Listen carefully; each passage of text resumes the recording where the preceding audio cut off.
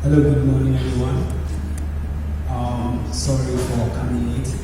My name is Billy James Igam, the Administrative Secretary and Program Director of Program for the National Society of Black Engineers.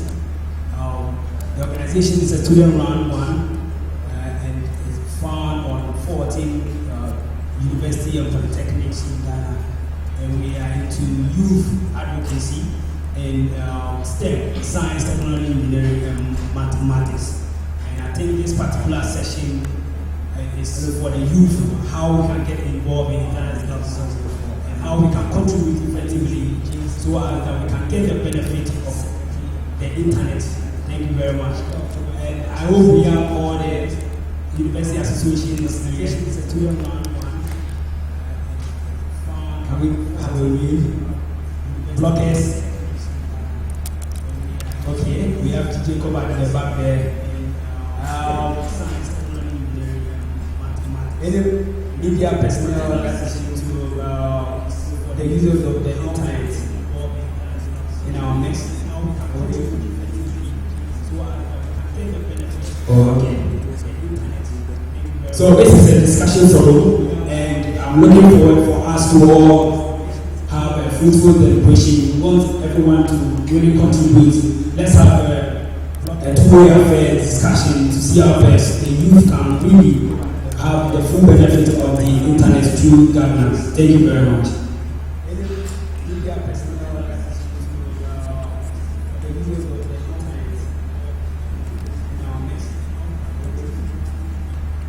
Thank you. So this is a discussion forum, and I'm looking forward for us to all. We want to look at how we want everyone to really contribute. Let's have a two-way discussion to see how best the youth can really have the full benefit of the internet. In our country, majority of the population fall under 30, and that is the youth population, the youth part of the population. Most of us are socially available, or they are present, socially present, in that they either most of this social media. But we ask ourselves,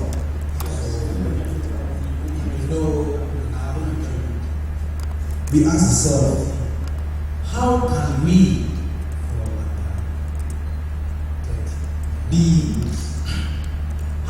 actually be part of, promote internet governance in our country? So I'm going to give a brief history and information about internet governance, so as to understand where the youth stand as we talk about it.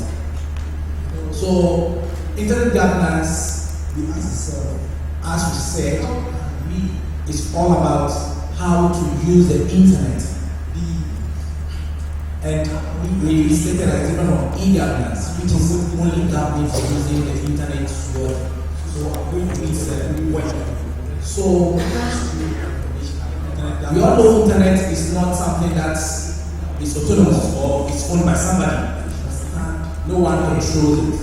So does it mean there is no organization that tries to control it? As we said, it's all about there should be principles, there should be an authority that can be able to make make sure people's rights are not infringed upon, and people's privacy. For instance, in the past few months, those of us who are more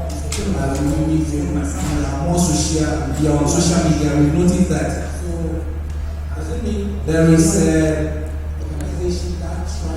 debate which has been on, which talks against how the NC of America, the USA, tries to look at people's, try to flout people's privacy. So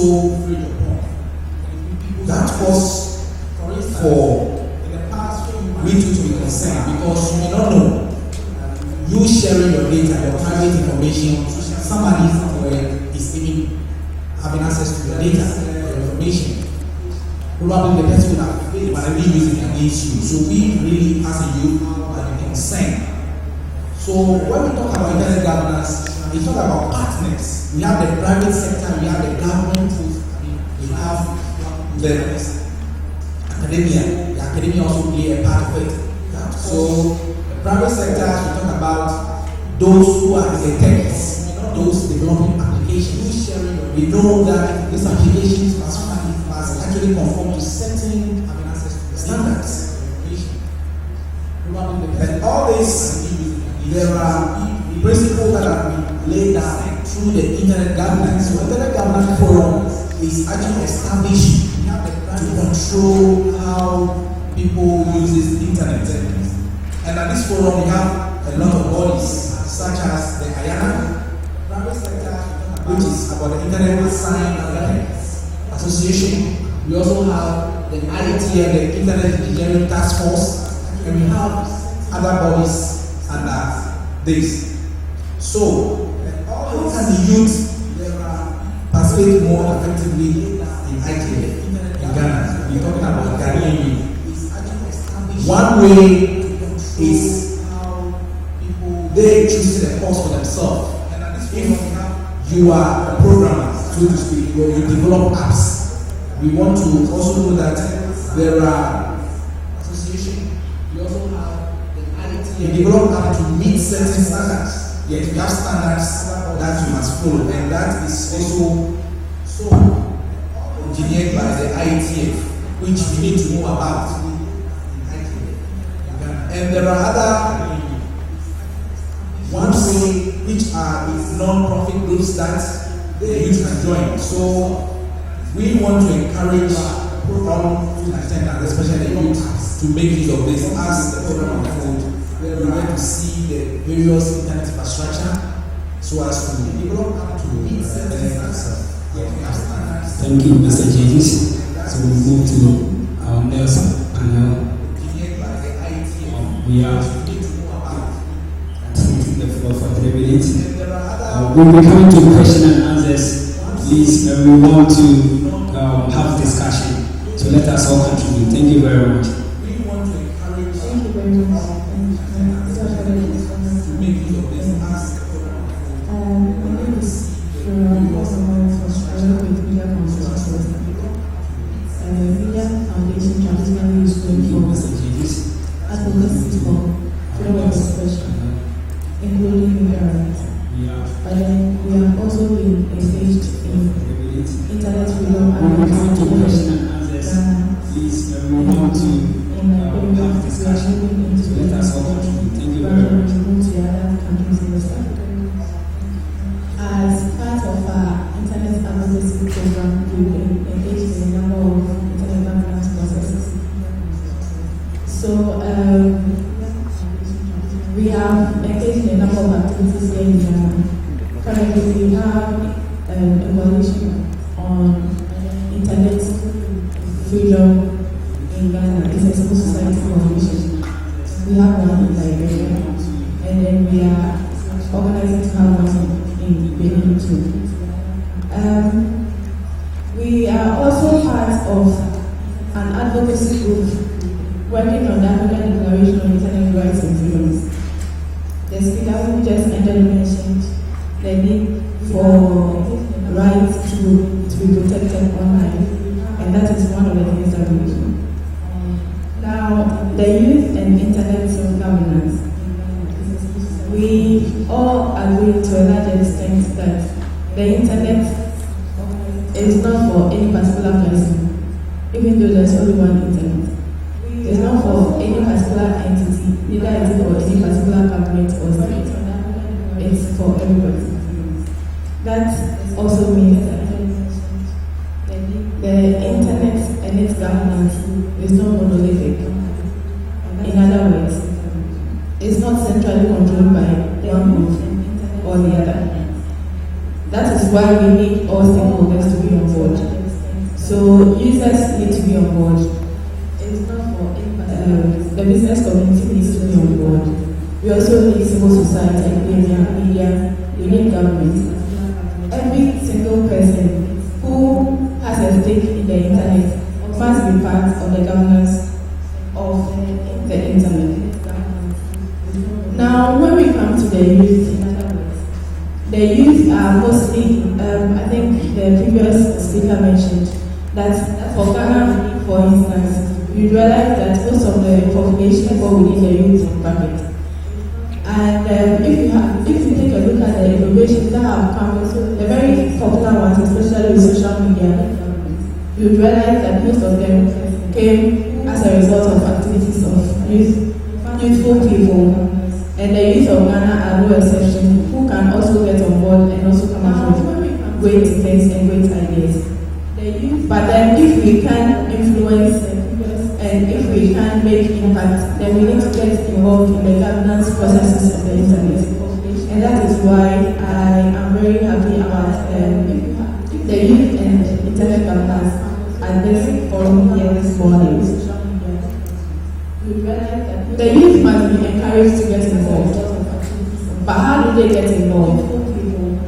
If you are not taking part in the governance process, then you are automatically going to be at the end as just a user, a mere consumer. At the just ended Internet Governance School in Addis Ababa, one of the facilitators made a very profound statement. She said, if you are not at the table, you will be on the menu.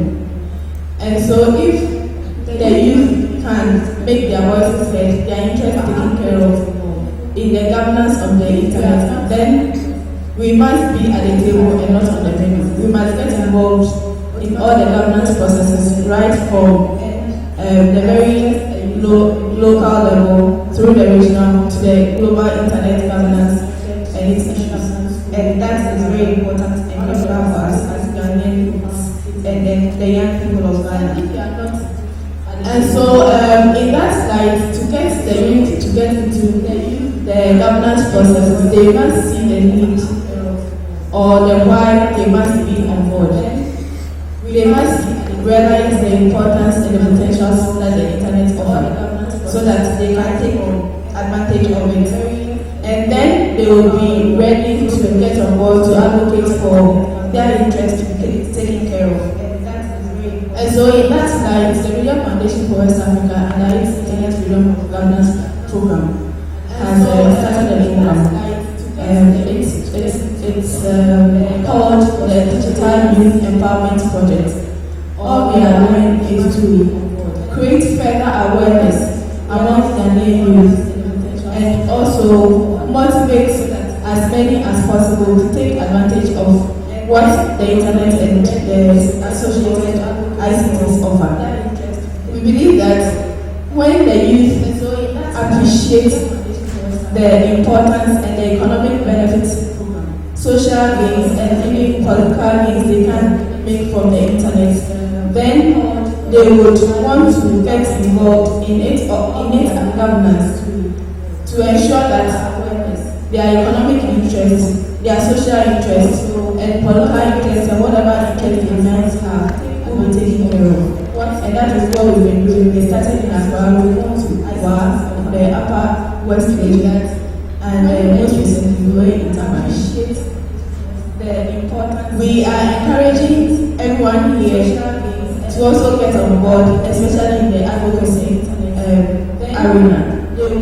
If we are able to highlight and create more awareness and get more of the youth to get interested in the internet and its ICT practice, then we can have more people here and we can have more useful people in forums like this. And on that note, I would want to end here. I believe as we continue the discussion, we can contribute more. Thank you.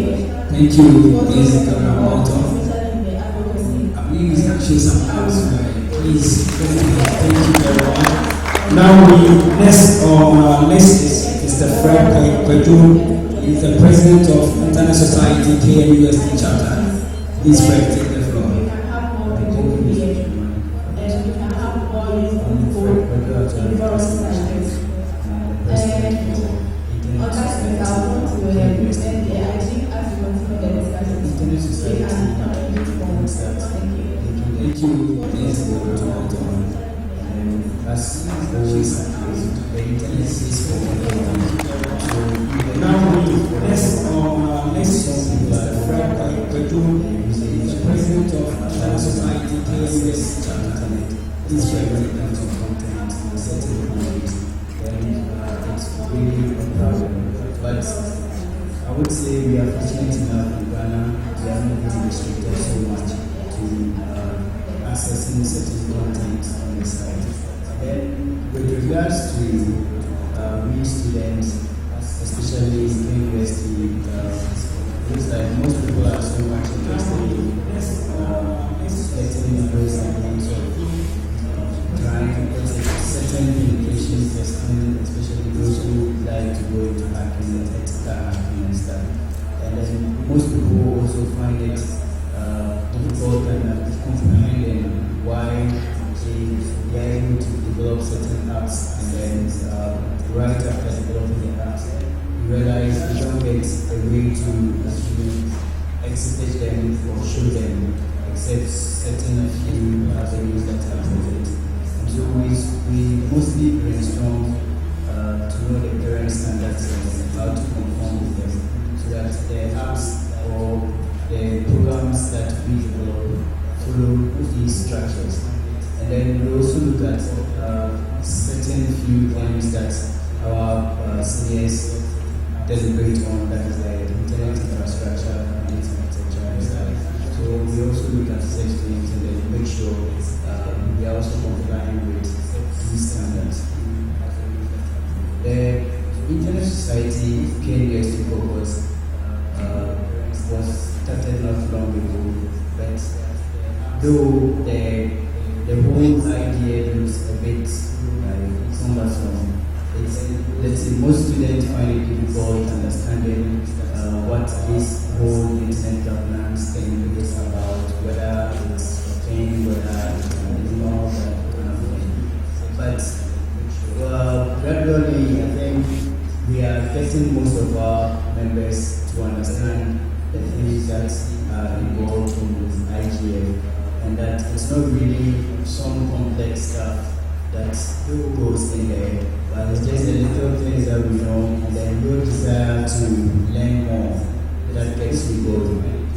And so, since we started the Internet Society, we started with just a few people, but as of now, we've had most of the youth. That's my course mates, for example, as a computer science student.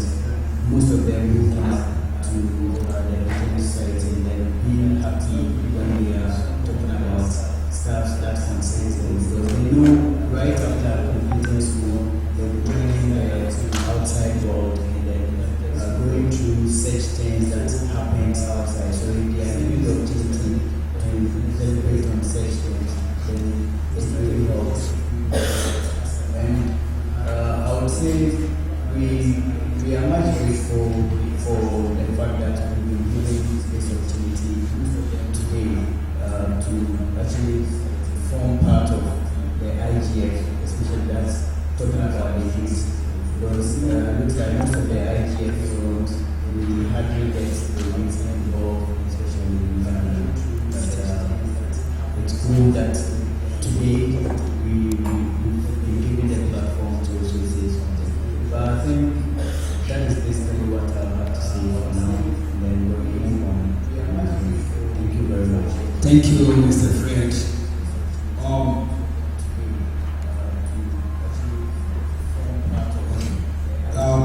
just before we go on to ICANN ENS entrepreneurship program, I have here with wisdom in 1 minute to just share some idea with us first. The idea I would say is how can we engage more into the internet governance. Thank you, Mr. Fred. What I would say is that we have a whole lot of civil society organizations around. So just before we go on to ICANN ENS entrepreneurship, See which one is more related to the governance of the internet. yes, One such example of such organization is ISO Ghana. ISO Ghana is a civil society organization, and everybody to become part of it is free. You don't need to pay anything. That's join ISO Ghana. You can go to ISO.org and register to become a member. And we also have Blue Foundation. They also run quite some interesting courses in relation to internet governance. We are also good for that. And we have ICANN Internet Corporation for Science, Games and Governance. They also have interesting packages. You can go to the website, look for their beginner's guide, start reading on issues related to the internet. We have also IGF. We have IGF Global and then we have IGF Ghana. You can also look for information related to IGF. There are a whole lot of fellowships also around. So you look for them, IGF, whichever it is. Look for them, try to become a member, apply, become a member, and then start engaging in the process. Now, some of the things that normally the internet governance groups, they come together to discuss issues related to the internet. We all know the internet is free. It's free for everyone. All of us have stake in the internet. So we must all come together to actually discuss the issues so that the internet doesn't waste anyone. So that is what I would say. So let's all start with let's all start reading about internet. It's not only about going to the net and browsing the shows. Internet is all beyond that. It's just on the internet. Through payments on the internet. Almost everything that we do is the internet. Let's all come together and engage with our when you hear programs related to the internet. Just go and be part of it.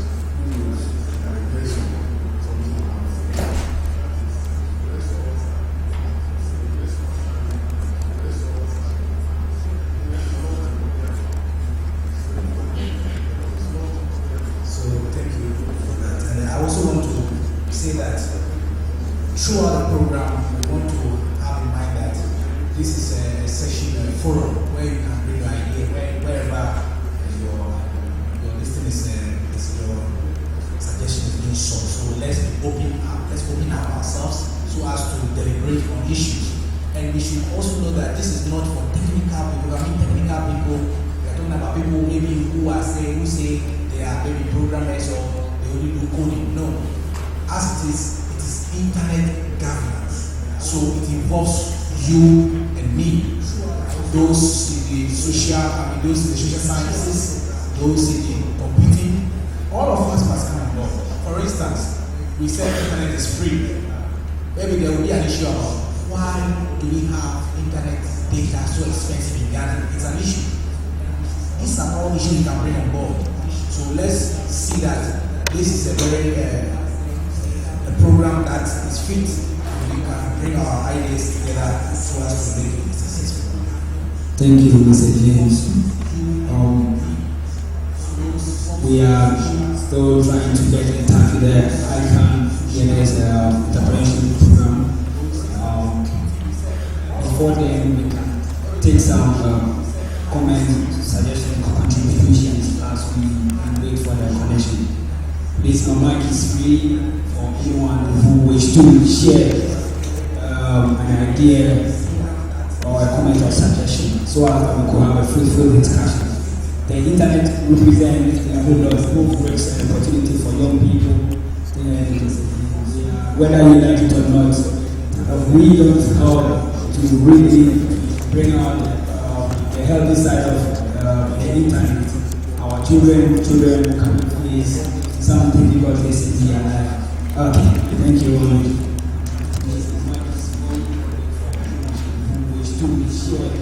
Hi, I'm Sherry Robinson.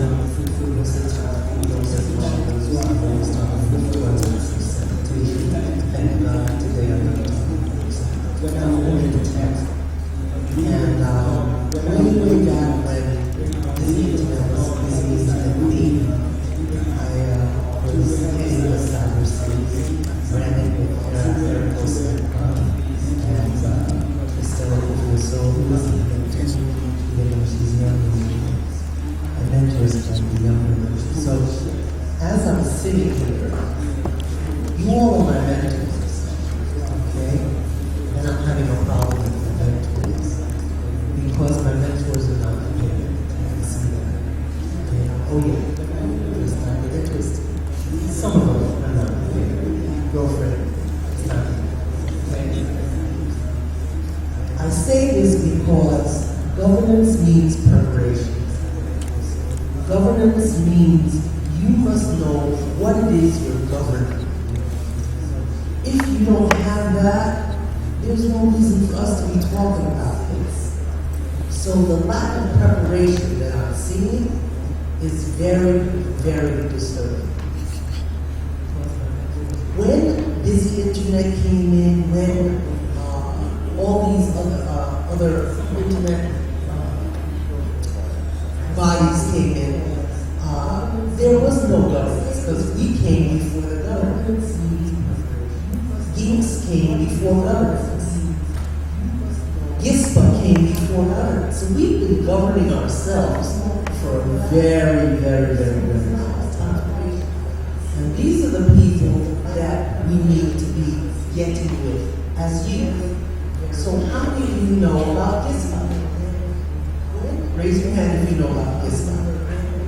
Raise your hand if you know about GISPA. Okay? If you don't know about GISPA, you need to know about GISPA because they've been governing themselves for ever since GISPA. This is information technology. You can't sit here and talk about how we're going to do something if you don't know about something. Let's not get it twisted. So, when cybersecurity came on board, I sat up there and talked to young people, old people, any people about the impact of this particular technology. We're not going to use the word internet so that you all beat me with that word for the rest of the time. I'll leave it to that.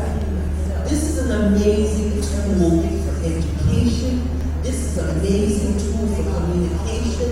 This is an amazing tool for getting together. Let's get it together. So, for the rest of the time I'm sitting here, young people, and usually I'm the oldest one in the audience. Anybody over 50 up in here? You all 50? Thank you, Jesus. Because I am just too tired of being the oldest one up in here. But I'm sitting here with young people because I learned from you. Don't act like you don't understand what that means. You better understand that you need to know something in order to teach me something. Have a good day. Thank you very much.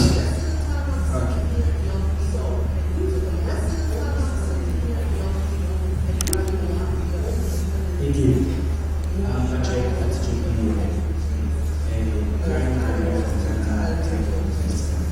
I just want to give a particular hashtag to help those outside.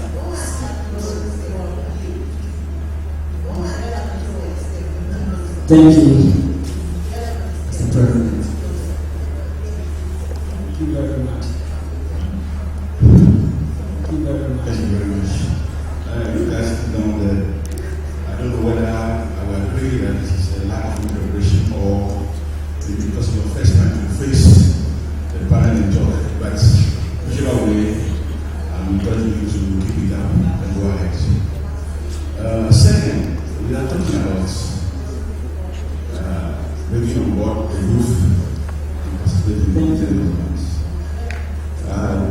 draw your attention to some few stages and how to consider before bringing them on board or to bring them on board successfully.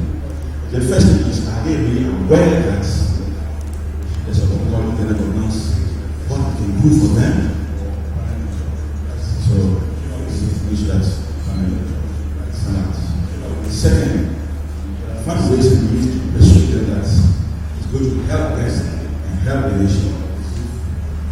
So, in doing so, I think you can convince them to accept or to adopt the forum. So these are the three stages I think you have to work with seriously to make sure that thank you.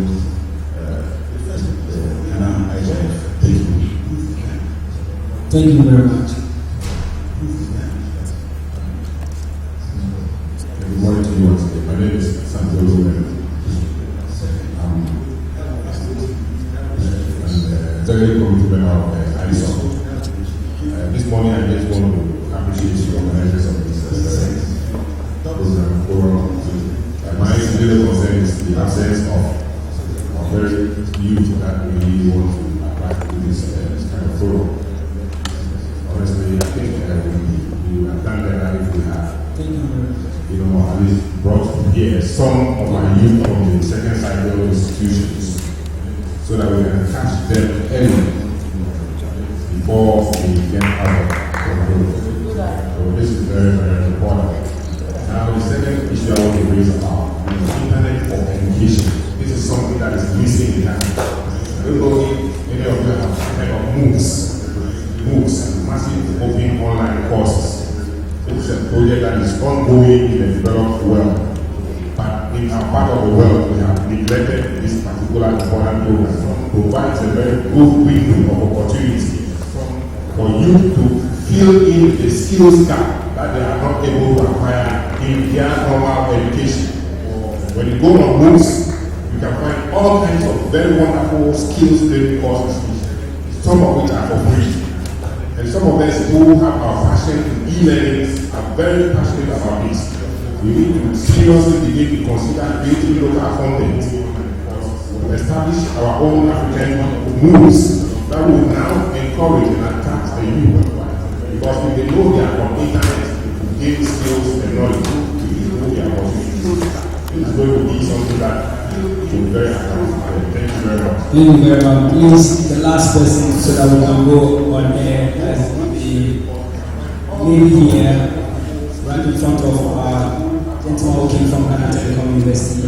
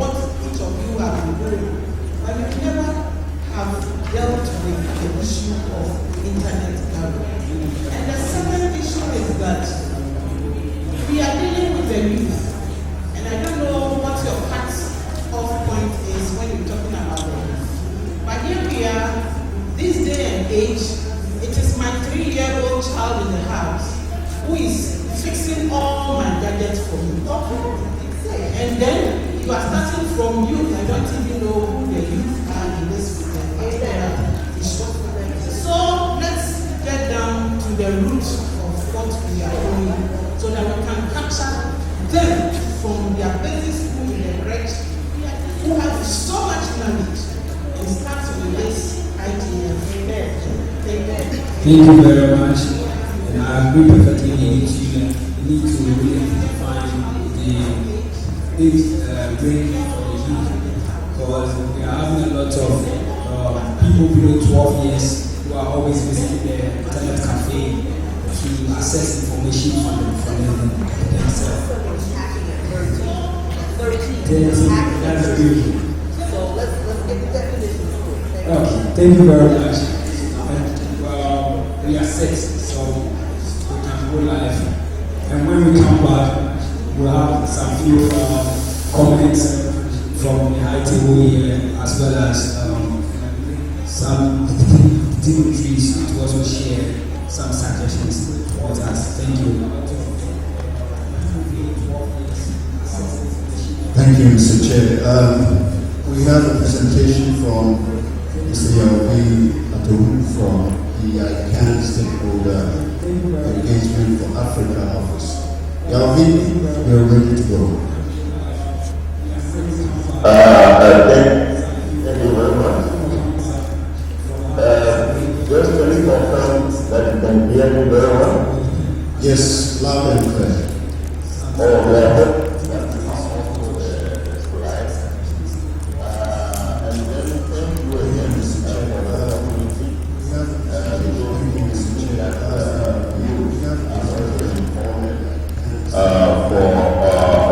Philippines in ICANN. So, as you can see from the slide, we are going to talk briefly about the Business Entrepreneurship Program. If you can move to the agenda of my presentation, I will talk briefly, this is slide number 2. I will talk briefly about what is ICANN. Then speak about the ICANN Africa strategy, because we have a strategy, the ICANN strategy for Africa. And the next topic is the BNS Entrepreneurship Project. And let me come to the conclusion. So, to slide number 3. Just you see that ICANN is a multi-state organization created in 1998.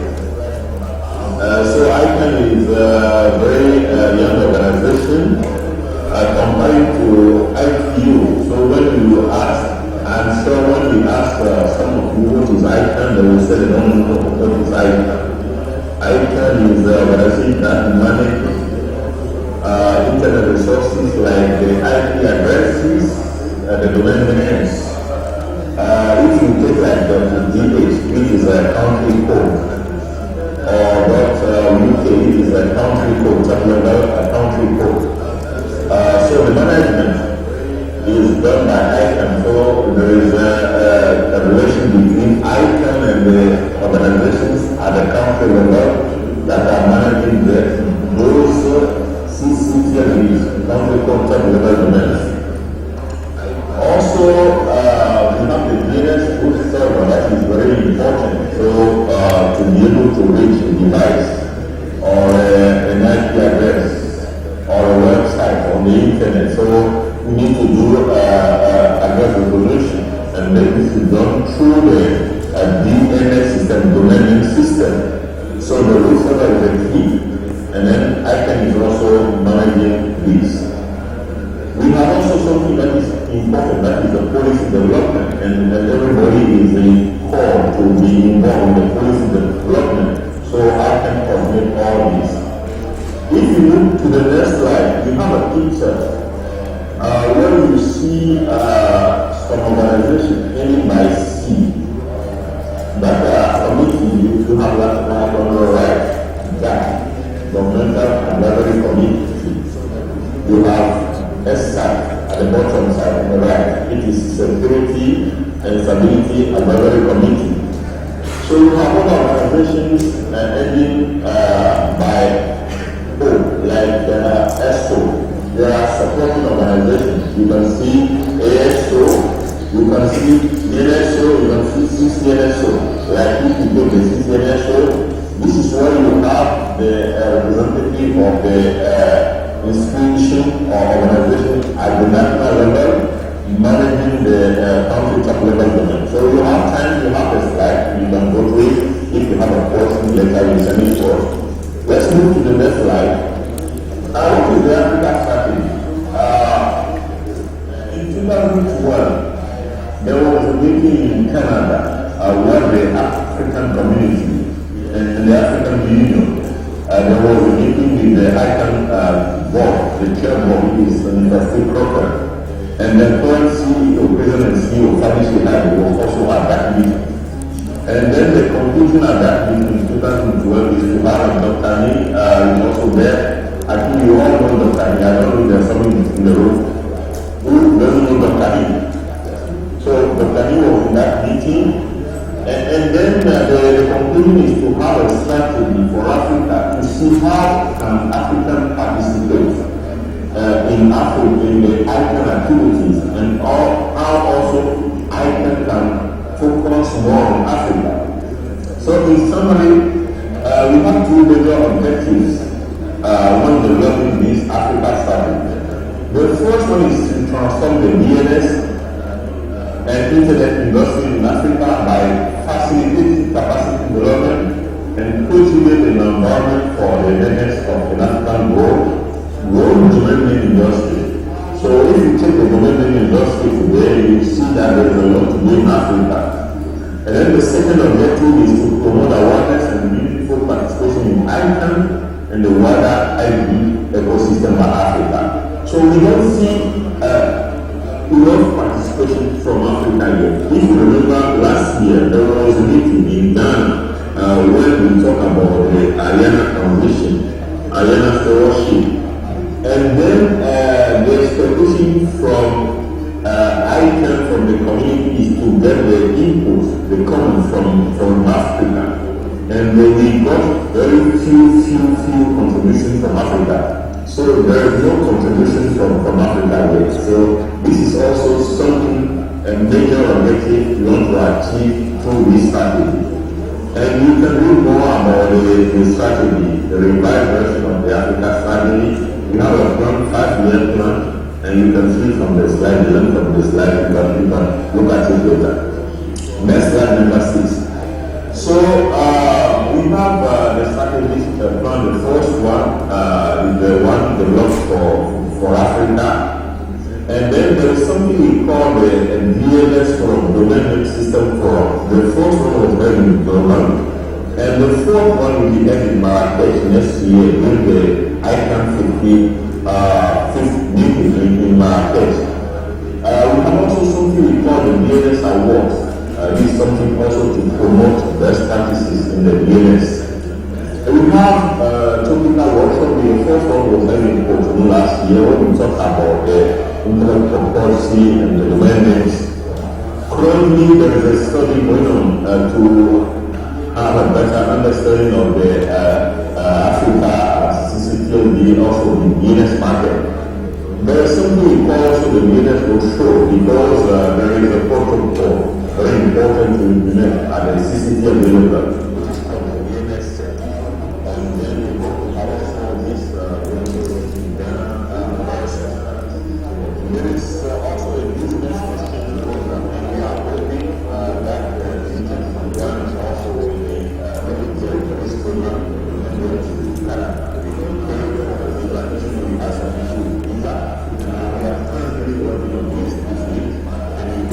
The intern from Ghana will also take care of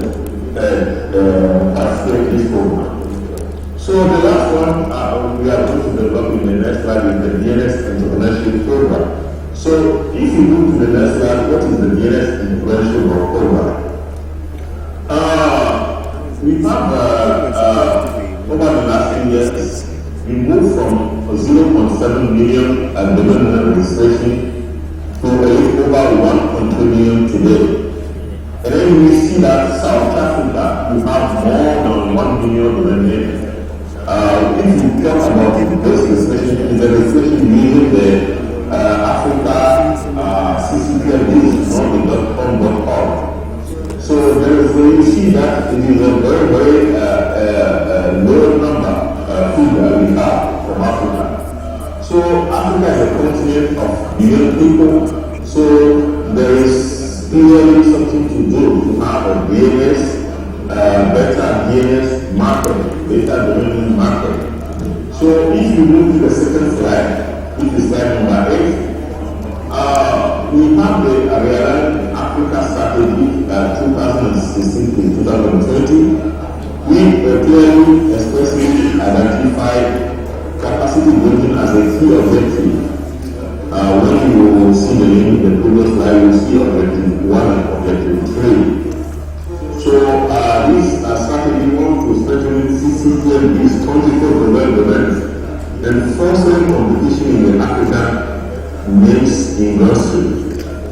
So this project is therefore seeking an opportunity to contribute to digital entrepreneurship and innovation in Africa by introducing a pilot business training and incubation system targeted at African industries and registrars as well as to help youthful entrepreneurs interested in the mining space to spur and stimulate awareness and business adventure in the mining sector.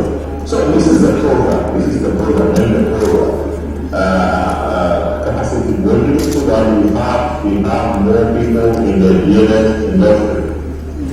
So the program aims on the slide number 9 to provide business skill set as well as exposure to the domain industry readiness to the participants. So the approach to have a 2-day national training sessions in partnership with CCTV managers and registrars and selected countries across Africa.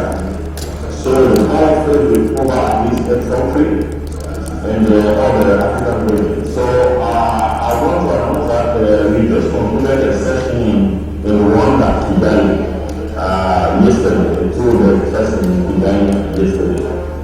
The next slide number 10. So you can see that the targeted country, we have also Ghana part of this country to be part of this program. The slide number 11. What is the content of this workshop? We talk about the DNS ecosystem overview, what we call the legacy top level events, because today you have the new generic top level event, you have the CCTV. We talk about this, how to become an African accredited registrar. Because when we are an African accredited registrar, you can sell the vending for all the CCTVs, you can sell the generic top level events. And also we know we have the national register with something coming soon with NISTA. So we talk about how an organization can become an African accredited registrar. And if you go to the ICANN website, you will see some interesting news. There were some pictures requirement before, and then we have some changes. So we have a letter requirement to become an ICANN accredited registrar. We talk about digital marketing and techniques. So this is the content of this student workshop. We expect this to happen in Ghana very soon, maybe before the end of the year or early next year. So in conclusion, we can tell you that NITA has offered to be the local cost for the DNS and work in Ghana. And we have also contacted some young entrepreneurs in Ghana who are also interested in participating. So they will all be contacted to participate in this workshop. So and also will be made by NITA and ICANN very soon. So once the announcement is done, you are invited to participate. But before leaving, I want to inform you about 2 main programs. The one is the Next Gen program. We sent an announcement some weeks ago, and this one is closed. But you can even go to the ICANN website and read about the ICANN Next Generation program, Next Gen program. And also the fellowship program is a general program. And then you can apply for the ICANN meeting after the wedding package. So we thank you very much for giving us this opportunity to speak. And then we are still available depending on you. If there are some good questions, we can take before we round up. Thank you very much. Thank you, Mr. Yahweh. So Yahweh is the ICANN African Development Manager. That will just heard from him. Do we have any questions? 2 questions? Anyone? So, Yes, I wanted to know, do you work within incubation spaces throughout Africa? I'm specifically dealing with incubation spaces we have here, or working global spaces we have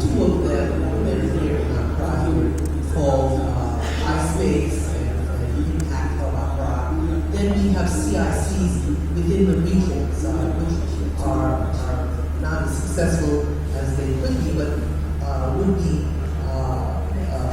wonderful platforms for you to engage with. I'm wondering how you engage with young people and entrepreneurs in their settings. How do you go through to the platforms? Thank you. Because of time, we would like to take the second question, so Mr. Yang, you will be able to address them quickly. If there is none, you can go ahead. Mr. Yang, you can take it over. Hello? Hello, Mr. Yang. Yeah, do you have some questions? Yes. The first question is, how do you engage the youth? Do you have selected incubation spaces that are through Africa that you can engage the youth as to find how best you can help them? Exactly. This is what I said. This is the objective of this workshop we are going to have in Ghana very soon.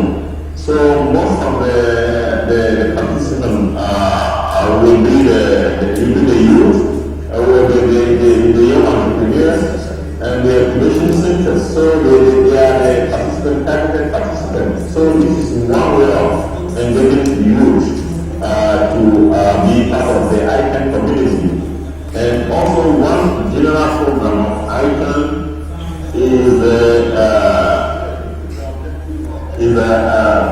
next program, the next generation program, ICANN next generation program.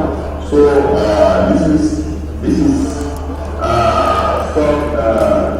very important program where we have youth participating in the program, like in market.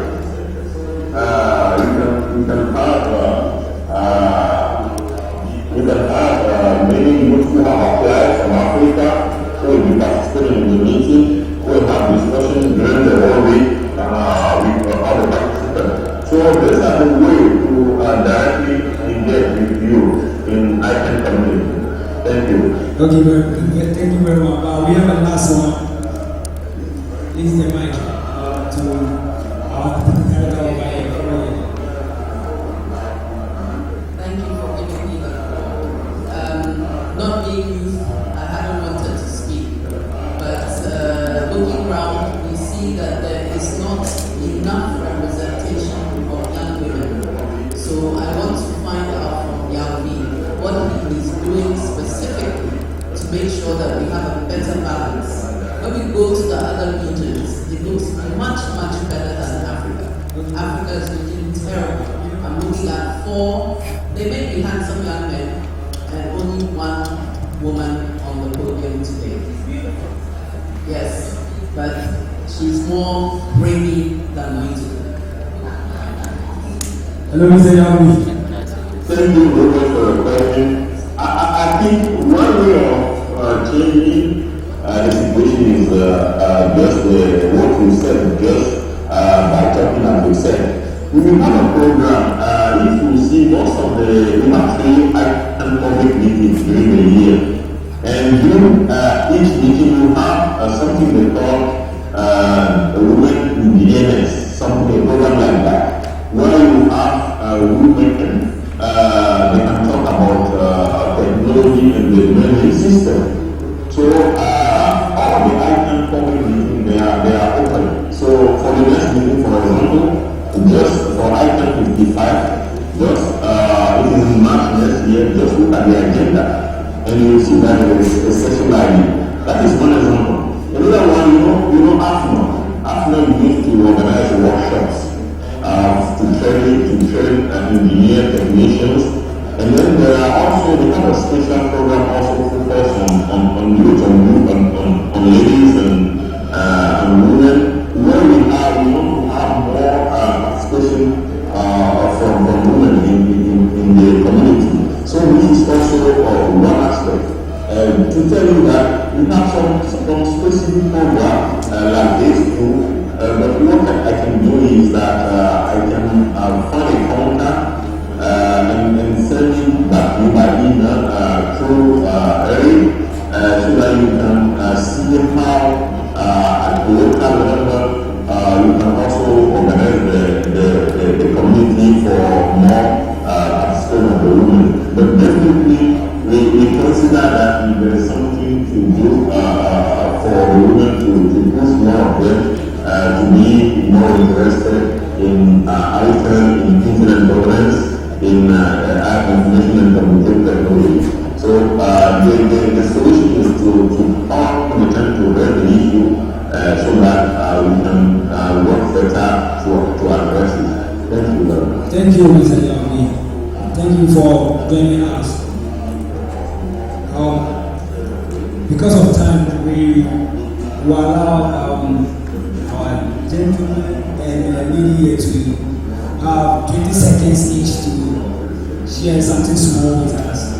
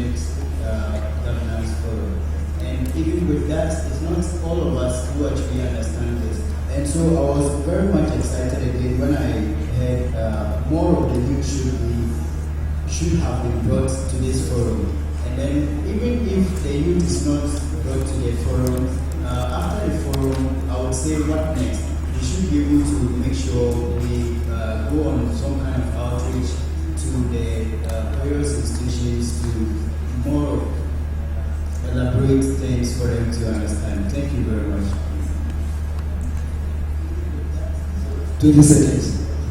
Okay, I would also want to touch just a little bit about what internet governance is and what internet governance law is about. Like I said, the internet is one, but it's not for any particular person.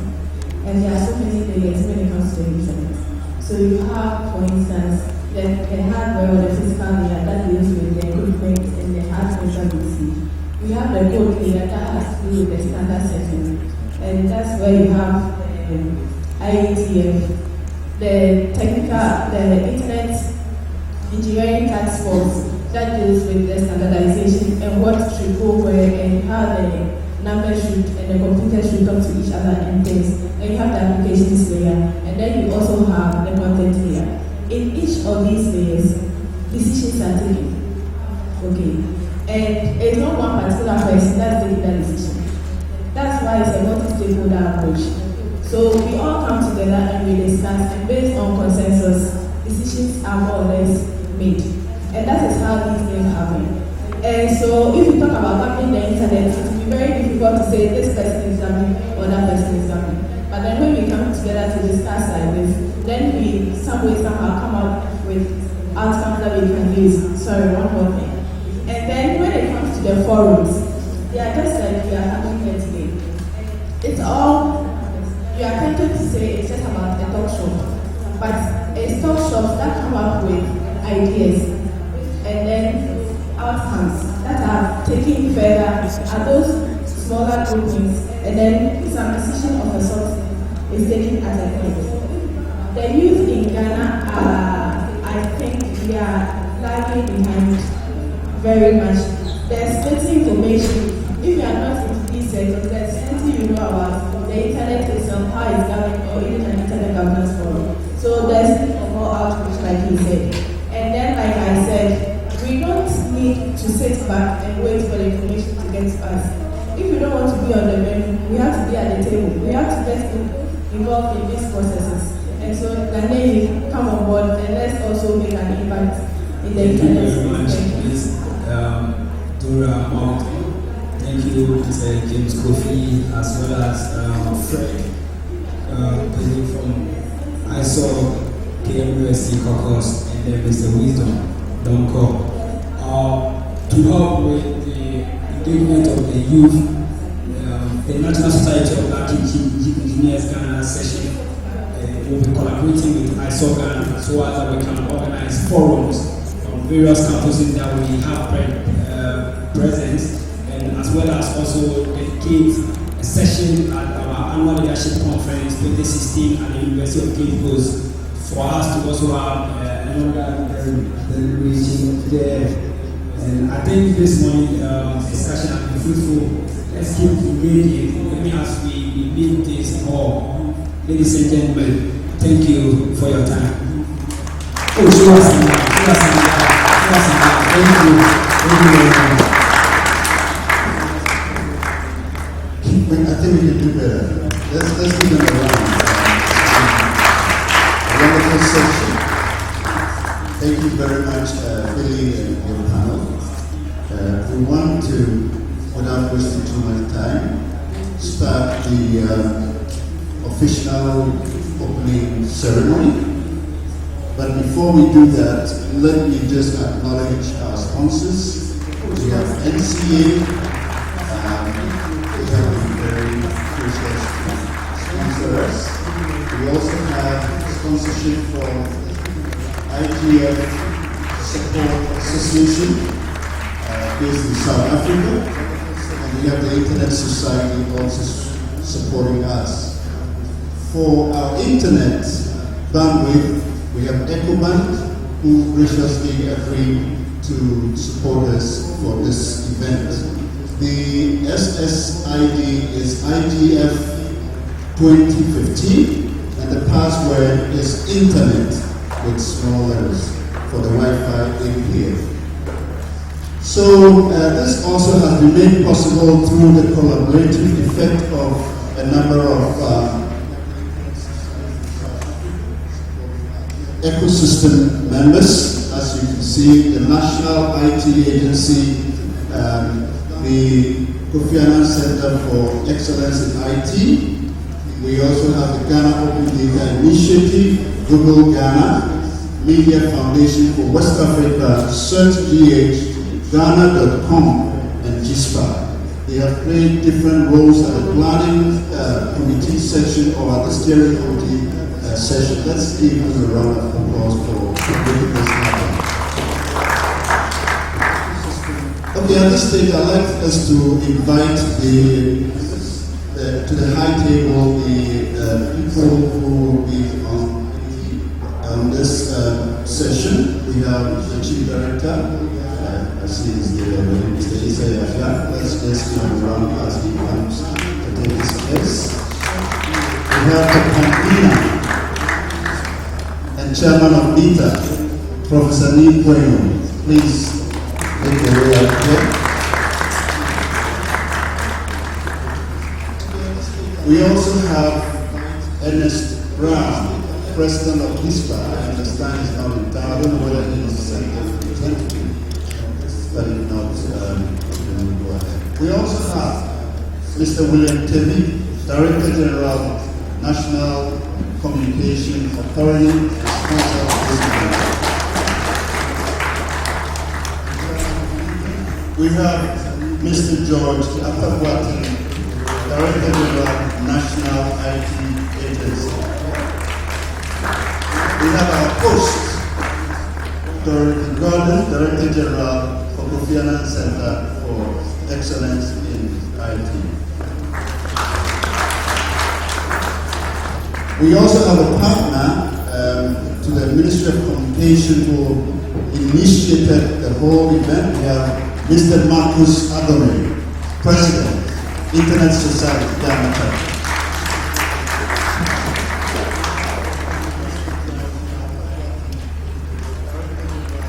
And we also have, finally but not the least, the CEO of Garnet. I believe is being represented by Mr. Benjamin Shen. Please take your seat. Thank you very much. At this stage, I want to hand over to the Chief Director of the Ministry who is chairing this session. Thank you.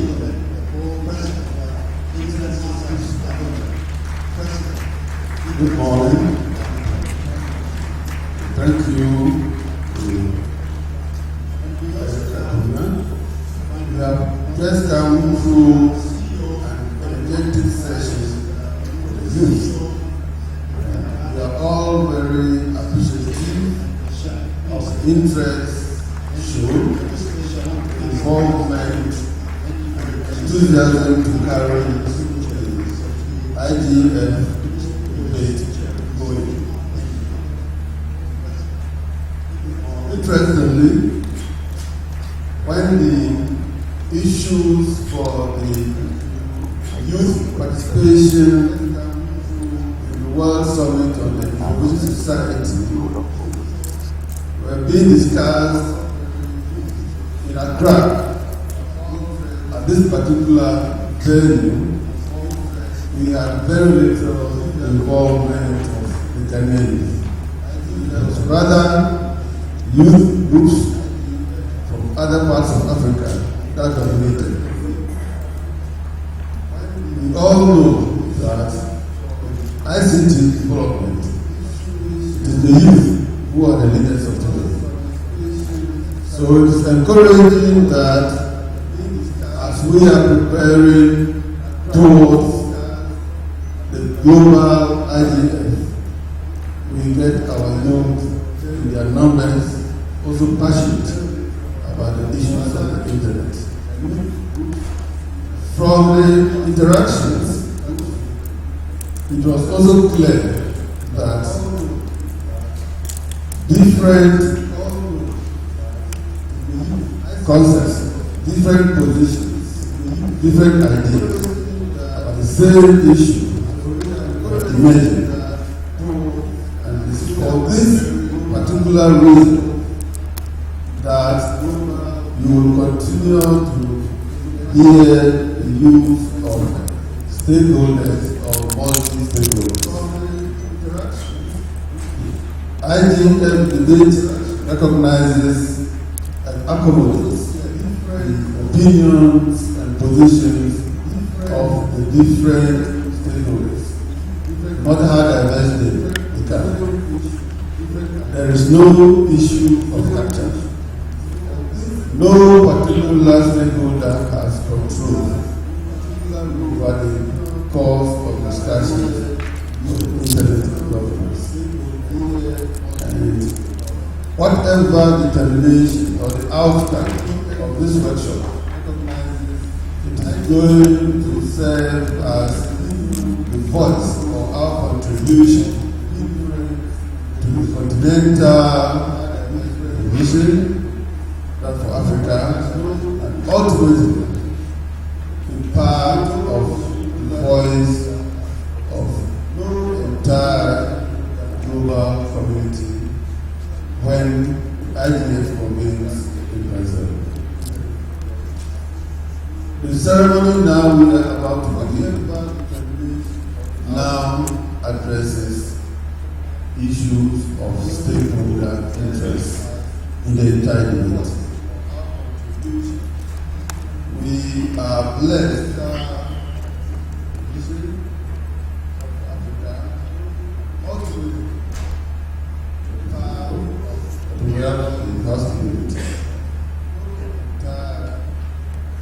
Mr. Chairman, sorry for the rude interjection.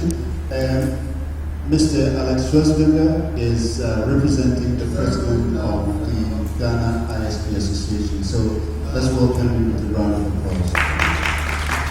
Thank you, Chairman.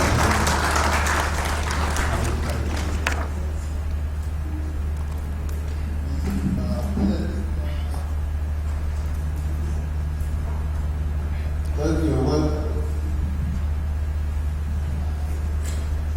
you see, we want Chairman, sir. is it possible enough?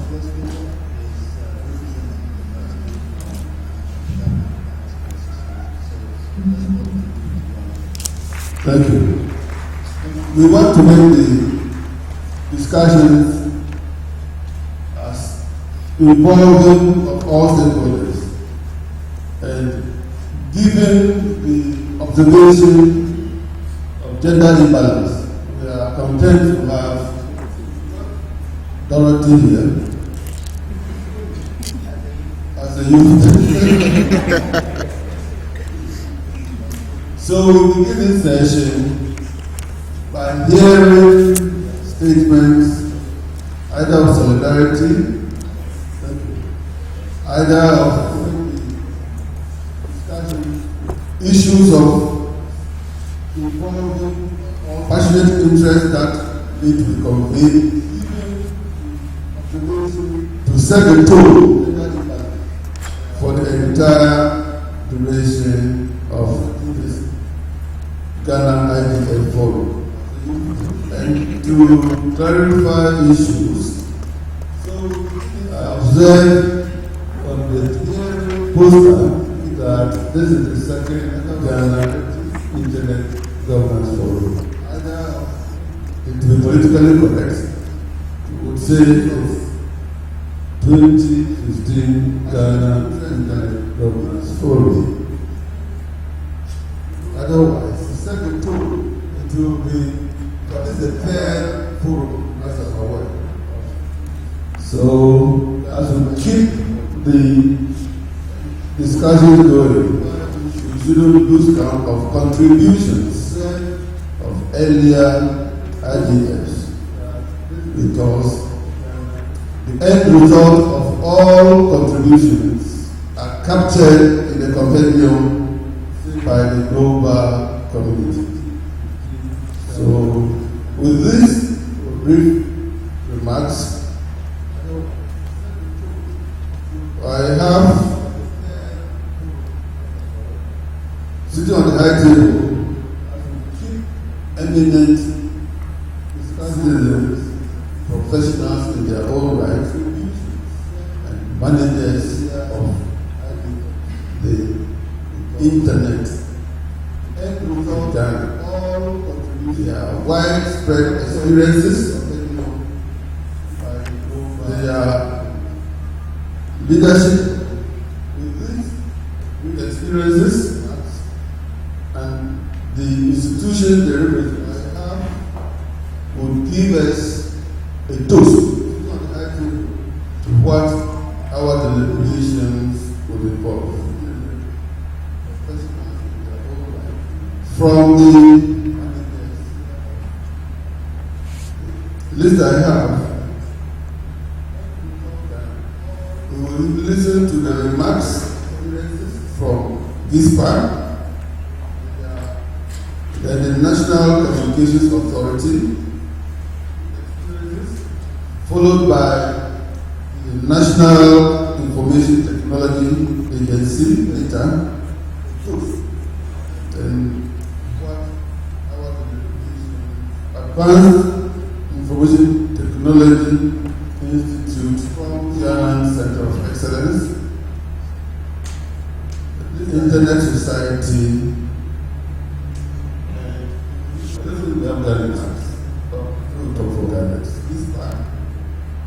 so without further ado, let me give to Professor Lee, National Winner, who we all know has made it possible for the whole of Africa to benefit from the global resource.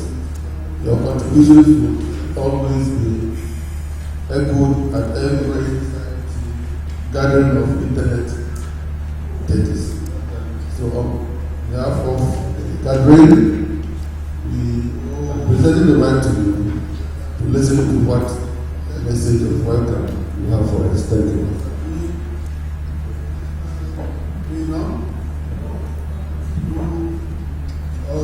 Thank you, Mr. Chairman.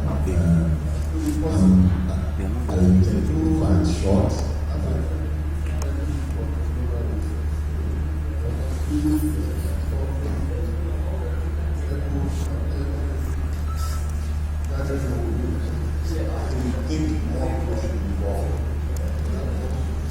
Good morning, and thank you, Mr. Chairman, for giving us such a very introduction to this subject. I am very pleased to be part of this internet governance event, and the diversity of the interest I see here to me is encouraging. And even though this will be our third, we should have had more, I think it's important to have on this one. And so I look forward to the exchanges of our peers that will come out.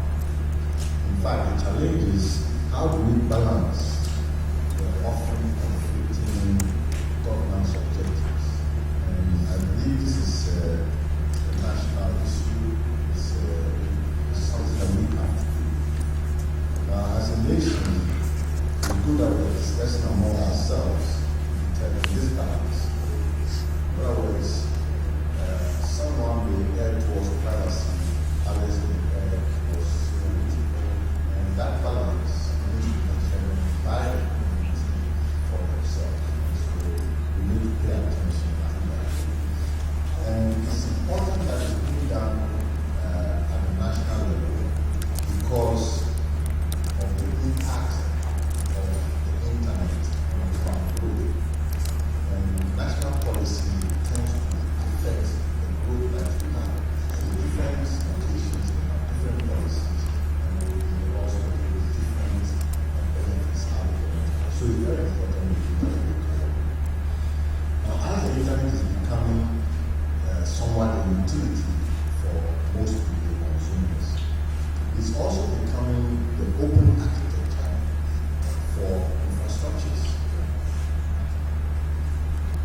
That means we are working with infrastructure of infrastructures. It is also, therefore, interesting that it is revealing questions on the balance between openness and freedom of expression, safety, security, privacy, access and affordability, human rights in real space, and what is the rights in virtual space. Do you want a single internet or tolerate a fragmented internet, capacity, choice? All these are issues that we must, in some sense, all understand why we are looking at balance in a particular way. As the world is becoming more data oriented and to some extent more algorithmic, we should be looking at long-term issues. And one of the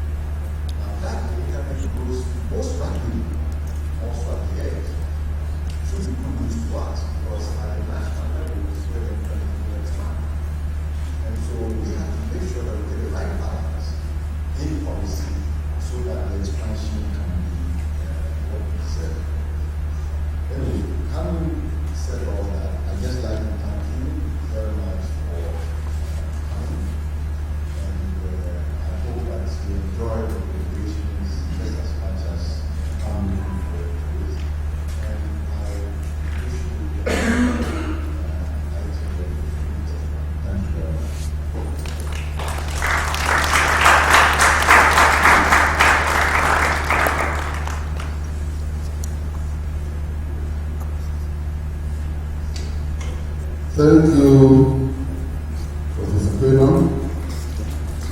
Let's take from the list before me the address of this man, Alex Sulzberger. Thank you, Mr. Chairman. Welcome, ladies and gentlemen. Thank you for giving me the time to speak on behalf of our President, who is unfortunately not able to come here this morning, and unfortunately also has not shared his speech with me. So I would just like to summarize a few things about GISPA, the Ghana Internet Service Provider Association. I am a member of the association, a founding member, and I'm a private entrepreneur doing business in the internet sector since 2000 in this country. And GISPA was formed about 15 years ago, and we established about 10 years ago to this date the Ghana Internet Exchange Point, one of our major achievements. Unlike other countries around us in Francophone West Africa or Nigeria, the internet was driven in Ghana since 1995 by the private sector.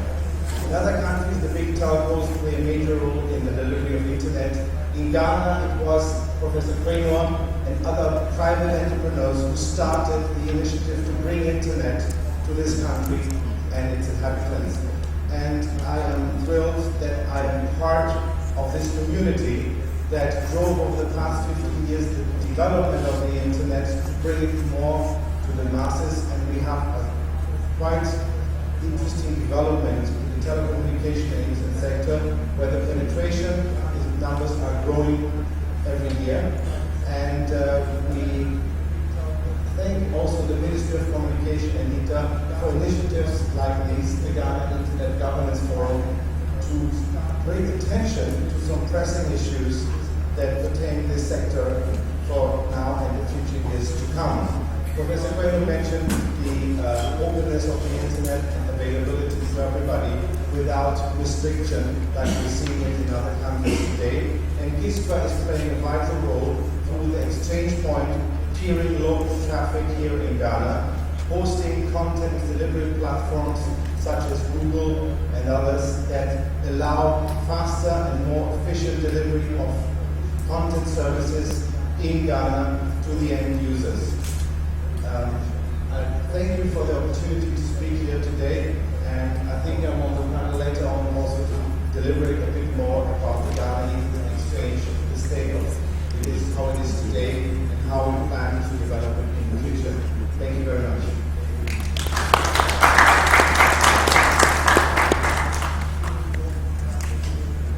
Thank you, Alex.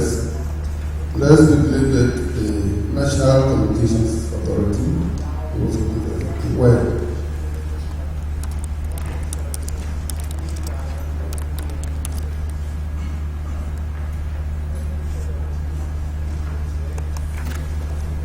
Good morning. Thank you, Mr. Chairman. The NCA, being the regulator of the communications industry, plays a very central role in the ecosystem of communications within the country. And we are responsible for licensing organizations of the companies that provide internet access within the country. We have over the past years actually bring that diligently on the board by actually increasing the number of companies that do this, and also licensing more spectrum for internet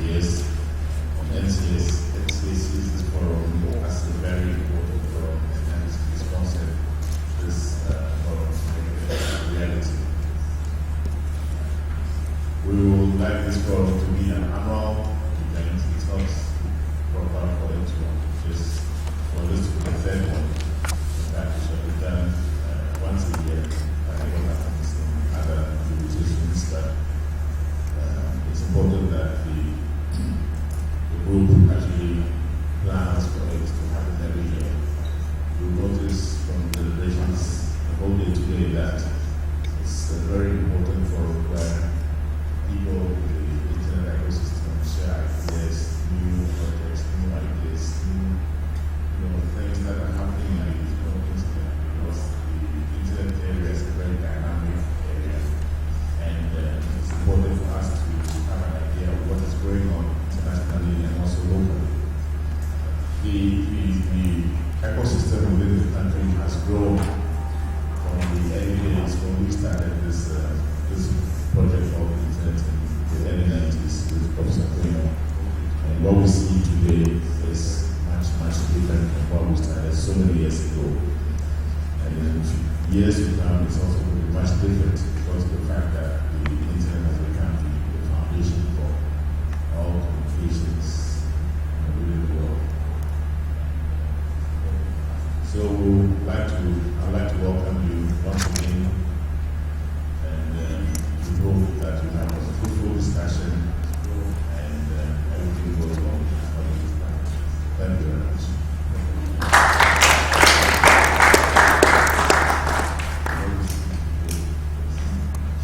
Thank you. William David, the Director General of NCA.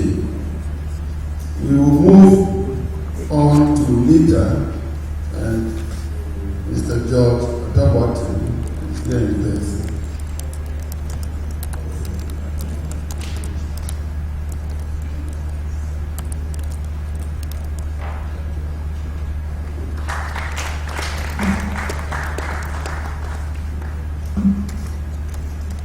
Chairman and Chief Director of the Ministry of Communication, Chairman of the Board, and Convener of this program, Director General NCA, Director General AITAKACE,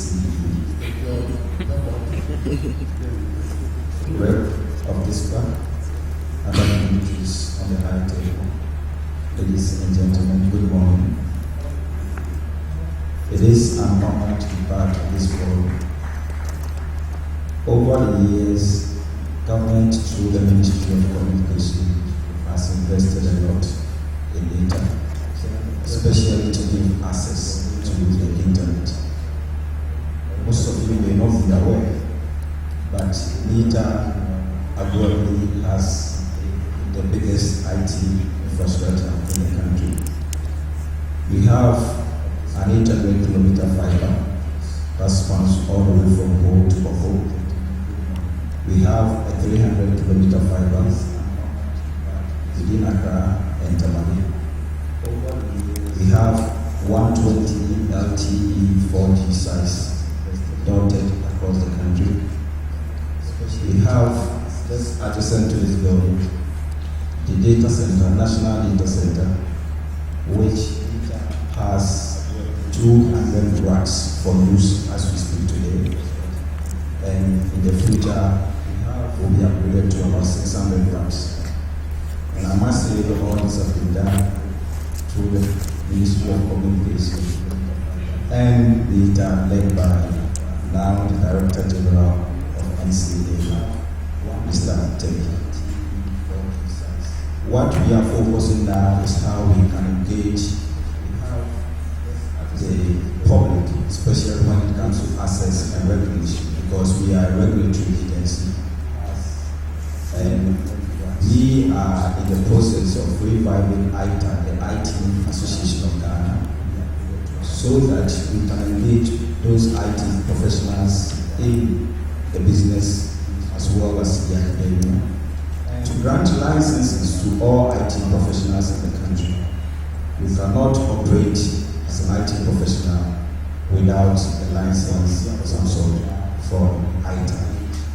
Plans are also underway that all softwares that are developed, ICT improvements that come into the country, at least NITA must have a presence in its regulation, because we are mandated to do that. We also want to engage the citizenry, especially the deployment of our e-services platform eservices.gov.gh, where everybody today, wherever you are, you can apply for passport, driver's license, FDA license, birth and death certificates on the internet as easily as possible. It's easily accessible and really available wherever you are, as long as you have access to the internet.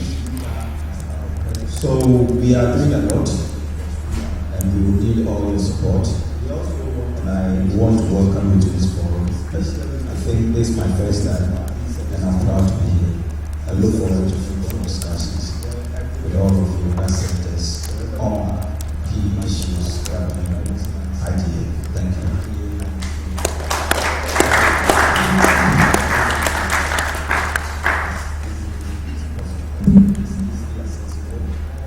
Thank you, Director General of NITA. And whilst calling for the correction of the name, is AITI. So, it's not EITA. IT. So, Madam Dorothy Gordon now give us a welcome.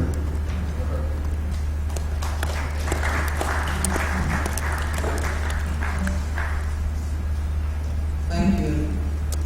Mr. Chairman, all protocols observed, ladies and gentlemen.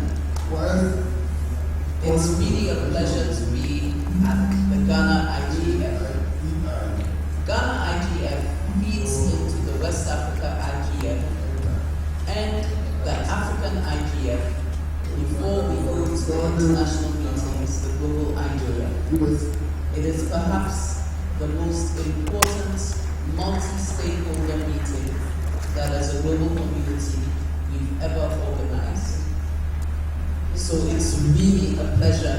And even though I've reached protocol, I really want to congratulate Erica Kunia for having pulled together this event with the kind of representation we're seeing, the kind of program that we're seeing. Can we give Erica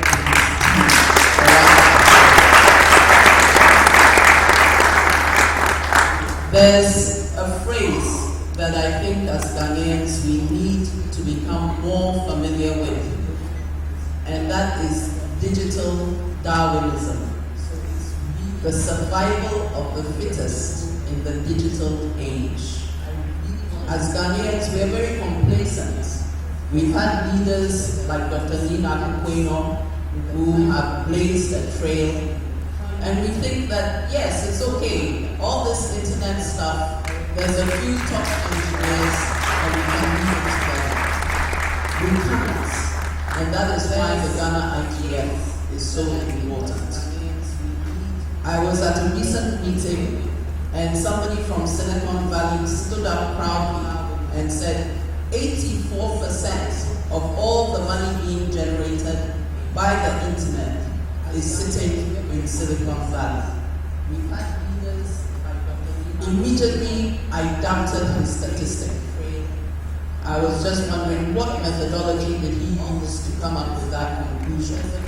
But the fact is that when it comes to the economic gains from the internet, Africa as a continent is lagging behind.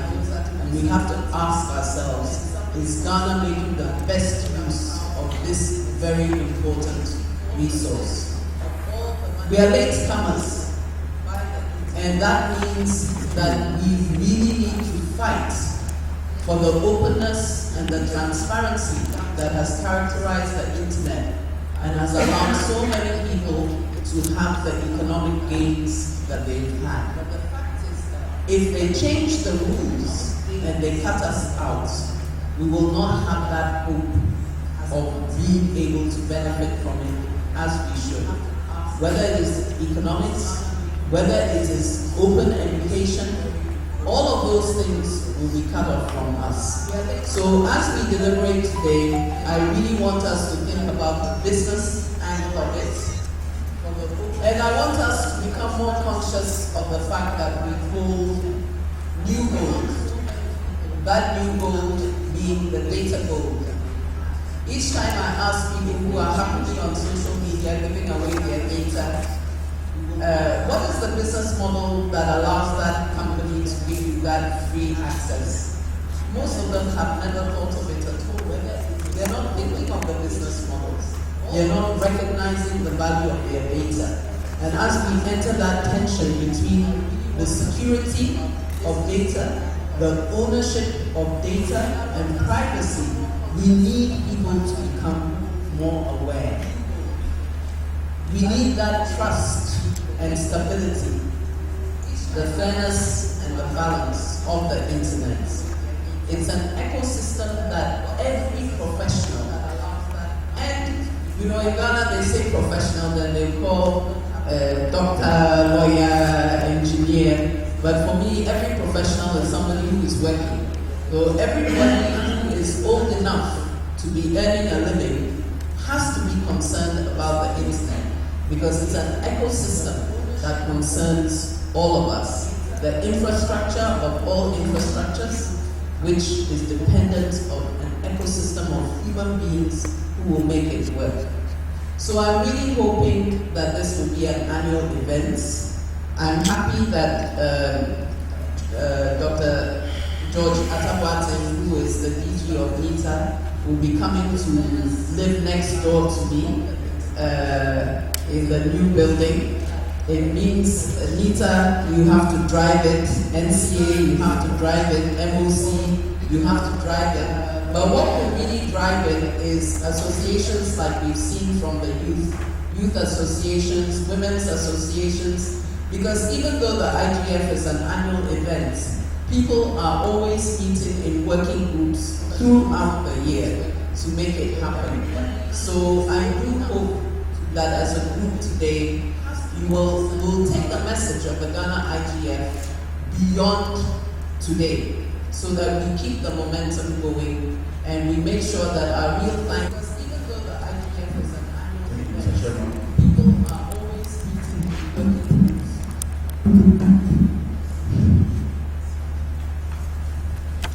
Throughout the year to make it happen. Of use of communication. Shall we bring on Ghana IGF for distinguished members of the High Table, ladies and gentlemen, on behalf of the Global Indian Society and on behalf of the Board of Trustees Ghana Chapter, I would like to welcome all of you to the second edition of Ghana IGF. The Ghana Chapter of the Society is keeping with one of the cardinal mission statements of the Global Society to provide forum for discussion of issues that affect internet innovation, development, issues in technical, commercial, social, and other contexts. It's happy to be a partner in convening this forum. The chapter was a partner in convening of the first forum in 2011. Since the last forum, ISOC Ghana chapter has convened several meetings to discuss issues around the internet at quarterly social events. ISOC Ghana also organizes high-level capacity building for network and system engineers at its annual regional meeting, which is executed in 2009. In the future, the chapter will hold an annual one-week training workshop back-to-back with the National IGF as a pre-event. First, Mr. Chairman, as the internet continues to grow, there is an increasing need to bring stakeholders together to discuss key issues around the internet and its governance. The Ghana chapter, as a principles, will continue to support the internet community in Ghana by providing a platform and resources to support the central ministry engage with stakeholders to fine-tune the blueprints for developing our internet space as enshrined in the ICT for Development policy. The Internet Society will work with all stakeholders to build structures around our internet governance forum to ensure that it becomes a permanent feature good Ghana. Let me once again welcome all of you to this forum. We look forward to a very successful deliberations and debate outcomes. Thank you.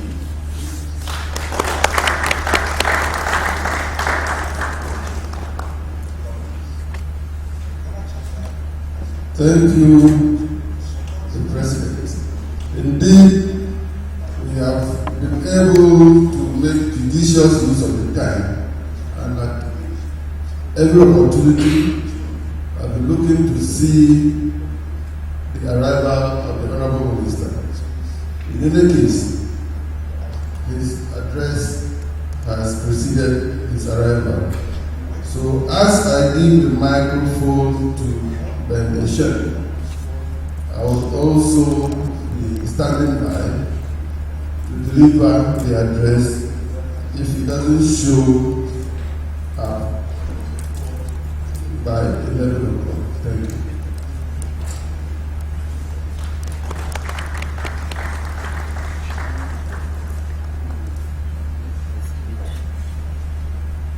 Thank you.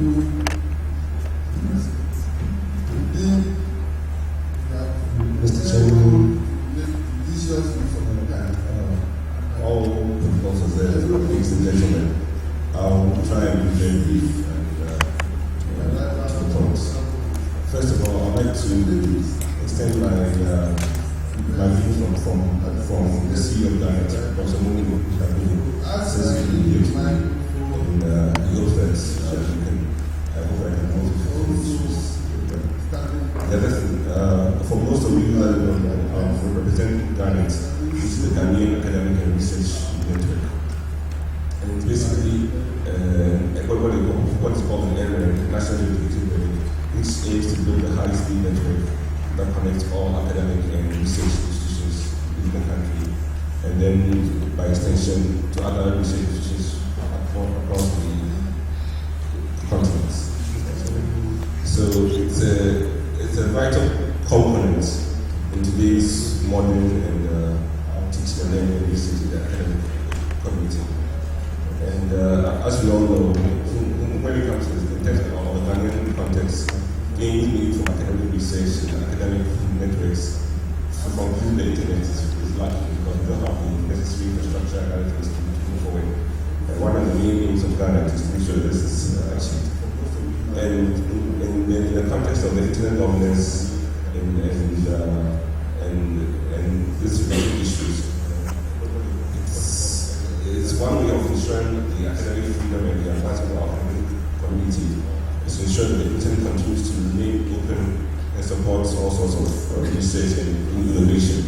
So without that, it's pretty hard to be put at rest with today's standards. And then, of course, innovations, as I alluded earlier by Dr. Koino, it's in multiple ways. Infrastructure, services, devices, and apps. All these form part of the various ecosystem of the infrastructure we're talking about. And then it enables better research, more opportunities to education, more cross-disciplinary and cross-border collaboration in all research projects. So it's not too far from what we thought here. And I'll give you more detailed communication in the afternoon, but then just to say thank you for giving me this opportunity. And I'm looking forward to give you more insight about what we're going to do now to unfold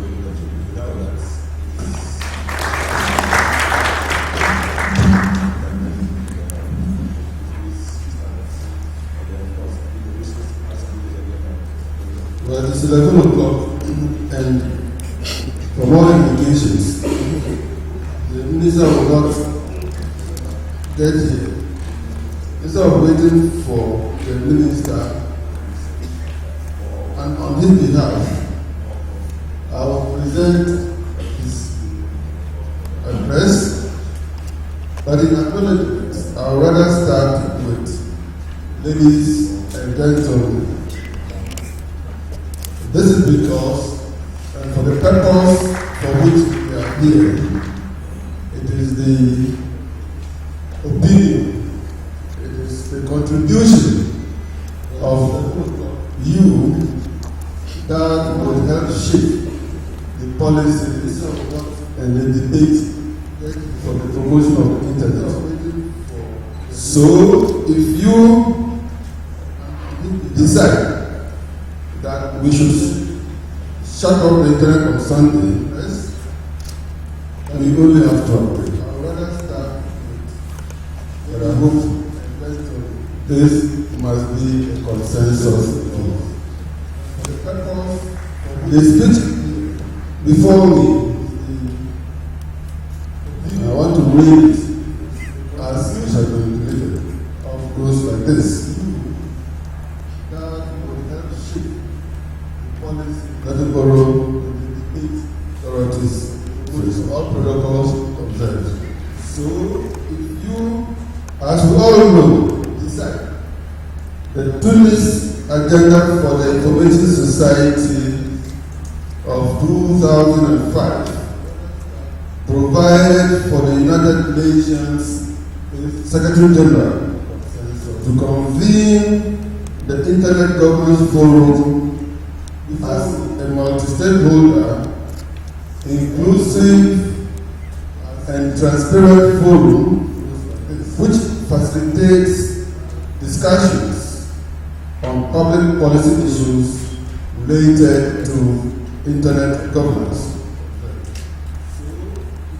The forum welcomes all stakeholders in the internet ecosystem, including all entities accredited by the World Summit and the Information Society, or WSIS for short. The main theme of the 10th IGF is evolution of internet governance, empowering sustainable development. This theme is very timely as the United Nations General Assembly adopted the 2030 Agenda for Sustainable Development in September. And to review the implementation of the WSIS outcomes in December 2015 during this 70th session. Inspired by recent experience and lessons learned, discussions during the 10th IGF meeting in Brazil will address issues under the following sub-themes: cybersecurity and trust, internet economy, inclusiveness and diversity, openness, enhancing multi-stakeholder cooperation, internet and human rights, critical internet resources, and emerging issues. The IGF aims to enhance linkages among discussions, recommendations, and policy options coming from various national and regional IGF sections and the rest of the internet ecosystem. I therefore entreat all relevant internet governance organizations to take forward key ideas raised during today's discussions to the 10th IGF. The IGF aims to enhance linkage. In our discussions today, we should be guided by the Declaration of Principles of the World Summit on the Information Society, where heads of state and government declared our common desire and commitment to build a people-centered, inclusive and development-oriented information society society where everyone can create, access, utilize, and share information and knowledge, enabling individuals, communities, and people to achieve their full potential in promoting their sustainable development and improving the quality of life. Premise on the purposes and principles of the Charter of the United Nations and respecting fully and upholding the Universal Declaration of Human Rights. The WSIS principles enjoins us to ensure that everyone can benefit from the opportunities that ICTs can offer. To undertake this challenge, all stakeholders should work together to improve access to ICT infrastructure and technologies, as well as to information and knowledge.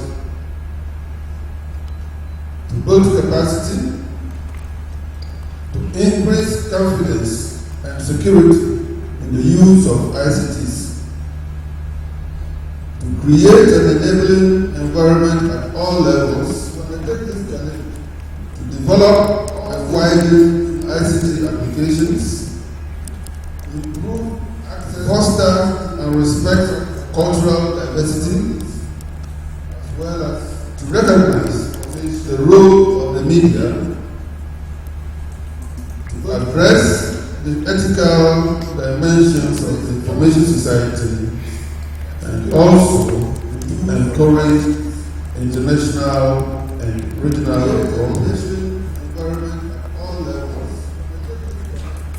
Distinguished ladies and gentlemen, the building of a people-centered information society is a joint effort that requires cooperation and partnership among all stakeholders. Governments, as well as private sector, civil society, and other international organizations have important roles and responsibilities in decision making.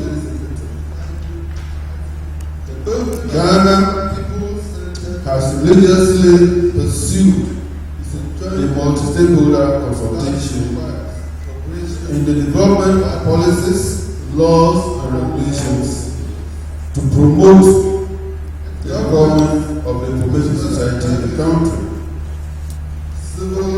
The model has been soundly acknowledged, and it is not surprising that experts from the country have been used as resource persons in global discussions of the internet.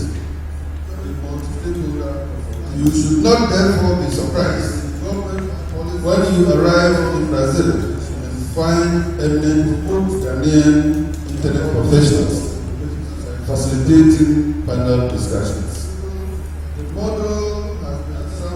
In the area of ICT development, Ghana has made very significant strides. Over 30 million mobile subscriptions by the 6 telecom companies have been achieved. Over 59% mobile data penetration accomplished. We have 5 submarine cable network operators providing a capacity of over 12 terabit capacity. We have a vibrant developer community developing different applications on mobile and other platforms. We have a private sector and government fiber cable rollouts with roof connectivity in country. We have 5 submarine cable networks. The National Data Center followed by government to promote the development of local content and to speed up Ghana's transformation process is just next door. A new automated .gh register will soon be commissioned to make the .gh domain widely available. With an ever-increasing complex environment, there is a need to continuously engage with different stakeholders and get them talking to each other and sharing experience for the enhanced development of the internet in Ghana. The Internet Governance Forums intrinsically serve to do just that. It provides opportunity to meet and share experience and collaborate when possible to promote sustainable internet development. I commend the Internet Society, the NCA, and indeed all the supporters of this function for making this engagement realizable. And I hope to continue to give us the best practice solutions to address challenges of the industry. Let me also hasten to add that a key stakeholder in all our deliberations should be the consumer of ICT services. The information society cannot be realized until we get the satisfaction of the citizen. We should therefore take into consideration the need for safe, secure, and affordable internet that responds to our cultural needs and opens up business opportunities for our youth. The government is particularly interested in cybersecurity and child online protection issues. And in this regard, the ministry has set up a National Computer Emergency Response Team set to monitor our cyber environment and secure some aspects of our cyberspace. This can be done effectively through public-private cooperation. I am told the set has constituencies from the private sector with which it shares information. I would like to encourage more information sharing on cybercrime to help the country get rid of the cyber criminals.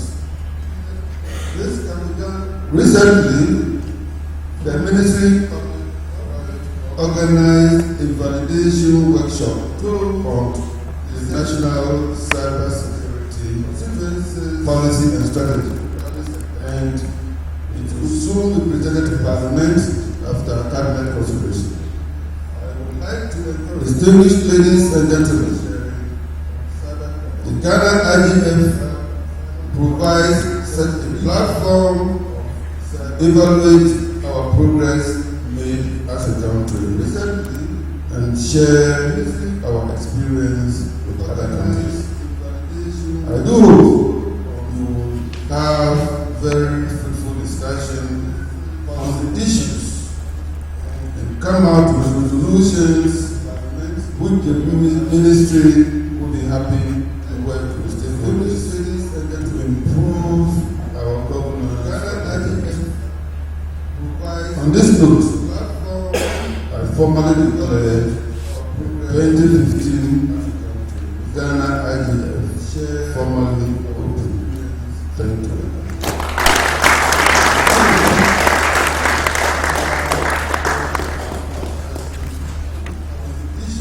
Thank you, Mr. Minister.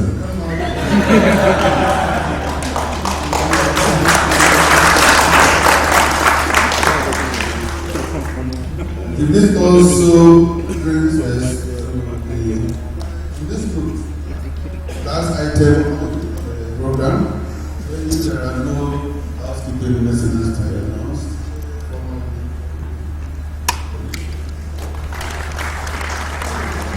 So the last item is a group photograph taken, and Mr. Kumia will give us the directions to the issue. Thank you, Chair.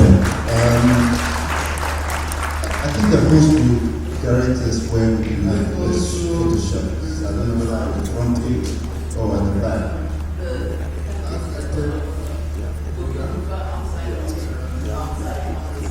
Okay, beautiful. Okay, after this session, we have coffee break served at the back. What we will do, we need to come quickly because we are already running behind time. So hopefully we can catch up on a few of the things that we have to do for the next sessions. So let's have a photo, and then after that we can go for coffee break. Thank you.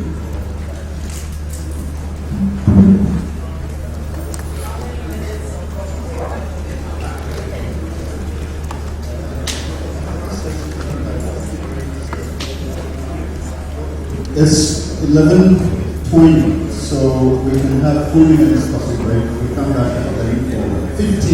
15 minutes. So we come back at 11:35.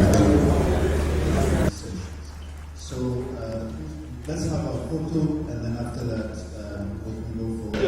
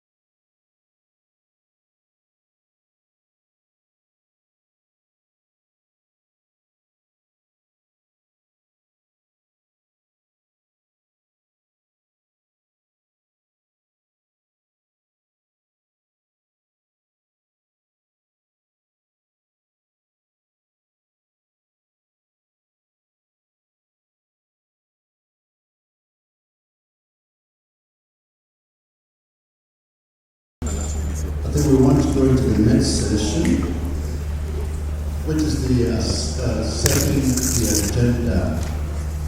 So it's essentially to discuss the theme and what we want out of this meeting.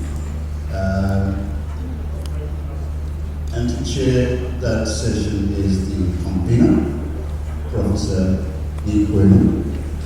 So I'd like to invite him to take his place. We also have Awo Andan Amenya, who is Executive Director for J Initiative and works in the area of child online protection. We also have Kenneth Edu Amanfo, NCA, who also doubles in the area of safety and openness. He's a cybersecurity expert and work across the board. So we'd like to invite him to the panel. We are also expecting lawyer George Nelson from National Security. I don't know if it's here. No. So perhaps we will invite our good old friend,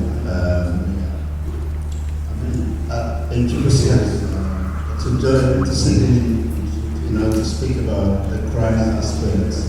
I don't know with the permission of the chair, that's also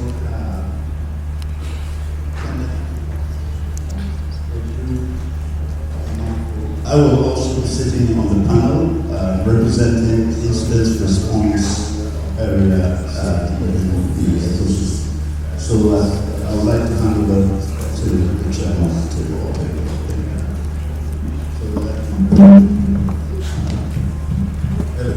Okay, welcome to the session. The session is very short, relatively short. This is 30 minutes. The idea is to set the agenda and identify the key issues on the internet governance. So that's what it is. Let me throw some brief comments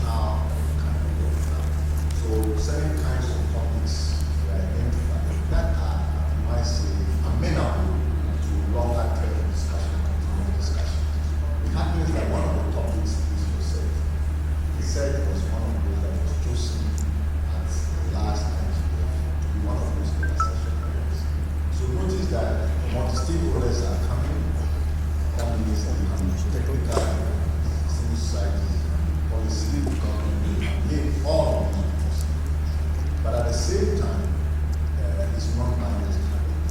Yet, we all understand that the decisions being made are very important, and so we should take the responsibility.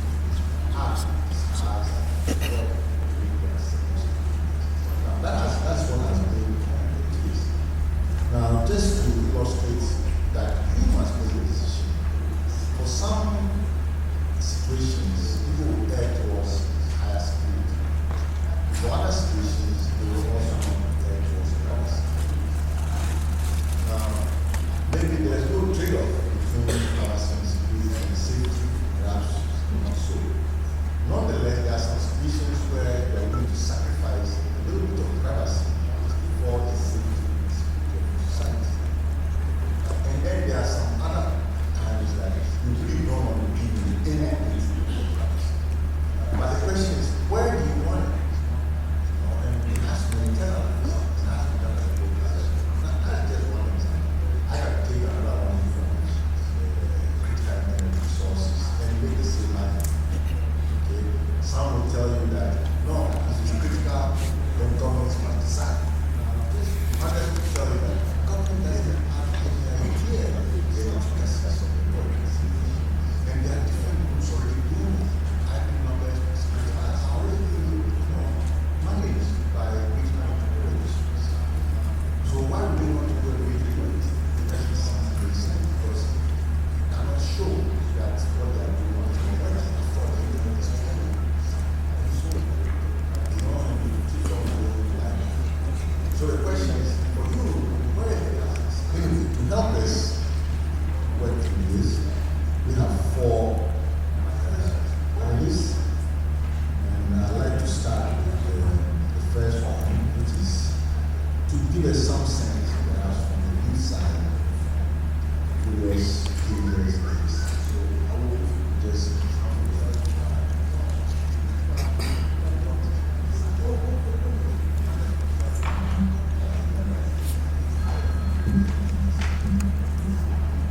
Thank you for the opportunity.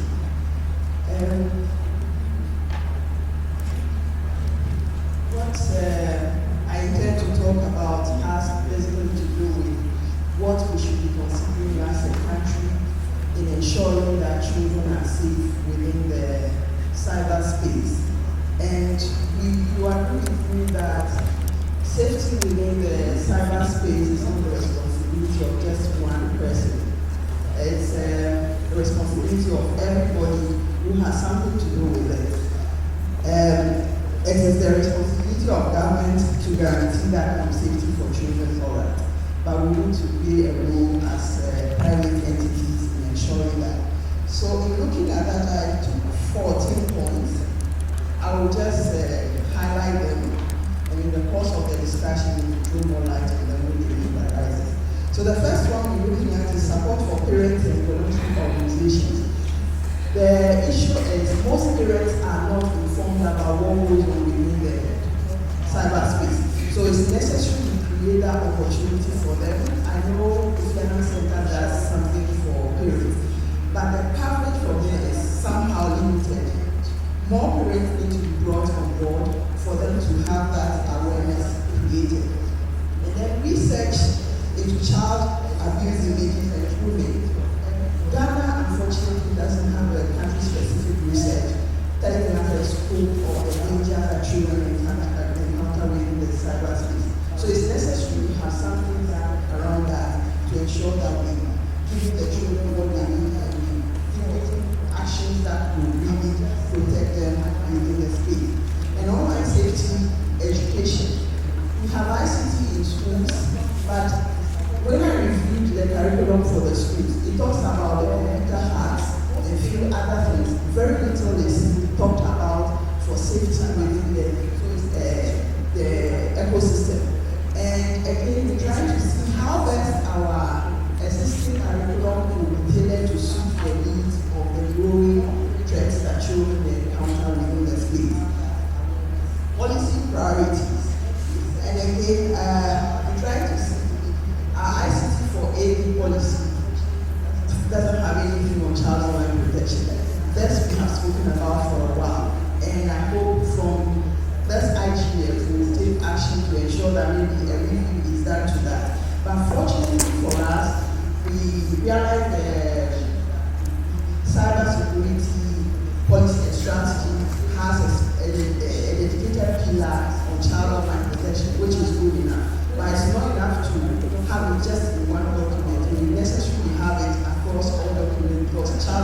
protection issues are mainstream everywhere. Public accountability. Here I will commend Google and Microsoft. They have actually put that some things in 2013 to ensure that people who are kind of sleeping on children are tracked and all of that. So if such opportunities should present themselves, we as citizens should ensure that we chip in the issue for child safety. It is necessary. And I want to say that the data protection and access to age-restricted goods and services, I'm of the view that the Data Protection Commissioner's Office can actually do a lot of work around this, do a bit of research to ensure that they have advice based on the current trends to inform whatever goes on and what data to let out, and even in the e-commerce system. Addressing future challenges of the mobile internet. There's a need for Ghana's Wi-Fi providers to restrict access to child activities to ensure that children. You may allow that for adults, but then again for us children, it's necessary we have that Wi-Fi friendly system in place so that we know what is good for us and what is not good for us. Advertising to children. Some of the websites that actually advertise to children does not really have the children in mind. I've been to certain sites, the kind of things I saw, it's so disheartening. So with time, we need to be ensuring that websites that are targeted at children are meant to be addressing the needs of children. Family safety software, for those of us who could afford those, maybe we need to put those things in place. And then the system ISP is making it affordable to us as well. Some professionals, Madam Dorothy made mention of that. Professionals in this sense, we are talking about all the other professions. So for the police, for the teachers and all, what capacity are we giving them to ensure that they understand how a child who is being abused within the space behaves? Then be able to offer the needed support that that child will need. So that is also a requirement we want to have sorted out. Treatment for children.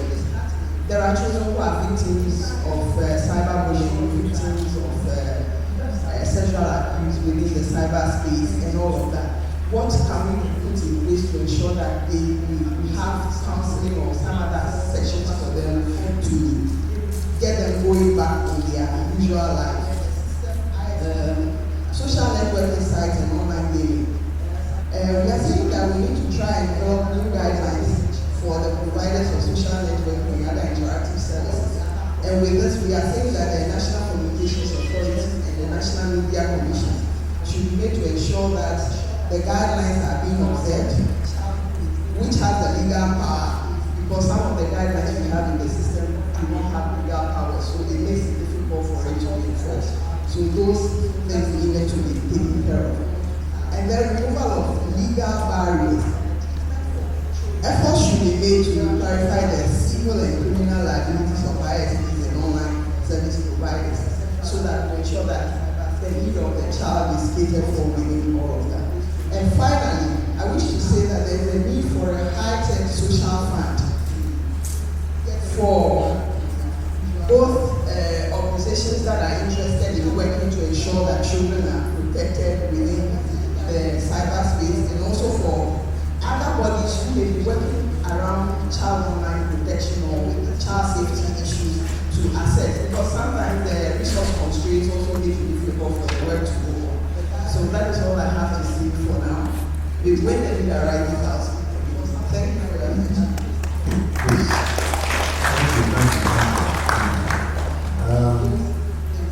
The next is going to be from Ken, who is going to raise some issues that is going to us.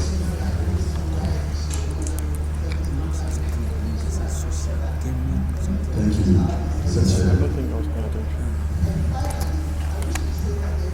And good morning, everyone.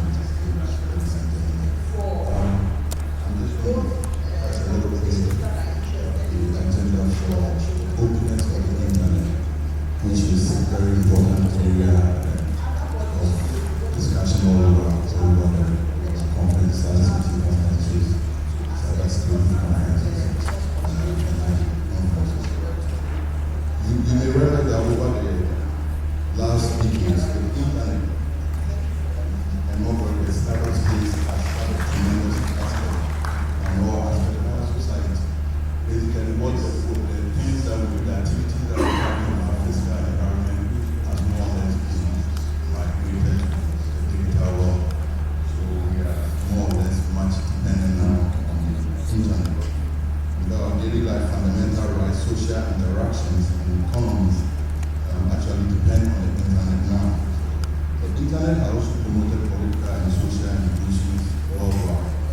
The internet has broken down barriers between countries, communities, and citizens, allowing interaction and sharing of information and ideas across the globe. We can carry out business transactions over the internet, between countries, regardless of whether it's on a plane or spending money making phone calls because of the availability of the internet. The internet has also provided a forum for freedom of expression and exercise of fundamental rights, as well as empowered people in their quest for democratic and more just societies. This is all as a result of the openness of the internet. It's important to say that right from the inception of the internet has been open, and from the standpoint of the regulator, the internet has not been regulated. In fact, from the IT level, there's a policy that the internet should not be regulated, so we don't give licenses to ISPs or internet service providers, rather give them authorization that you pay online the mobile network operators that will give them licenses to operate because they are regulated. The internet has remained unregulated, and this is what has actually built up the use of internet, doing all activities of it online. So it's important that we ensure that the internet remains open. I'm sure that as more activities are done on the internet and as the fraudsters are also coming up with more vulnerabilities on the internet, it has become more important that certain security measures are put. In fact, there's been discussions on whether the internet should now be regulated or not, and I'm sure that is one of the key aspects of the discussion that we'll be having at this particular forum. I believe that the internet's integrity and security must be guaranteed to allow safe access to all. Because we say that the internet is for all. If the internet is for all, then everybody should have access to the internet irrespective of geographical location or what you should have access to the internet. And that can only be done if the internet remains open and there are no restrictions. The growing dependency on ICT in all domains of human life has actually led to vulnerabilities which need to be properly defined, thoroughly analyzed, and remedied or reduced. Else, the benefits of the internet will we need to ensure that it is done. And the question is, how do we ensure that the internet remains open? And how do we also ensure that the internet is also secure? What are the means open for users to have their freedom in accessing information, freedom in posting information and sharing information? How do we also ensure that the internet is secure? Because trust me, as the internet has evolved, more vulnerabilities are also coming up. The cyber forces are also coming up with different ways of getting access to that. I always say that unlike in our physical world, that a number of our team will break into your house and then enter into your house and take your property. In the same way, online, the forces can also break into and have access to confidential information. So it's important that it remains secure. The question is how to balance the two. How do you ensure that it's open and how do you ensure that it's also secure? I believe that this is a shared responsibility. It's not the responsibility of only the government, it's not only the responsibility of the private sector or the individual users. It's a shared responsibility. It's a responsibility of all of us. The public sector, the private sector, the civil society, the ICT companies who actually owns this infrastructure. So this is an area of concern that I think much discussion has to go on during this forum. Thank you.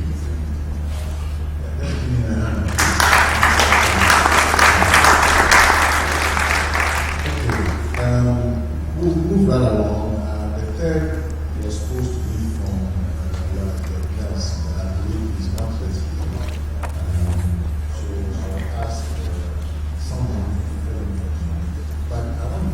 first time seeing here? Okay. It's important to know this also an opportunity to congratulate Chester for just finishing his PhD. He's one of my PhD students. And it might interest you to know that he was working on encryption of multimedia videos. So I think it's a good thing for Ghana to have something like that. You say you come forward and say that the landlady has sex with this.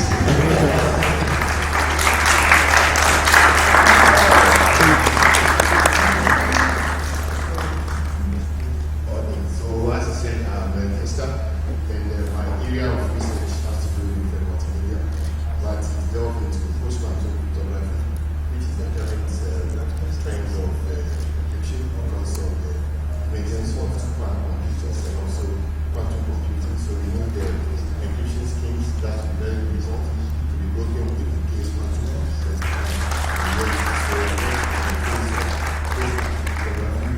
Also as quantum cryptography as well, and also use artificial intelligence techniques in making sure that computers can reason about the encryption schemes and also make it much more stronger. And then we've also expanded this in that area as well. And I think that's where Ghana is there as well.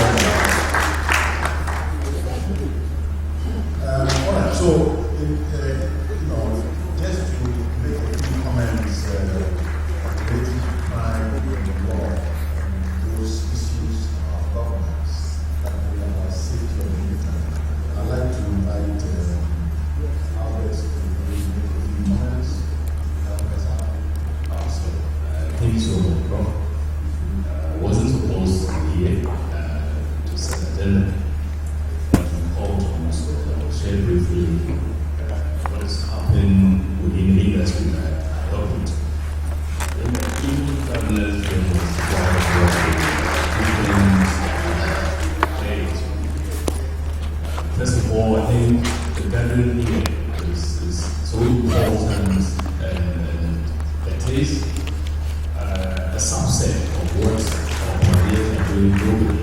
Mentioning profane, variety, rural, with associating with those activities internationally in terms of not just enhancing the internet governance activities in the country, but also in the global. I would like to share a brief story on the evolution of cyber criminality in Ghana. We've been operating in this country to close to 5 years now. Even within this short period of time, we've seen the transformation of cyber criminality within our cyberspace. I have certain these ways to characterize initial activities of cyber criminality as the core. More psychologically driven, more on the internet cafe kind of fraud going. And at the time, the attacks were more powerful. What I mean is, most of the target victims were staying abroad. Apparently, what are we picking? We see more technically driven kind of attacks. The use of botnets, the malware program, viruses, keyloggers have come to see. And we are also seeing more inward attacks. What I mean is, cyber criminals that we deal with are not just targeting experts, people who live abroad, but our institutions, our banking, our insurance sector, our telecommunications sector. This is where certainly we can't set an agenda for governance of the internet without bringing this transformation into perspective. In other words, whatever recommendation that we come up with is supposed to look at within what's happening within a cyberspace in terms of criminality and how best to look at specific measures to address them. On another note, you have a transformation of cybercriminality from the most basic to the complex. Then you have to do a bit of analysis with what is going on in terms of response, whether it's from law enforcement or from the judiciary or the other areas. And you see there's a massive gap. Some of my investigations, if you look at the kind of tools and systems that are in the hands of criminals operating in this country, they have not just developed a system, some of them have also paid the rental service, the internet, where the systems are being used. Then you go to law enforcement to perform analysis as to their capability in terms of the lab setup, in terms of the skill set, to be able to help address this issue. There's a massive gap. Where I said that is my issue when it comes to internet governance. In other words, while we are promoting the use of ICT in every aspect of our lives, we need to also dedicate certain focus in terms of building capacity so that we can secure life in the cyberspace. Thank you. Law enforcement. Thank you, man. Only one presentation before we get to the third. So I'd like to ask Eric to share with us what he sees as the two issues.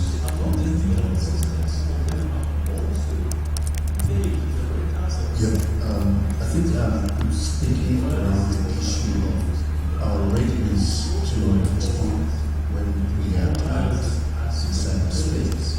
And essentially, our readiness to be able to respond will determine to a large extent how we can keep our cyberspace safe. The issue is how do we really work to ensure that we have safe cyberspace, and this we can do through collaborative work. I think in this speech there was mention of public-private partnership. Essentially, the internet is a network of networks. Everybody runs their own networks. We have government networks, we have private sector, we have academic networks, all coming together. And it's important that we protect or we ensure that our networks are not the source of attacks from people who are connected to the network or have become a proxy for people using botnets and other means to actually attack from other places.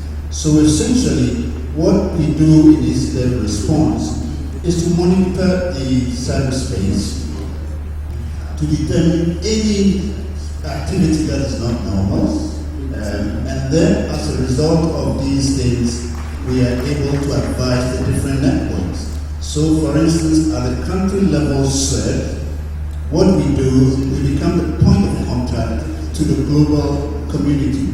So for instance, if the US set finds some malicious activity emanating from a Ghanaian network, they contact the national set. And as a result, we also send advisories to the specific networks that have these issues. And we have been doing this at the national set over the last year or so. We work with a number of networks where we send advisories and early warnings, because we are international early warning systems that give us real-time alerts, and we pass on to the different so that collectively we can protect the cyberspace. Now, in terms of response, anytime there is an incident, and I think we all know that security is not an end state, it's transient, which means that you can be secure today, but you will not be secure tomorrow, because the bad guys are also researching. It's a multi-billion-dollar industry. In the beginning, it used to be for fun. People hack systems for fun. But now we are seeing that this is a multi-billion-dollar, if not trillion-dollar industry. It means they are putting in funding to research so that they are always ahead of everybody. And that means that we cannot guarantee that we are safe every time. What we can do is to be able to clean our network so that anything that allows people to attack will be minimized, and therefore we will not have too much things open for people to attack. But when these attacks occur, we need to be able to respond, which means we need to understand what issues there are, what kinds of attacks, and be able to respond. And that is where I think a lot of countries globally are working. Currently, many countries are putting a lot of premium on computer incident response teams because that is the surest way to guarantee safety. And this comes about when we can have collaborating between government and the private sector. And I believe that is an area that we can interrogate and find out governance structures. For instance, how do we share information? And practically, let me say, we've worked with some global operators, we're working with some ISPs for now. We intend to extend it to academia, to the financial sector, etc. But the challenge has been, for instance, sharing information. What kind of governance issues? How do we share information, especially from private sector to government, for instance? We need to look at all those things and through these discussions be able to have of course, there are best practice globally, but these are issues that can be raised in these governance meetings that we can agree so we can have a safe cyberspace for Ghana. Thank you. I want to come to you, but just because we heard about children and find out governance for instance, we heard about the internet, then we heard about the changing things we intend to extend it to academia, to the financial sector, etc. But the challenge has been, for instance, sharing information. What kind of governance issues have to share information, especially from private sector to government, for instance. We need to look at all those things and through these discussions be able to have of course there are best practices globally, but these are issues. I think that everything that has been said is very helpful to the agenda. I wanted to put two things on the agenda. I feel that part of what is going on is to have a well-developed capacity building plan that affects all of the areas that have just been mentioned. Whether it is building capacity of parents, whether it's building capacity of security agencies, I think it would help us if it was less of each sector trying to address it than having sort of a global plan so that we see that we're doing it in a systematic way, both for members of the general public as well as the specialist areas. The second thing relates to security and our DNSSEC. I think this has to be very high on our agenda. It also requires resources to be put to it. So I would like it to be very clearly on the agenda of this IGF so that we can get the resources mobilized and we can get this handled. Unless I'm out of date and it's now been handled. Okay, thank you.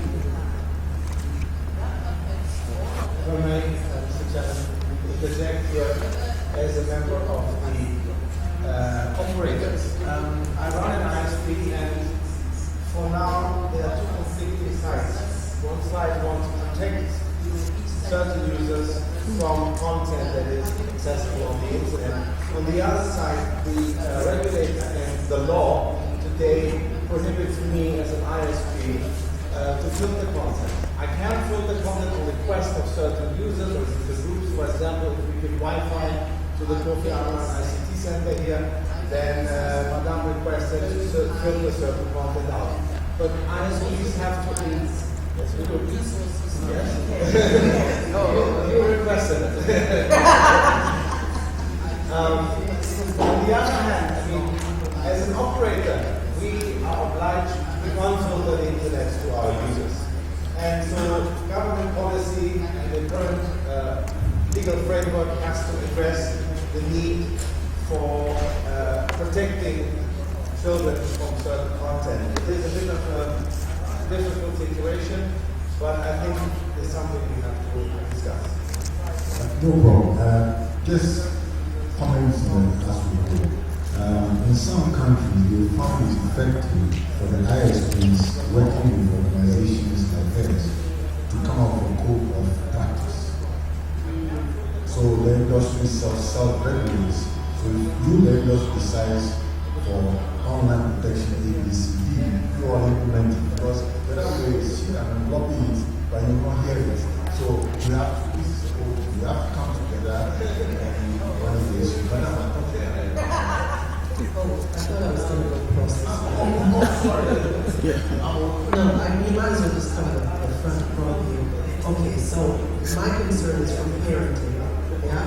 Because my son, at the age of 13, started, interacting with the internet and Facebook and got all this stuff, started coding, started hacking. I thought I would be in federal prison in the United States. So when he said he wanted to play basketball, I said, play basketball. But he still codes, he still hacks. He's a computer programmer at the age of 18. So my concern, my parenting, was to actually monitor him and what he was doing. So one day I went to his Facebook, he did not see me. And I saw a friend had sent him something. I won't even talk to him about it.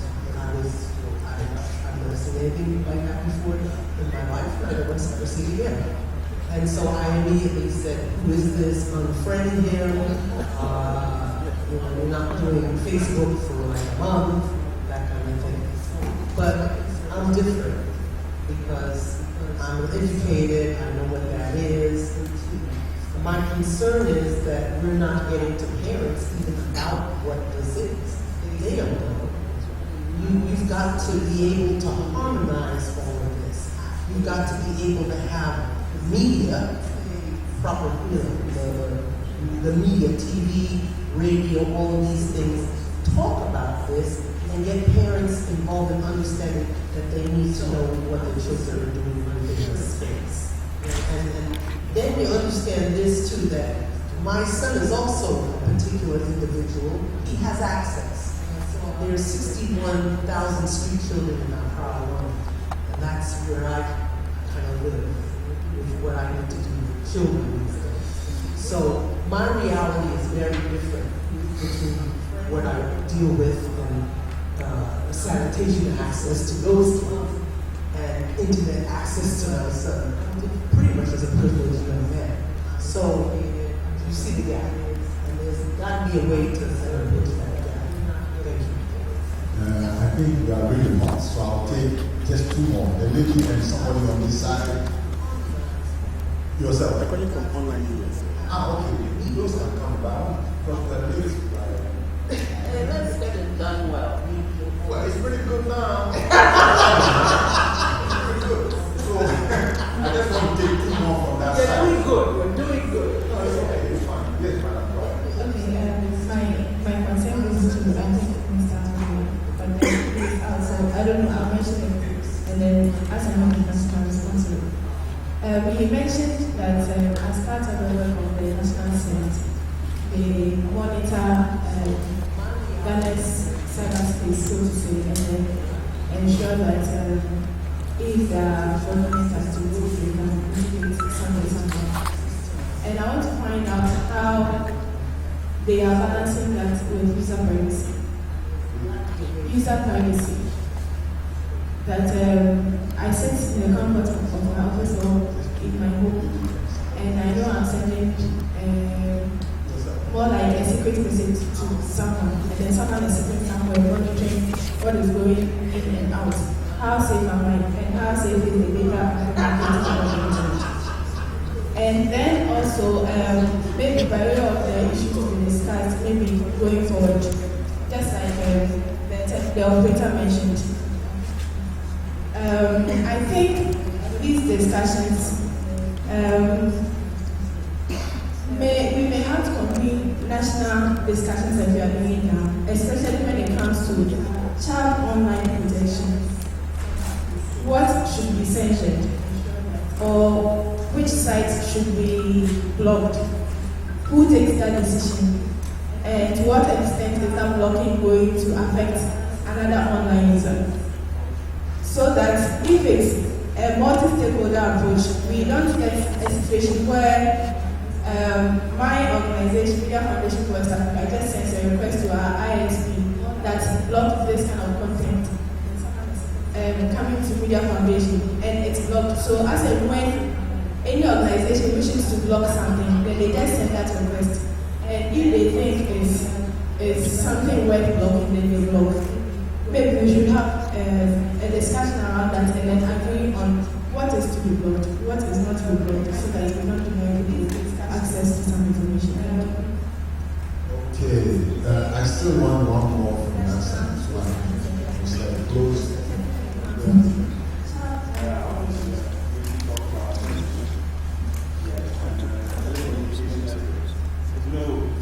Wi-Fi, how censorship can be improvised and filtered out. But with telecommunication network, how if there is any program in place or any effort in the direction of censorship. But when you charge, can for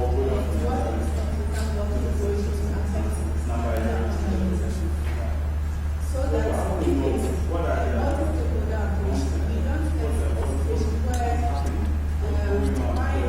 everybody has to now, and Wi-Fi is mostly used by, let's say, I believe, my the top. And now,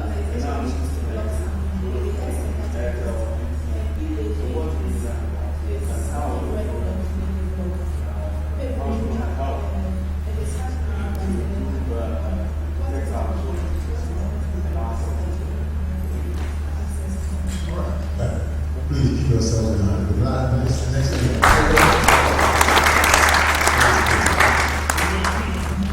I'd like to ask my panelists to make a closing remarks so we can move on to the next. Thank you, Mr. Chairman. This question from radio is one question and one contribution. It's from Stephen Senaya, a system analyst, University of Health and Allied Science, Ghana. The question is, what plan is IGF making to fight cybercrime in Ghana? And the contribution is saying, I think IGF with ITAC to bring more cyber awareness through ITAC regional chapter. The focus should be more centered on the important use of internet among the youth of Ghana. Thank you. Thank you very much. Please, Eric, could you make some questions?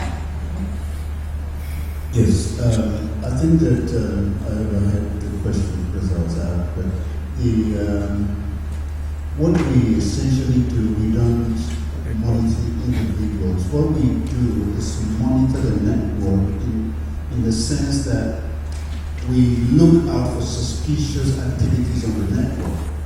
So we are at the higher level, not at where we have the data. And essentially, when we realize, for instance, we got an alert from the US CERT, a machine that was on the government network was suspected to be doing malicious activity. And we noticed that it was coming from Birmingham. So what we did was to shut down that machine, fix the problem, and bring it back. And that's exactly what we do. We just want to make sure, because these activities can cause, I mean, if the operators tell you, it can even cause your IPs to be blacklisted, and therefore you cannot do anything outside. So in closing, I would say that we need to be able to share. It's about collaboration. I mean, the plan is to have sectorial sets who will do some monitoring and share, collaborative information. Currently, we don't have that working. So going into the future, I believe that collaboration.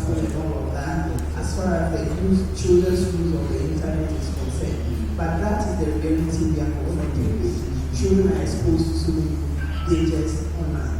What can we do to ensure that they are protected so that we can enjoy the positive nature, the positive bits of the internet that they offer? So that is what we must do and share, collaborative information. Thank you.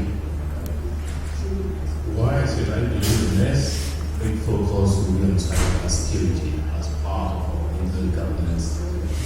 And as it has already been highlighted through discussion, there's a need to build capacity, including awareness, and here not just the formal sector, but also the informal sector. Also formal, we're talking about academic institutions, other government institutions, but we are also looking at other television, engagements, activities. But then another important aspect that we also need to look at is to strengthen our own in-country stakeholder engagement. I think that is quite fundamental. Thank you. Information is the Okay, thank you very much, Mr. Chairman. Even though we're I'll personally will be your co-chairman for the next session, the rest of the program. I think now the agenda is set. We cannot focus on the growth of the internet and the field of the program. So we quickly go to the third section. Cyber security and the fight against cybercrime. We're going to invite Papa Akes from Foreign Affairs, who will be the moderator for this session. Let's give that to him, Papa Akes. As you take our seat. We call on Mr. Albert Wenjibu. I think he just left here, but Albert will come back. Mr. Wenjibu from Ukraine. Can you join us on the panel? Mr. Kenneth Edu Amonfo. He also just left here. NC. Mr. Pamela Edu Moani, PNC. And Mr. Akomedo gave us a presentation on national cybersecurity policy and strategy. And also call on Marcus Adome, Africa Sense, to also join us in the panel. Let's give that to him as he comes.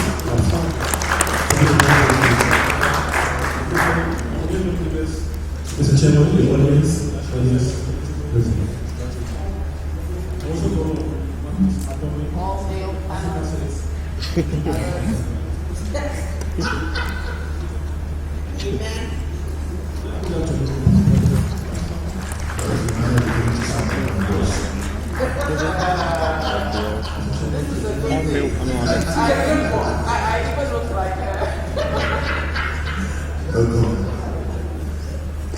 Maybe we should invite the female to sit since I have an empty seat by me. Dirk, you want to join us? So, talking about cybersecurity, I feel like the last session, even though we're talking about internet governance as a whole, seemed to skew a lot more towards cybersecurity. So, it's probably more, it's really more of an add-on. It's a number of issues have come in different forms like this one when it comes to cybersecurity. Issues like when it comes to legislation, we actually have specific areas where we are trying to sort the issues out. So for example, if there's a problem with cybersecurity and it's being handled with the police, we have specific ways of dealing with them, or are they all put under a formal issue? And how can we move past that? There are issues about the reality of blacklisting. Okay, so for a long time, we used to be, whenever you hear about cybersecurity, you think about, okay, somebody outside who's being targeted or somebody who's being fooled.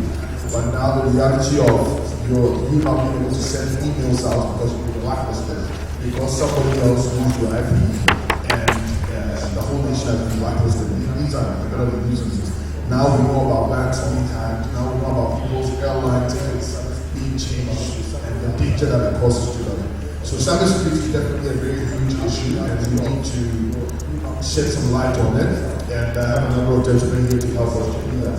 But before we do, I'd like to invite Mr. Government to do a presentation about the issue, and then we'll go and address the issue. Thank you. Thank you, Mr. Chair. I will just mention the historical background of what has been done so far as cybersecurity, what things the ministry is doing now, so that we can quiz, for instance, the draft policy. So I'll just highlight a few of those things, and then we'll go on. I will rush to, because I have only, I think, 10 or 15 minutes for 35 minutes. So briefly, I just want to look at the existing policy and law on the fight against cybercrime, gaps in the existing laws, and the need for the policy and strategy. And then we'll look at the policy and strategy briefly, and what strategic plan is being put in place for addressing cyber. Now, the driving policy for Ghana's ICT is the ICT for AD. I'm happy that the former chief director, who saw the setting up of this in 2003, is here with us today. But this is a policy that covers all the sectors so far as ICT is concerned, and there is a pillar 14 that focuses on the fight against cybercrime. So it has issues around how to ensure that we have national security in cyberspace and law and order issues around cyberspace. Now, the Electronic Transaction Act, which I believe is an offspring from the policy, also addresses specific things around the fight against cybercrime. And essentially, that is the legal text that the law enforcement is using today to fight against the cyber criminals. So in there we have things like ICT tribunals, because of the technical nature of some of the ICT crimes. There is also cyber inspectors, cyber offenders, protected networks. So these are all things that we find in the Electronic Transaction Act. Then we also have the Data Protection Act of 2012, which has also a lot of key technical legal text for ensuring that we have data privacy, etc., etc. Then we also have so why the need for a cybersecurity policy and strategy? Of course, the ICT or AD was looking at cybercrime from the perspective of law enforcement. So the idea of PPP, as we see it today, because cybercrime is for everybody, cybersecurity and collective responsibility was a bit lacking. And then, of course, there were other things like protection of the entire critical national information infrastructure.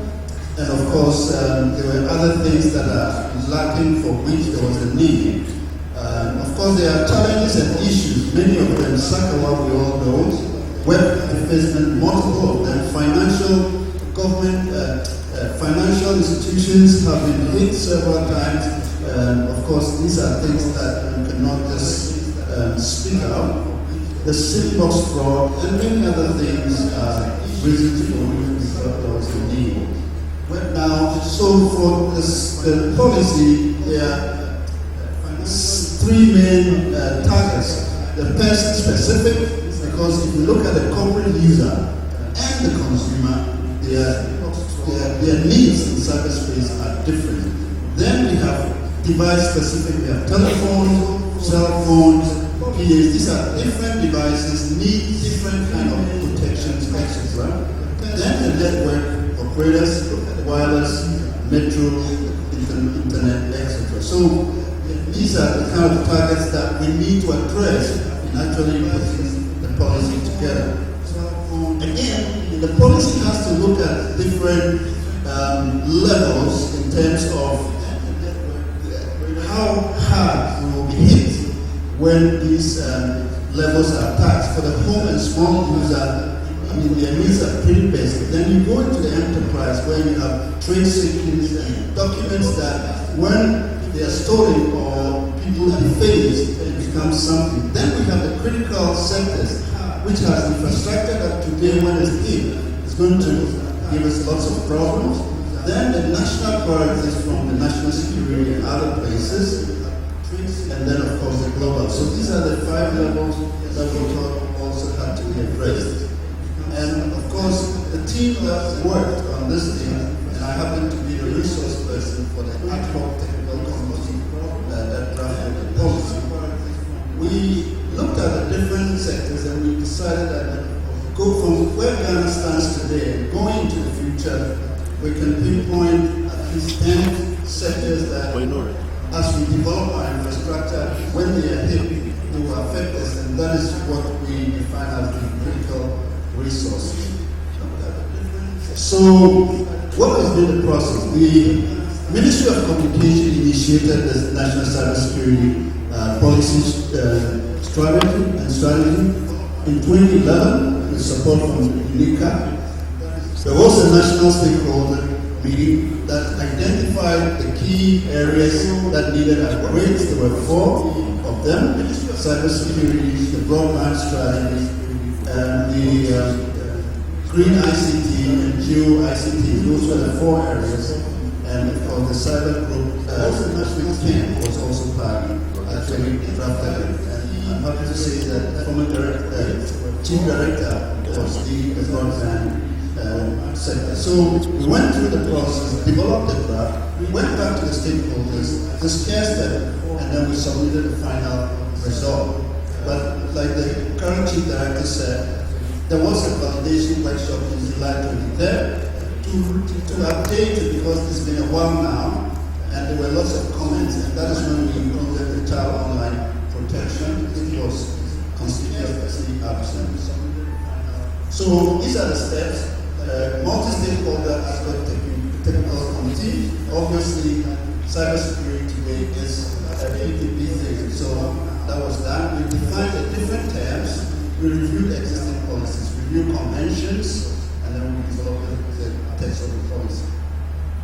So for vision, we said Ghana is looking up to have a secure and stable connected Ghana with internet users working and creating wealth in a safe cyberspace with well-researched and trained academic and professional community protecting Ghana's cyberspace and ancient global standards. That's a long. We wanted to capture all the issues related and then the mission to I will not go too much. So the policy has 9 pillars. The first pillar is effective governance. We need to ensure that we put in place some governance structure that will ensure that we can deal with all the menaces in cyberspace and do it so well. And as we go on, you'll see the specific institutional framework that has been proposed for that. Then, of course, the second one is the legislative and regulatory framework, which deals with the text of the law that is being prosecuted. If we have some of the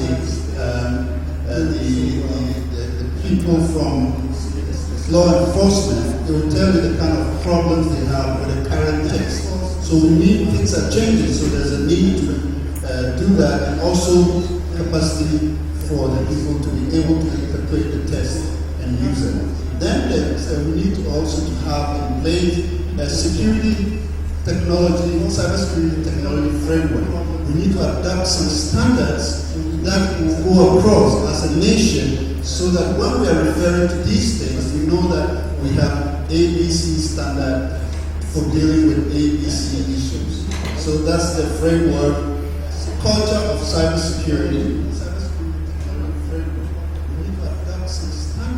Culture of cybersecurity, research, compliance, child online. So these are the 9 areas.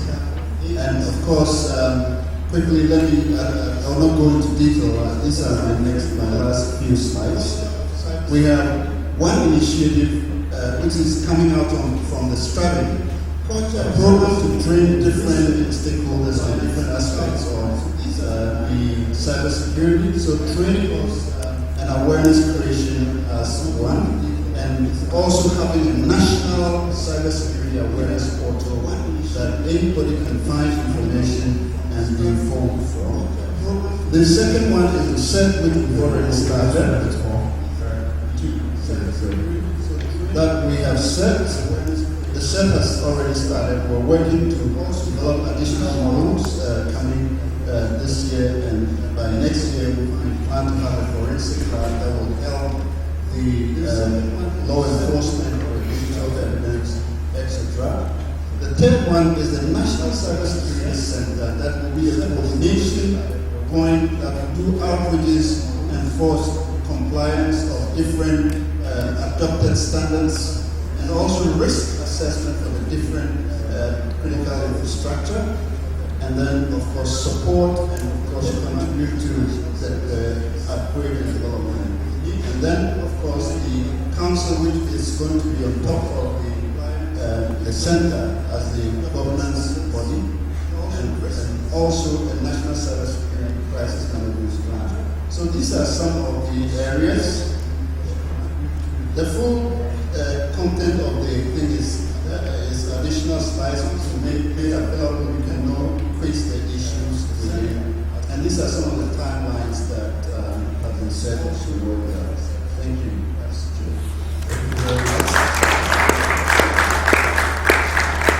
I think there's a lot that you addressed there, probably a lot of information, and it's probably in a very short time. But I think it's critical to notice some of the essentials about the different areas that we looked at, person-specific, device-specific, and method of data-specific. The way we handle each of these is actually important. I don't know if I heard all the 10 sectors that you talked about, but maybe all that in the slides. And also, child and land protection, that's a key area. I don't know if it's being developed, if it's being moved into well, and if it's something that a lot of us understand clearly, but I hope that this document outlines the areas of that and how far the scope goes. It's interesting that you talk about how you're approaching the form of risk assessment, which is very critical, but also looking at capacity building, because we can put all these beautiful tools in place. If we don't have the proper capacity and sensitization approach to solve these problems, then it will just be skewed towards certain areas and certain experts trying to solve the problem. But I'd like to hear the thoughts of our other panelists here. So I'll start first with my colleague here, Albert Luciano. Thank you, from eCrime. So I would like to hear your thoughts. Thank you so much, Mr. Chairman. I think you've done a brilliant job. Given us a review of the document which we've contributed to. I have specific issues, considerations when it comes to national cybersecurity policy and strategy. Barrick, you did mention the reference point to 2011. When we go to the internet domain, announcements on the national cybersecurity strategy we trace back as far as 2009, before I actually followed back to my homeland. So I want us to look at those times. I was going to make certain considerations. But if we look at this document, somehow it serves as a backbone of our intergovernmental activities in the country. In other words, for government to successfully implement various incident governance initiatives, we need to have something that guides us as a nation. And I think that is what we're talking about here as a national cybersecurity policy and strategy. The timeline has been made various. I think it hasn't gone fast enough. If we trace this out as a nation, and especially if we look at development going on in the country, specifically, like I mentioned, the financial sector. Almost every day, new development, e-services, e-products, instant payment with ATM cards. Look at the rate at which developments are going on across our sectors.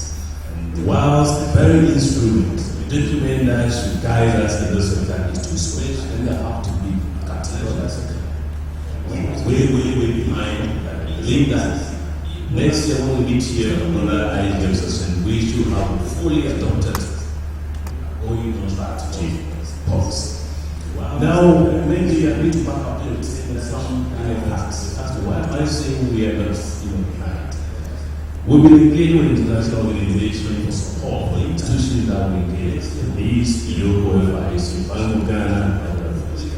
And one of the major issues they raise is where is your national secretary?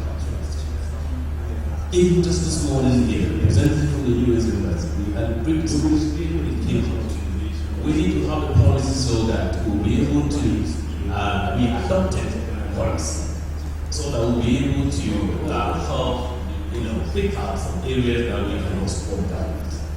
Well, I think it is something that it has to be considered. Also, the industry that I operate in, yes, I believe in self-regulation, and we have been doing that in terms of the processes that we put in place. And Madam Dorothy, I want to make a reference. We just interviewed, we went on another one of the students, and it was the integrity assessment.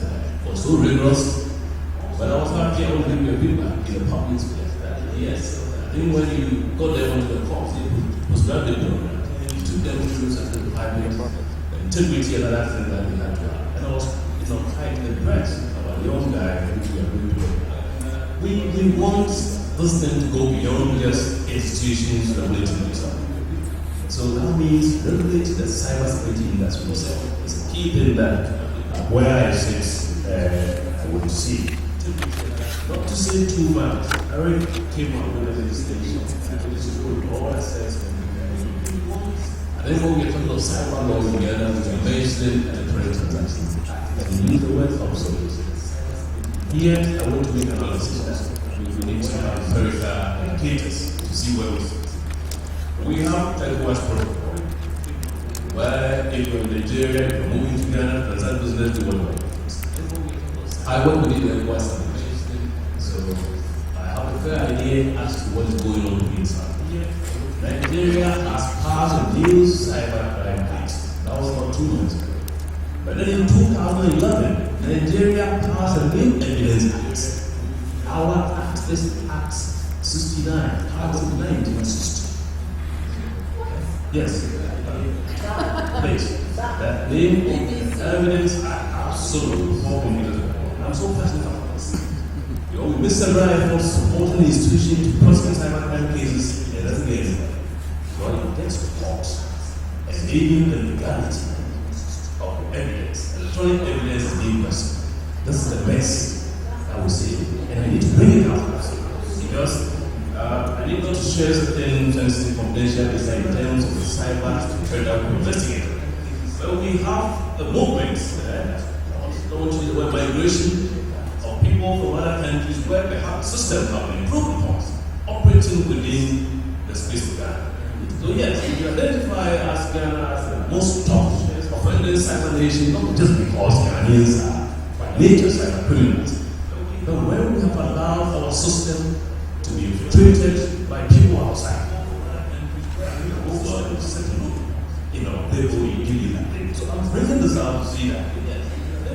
Look, we want to act with our national cybersecurity strategy. Regulations will have to be improved. Otherwise, I was just in jail at Senegal on another ECOWAS assignment. Counterfeit everything. There's a movement. West Africa has become a whole space. And if we don't look at what is happening elsewhere, in terms of building that capacity, certainly Ghana will become a safe haven for cyber criminals. Mr. Chairman, I think I'm done. Thank you. One round of applause, please. I think because of time, we'll move on to the next speaker, and I'll give my comments later. So I'd like to invite Kenneth to join us and explain on this.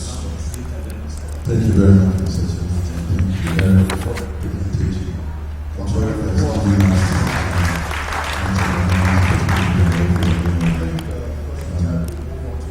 Cyber security is national issues, global issues, and it's important for all countries, including actually focus on efforts on it.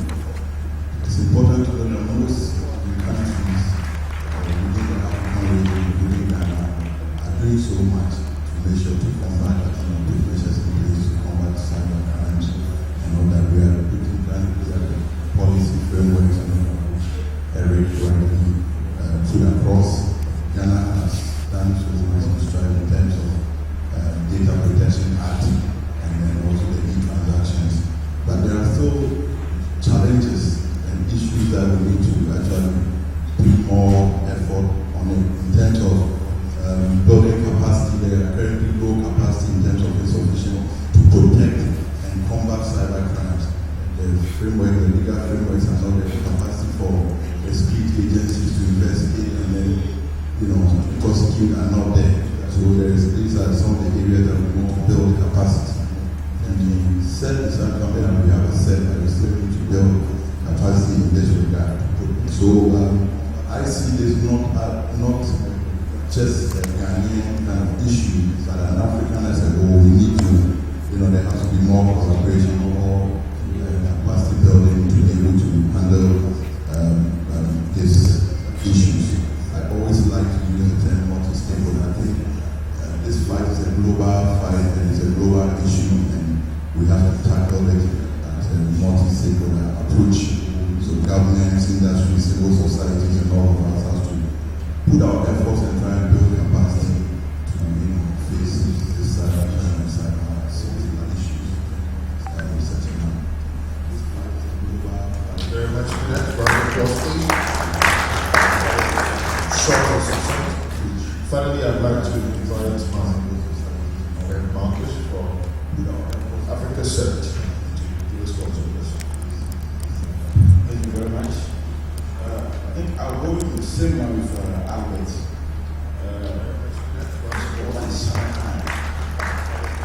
Simply put, is the use of network or internet to commit crime. A study conducted by TELS in 2013 shows that 30% of the cybercrime were technical and 70% technical. When you take Sakwa, for instance, technical, they use any technology to break the cyber. Using psychology was able to be supplying from the other end. The question is, how is it our laws to deal with cyber? A study conducted by Richard Watson from the West of Ghana, but I don't have the specific statistics. Less than 5% of the cases treated were committed actions. The others were not. Well, it's not a case of Ghana. Just let's ask in Africa, one of our lawyers defended the case. This time I'm looking for an insurance company. One only was receiving a letter 5 million from the company. So when he was giving at the end of the month, he left the time bomb in the system. So after 3 months, all the data was released. Well, the good thing is they brought people from West Israel and the UK to restore the system, and they were able to trace it as a result. Whatever you do, for people to leave traces. So he was arrested. They took to court. And he pleaded guilty. So this lawyer came in and said his pledge was simply released when he committed a crime. So he argued that the law they are using to prosecute him was irrelevant because it's a damage. Damage deals with physical damage, not economic damage. And he argued and was released. When are we in Ghana? I've noticed that not in Ghana alone, but we have nice policies, nice strategies, but they are still not reaching some problem. Not in Ghana alone. What are we doing in Ghana? Is it lack of resources? When are we in Ghana? Thank you. Wow, thank you very much for that. We'll get a round of applause. Time will take about 5 questions, but before that, I'd like to just quickly summarize the key points here. It's obvious from Albert it's a submission that yes, a lot of work is being done, but timelines are key. Sometimes I think that when it comes to electronic laws, we are dealing or we are approaching it just like we do the regular laws of the land. Unfortunately, cyber changes every day, so we cannot use that as an approach. And since our Electronic Transaction Act that we're talking about, I think was passed in 2008, that gives us what? 70 years? In computer world, that is way outdated. So I think we need to work faster. That's basically what he was saying, and we need to ensure that the strategy that we're using to work towards it is very relevant. I think Kenneth also talked about the fact that these are global issues, and so we have to have better dialogue between us and our countries and our neighboring countries. And we really need to ensure that we share information in all front, because unfortunately online, our jurisdiction when it comes to regular laws, when it comes to cyber issues, it's a whole global village and we all get affected by each other. So the dialogues and share of information and capacity building has to be clear. And about what Marcus said finally, it's scary, but it's true. If we don't have the laws that back these things up, then we can go through the problem of tracking those who are committing the crime, they can't even convict them. So definitely, it comes back to the fact that we need to do a whole lot better with our laws and passing the laws and having the proper strategies in place. I'd like to take questions from the audience. So, let's see what time we have here. We have about 7 minutes. So we'd like to take questions quickly. So see by hands whoever wants to take questions. Thank you, Mr. Chairman. There's one question from Dr. Gordon Yabuma, University of Aberdeen, United Kingdom. It was directed to Mr. Utakumia. We can only share information if we have open data policy backed with freedom of information. Ghana government needs an open data policy. This is a trend globally. The plethora of open data initiatives in the country, although useful, might mess up the situation nationally. National example globally that we can emulate: datagov.fr, France; datagov USA, datagov.uk, datagov.gh. It's coming back. It is backed by G8Gov. Once data paid by Ghanaians, taxpayers, is made available, we can have an evidence-based internet governance that we can emulate. Datagov.fr, datagov USA, datagov.uk, datagov.gh. It's coming back. Yes, we have one data paid by Ghanaians. The challenge is back to the policy. What we have just opened up government data, and it's available. Currently, we are bringing the system, the portal, but we need to put in place policies, open licenses like Creative Commons, so that people who download it know they have a license to use it for free. That way we can, and as part of the plan that the e-transform, they're going to transform that to a kind of a little bit more semantics, so that you can make evidence-based decisions based on the different data sets. So that is work in progress. If answer to the question about Thank you. We'll take 2 more questions, but while you're getting your questions ready, we're just joined by Kwabena Ibuahedi of PMC. So he'll just give us a 2-minute remark, and then we'll take the last 2 questions as we need to wrap up. Thank you. Okay, so thank you very much. Sorry for being late. It was due to circumstances beyond my control. I just want to say that yes, from my outfit where I come from, I just want to assure you that the National Security Council takes cybersecurity and cybercrime very seriously.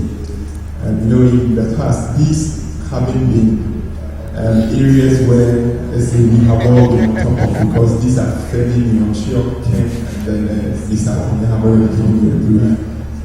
But now our people are waking up to this new trend, this new area. They pledge their full support with regards to equipping our intelligence agencies, our crime fighting agencies, is the first point of contact for cybercrime. They are willing to invest more, train more people, build capacity, so that we can all really be on top of issues now. Regarding the cybersecurity policy and then the strategy document, yes, we have also got into it. Where we have to play a role to facilitate for it to be approved, where we need to play a role with regards to the setup of the cybersecurity center. Yes, we are also at the doing now, and we are doing everything possible to make sure that things can roll effectively. So that's just what I want to add. I don't know if your questions might come in the area where I may have to say one or two to just address them. So we can go back to the question time. With regards to the setup of the cybersecurity. Thank you very much. Round of applause for him, please. So this one will be all national communications, you know, those who produce the better communications signal. So the last two questions, please, if you have any, quickly. Almost out of time.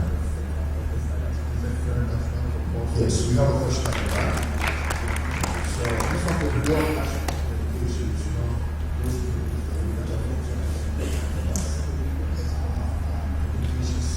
Then I'd like to get a question from a lady. Thank you, Estelle. Thank you, Mr. My name is Simon. My question is that we want to know whether there are any plans to give regular updates on the status of cybersecurity in Ghana on a regular basis, so that the citizens can be better informed as to how to protect themselves better. Thank you, Estelle. Thank you. And we'll take the last question and move on.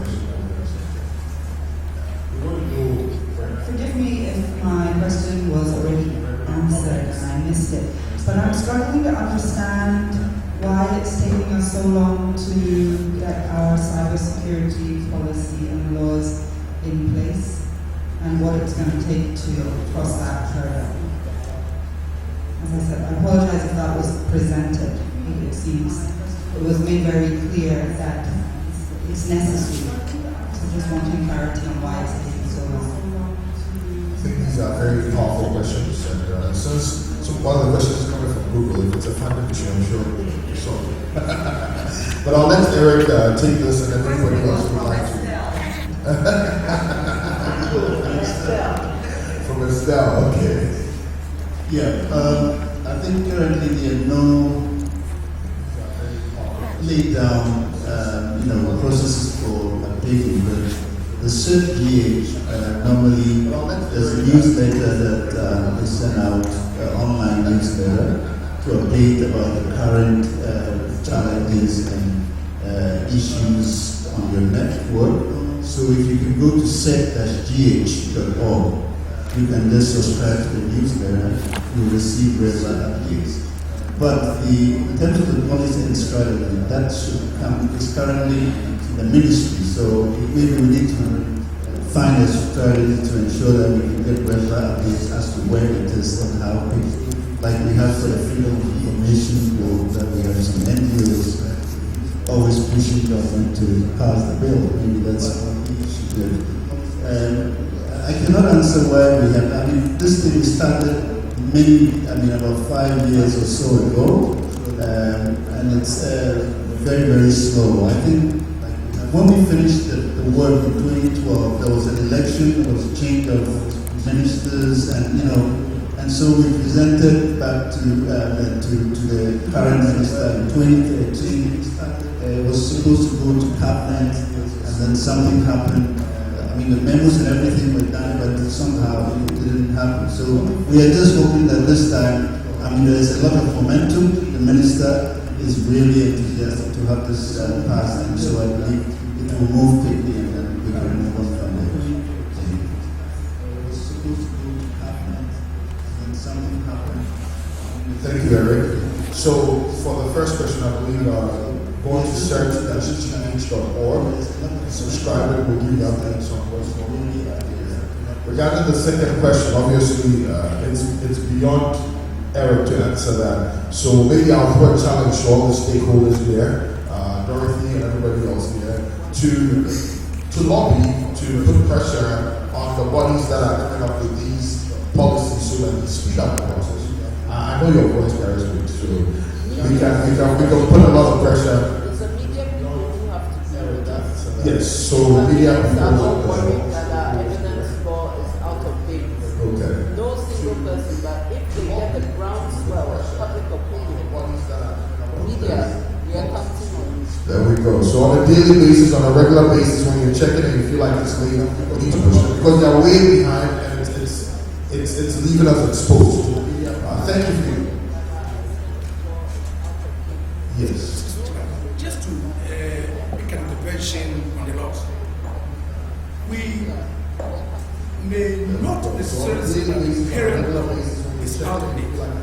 What is important, as the gentleman said, because of the rapid development of the ecosystem of the internet and, for that matter, issues online, there should be periodic regulations.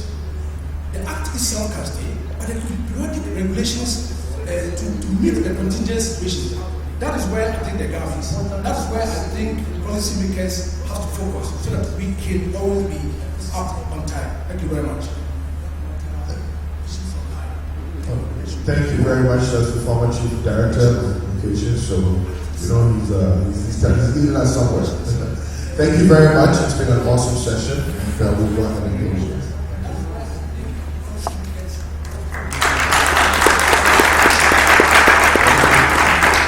Thank you once again, Mr. Chairman. Wonderful session. I think now we can freely use the internet because there's a Thank you very much. It's been an awesome session. I think that a lot of issue of our internet being so expensive in Ghana. We will pay more, it's very useful. It's not reliable. People say they travel outside and they're very fast and even cheap. Our next session is going to be on affordable internet. Ms. Doris Gordon is going to be our moderator for this session. So we invite her to the high table. We have on the panel Mr. Kuku Ofosu Adakwa from A4AI Ghana. Let's go Ace Sowa from Google, the Director IT with Shall we invite him upstairs to the House of Applause?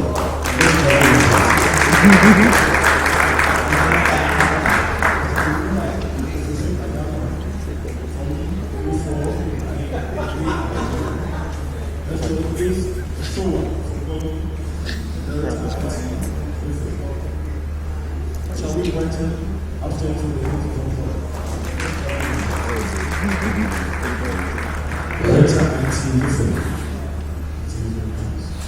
The Director IT from BPEC. Madam Chair.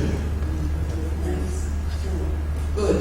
I've been told that this panel is standing between you and lunch. So we're going to try, and luckily we don't have too many panelists, but I'm hoping for a lot of participation from the audience. So we're going to run it on time.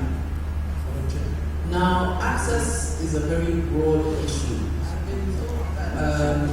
Very often people talk about the gender issue. So we know that there are two factors that really affect people's access to the internet. One is their education level, and one is their income level. But we also have a whole range of other people. People who are living with disabilities in all shapes and forms. People who are living in areas where there's no internet because they're in rural areas. People who are old. We know that the older you are, the less likely it will be that you are an active user of the internet. I'm not going to talk too much now. I'd like us to listen to the presentation from Mr. Ofosu Adakwa, who is going to give us the details of work which has been done over the past 18 months by the Alliance for the Affordable Internet. And let me just say that every single person in this room is welcome to join the Alliance. What are they about? Right now, we know that given Ghana's average income level, for you to access quality bandwidth, you would spend, these are all very average out figures, you would spend about 1/3 of your monthly income to get good insight. That's too much money. We will not get the numbers we need. We will not get people making money with the internet at that kind of cost. So how do we make the internet more affordable and increase access? Mr. Fusa, if you can give us the presentation. And I mean, this is a wealth of information that is going to be passed on to you. So please take lots of photos of his presentation, because it's not often you get that kind of quality. And at the same time, honorable, 10 minutes. I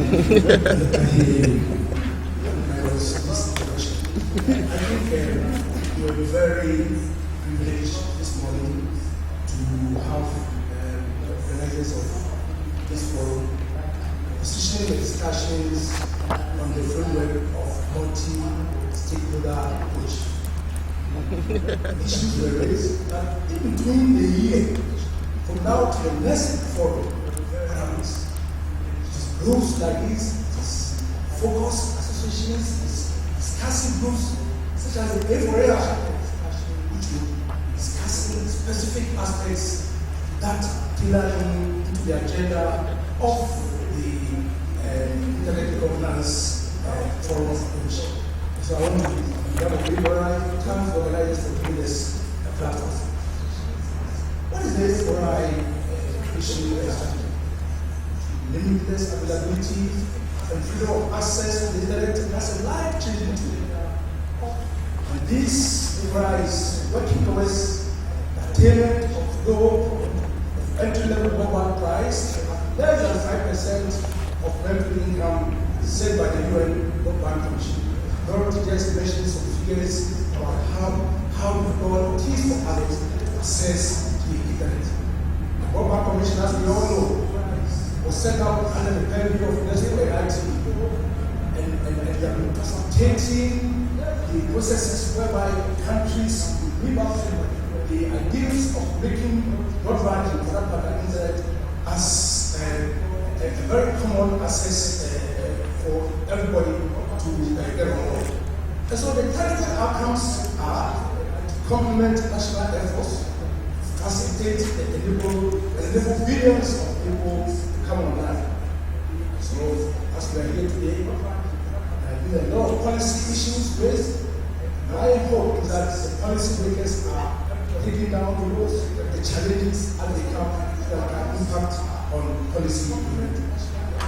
A4I Ghana Coalition, since its inauguration in March by the Minister of Communication 2014, adopts multi-stakeholder consultation process. Take advocacy, that's very important. Research, that's very important. And knowledge sharing, seeking to tap innovative ideas to help people upon intelligence. Through that process, recommendations towards policy and regulatory reforms, the view to unlocking technological advances and reduce the cost of internet access are made and submitted to the appropriate agencies charged with policy making and regulation.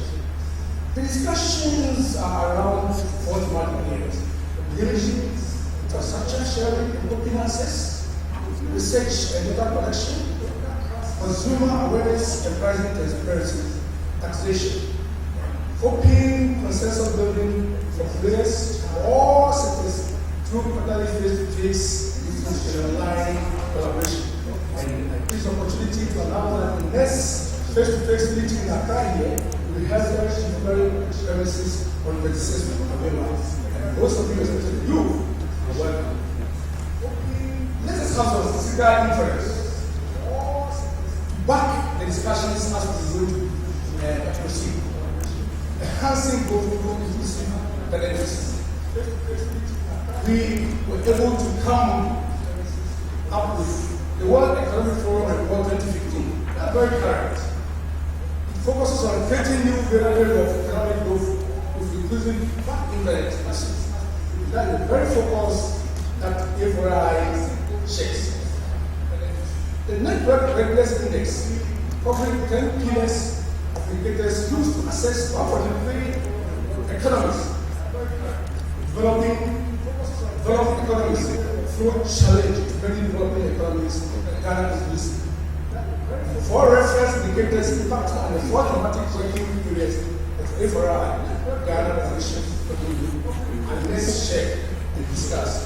This is where the whole presentation is focused.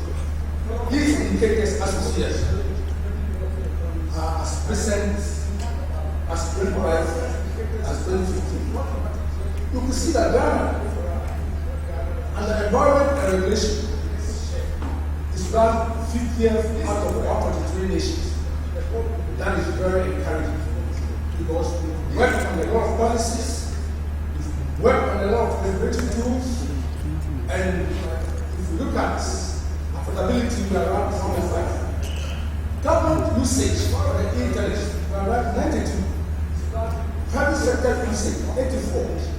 Individual usage, 91 out of 143 nations. And economic impact, this morning, 121. There is something missing.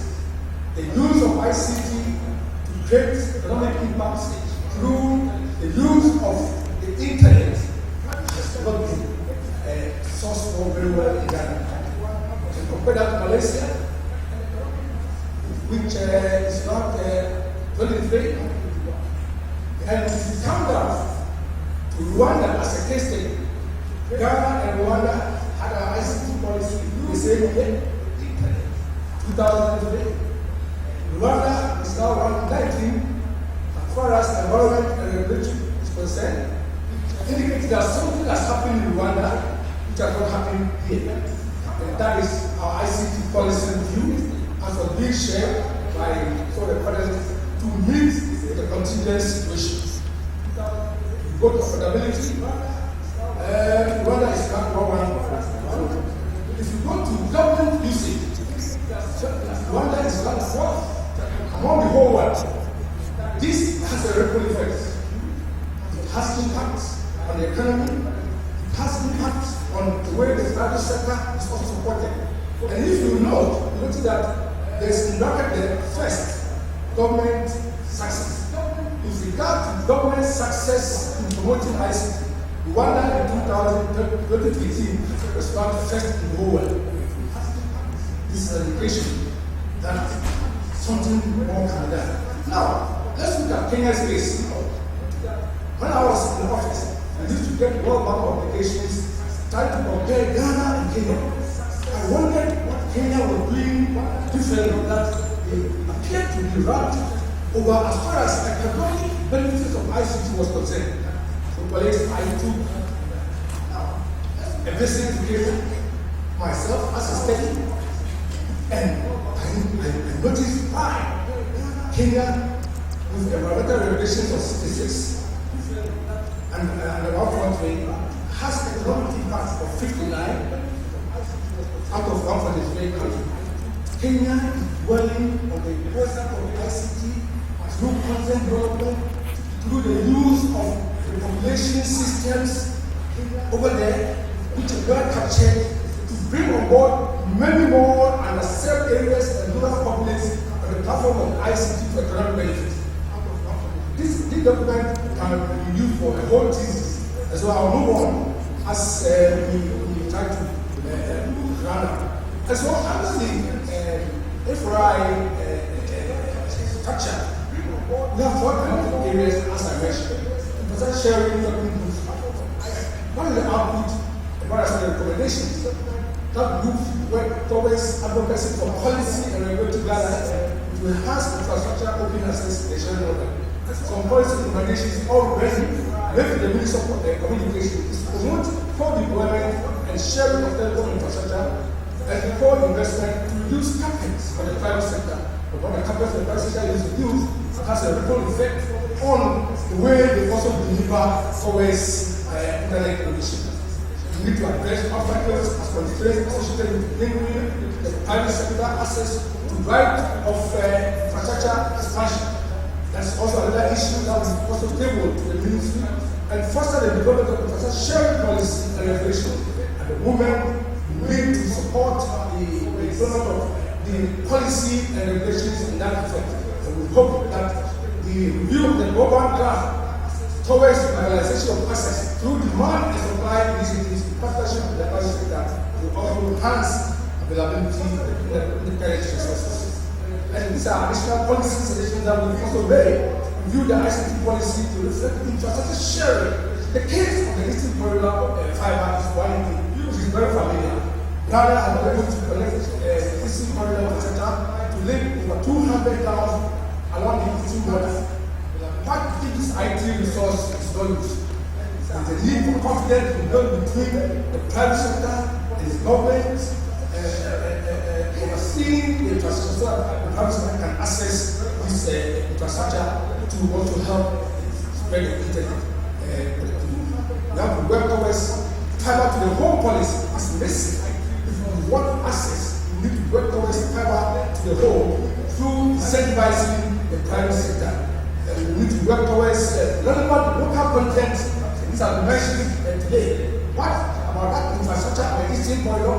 If you cannot be tapped to trade well, we need to work towards local content. And of course, different to sustain development of the framework to increase access to the marginalized to talk about in the far-flung areas. The other body is the research and data group.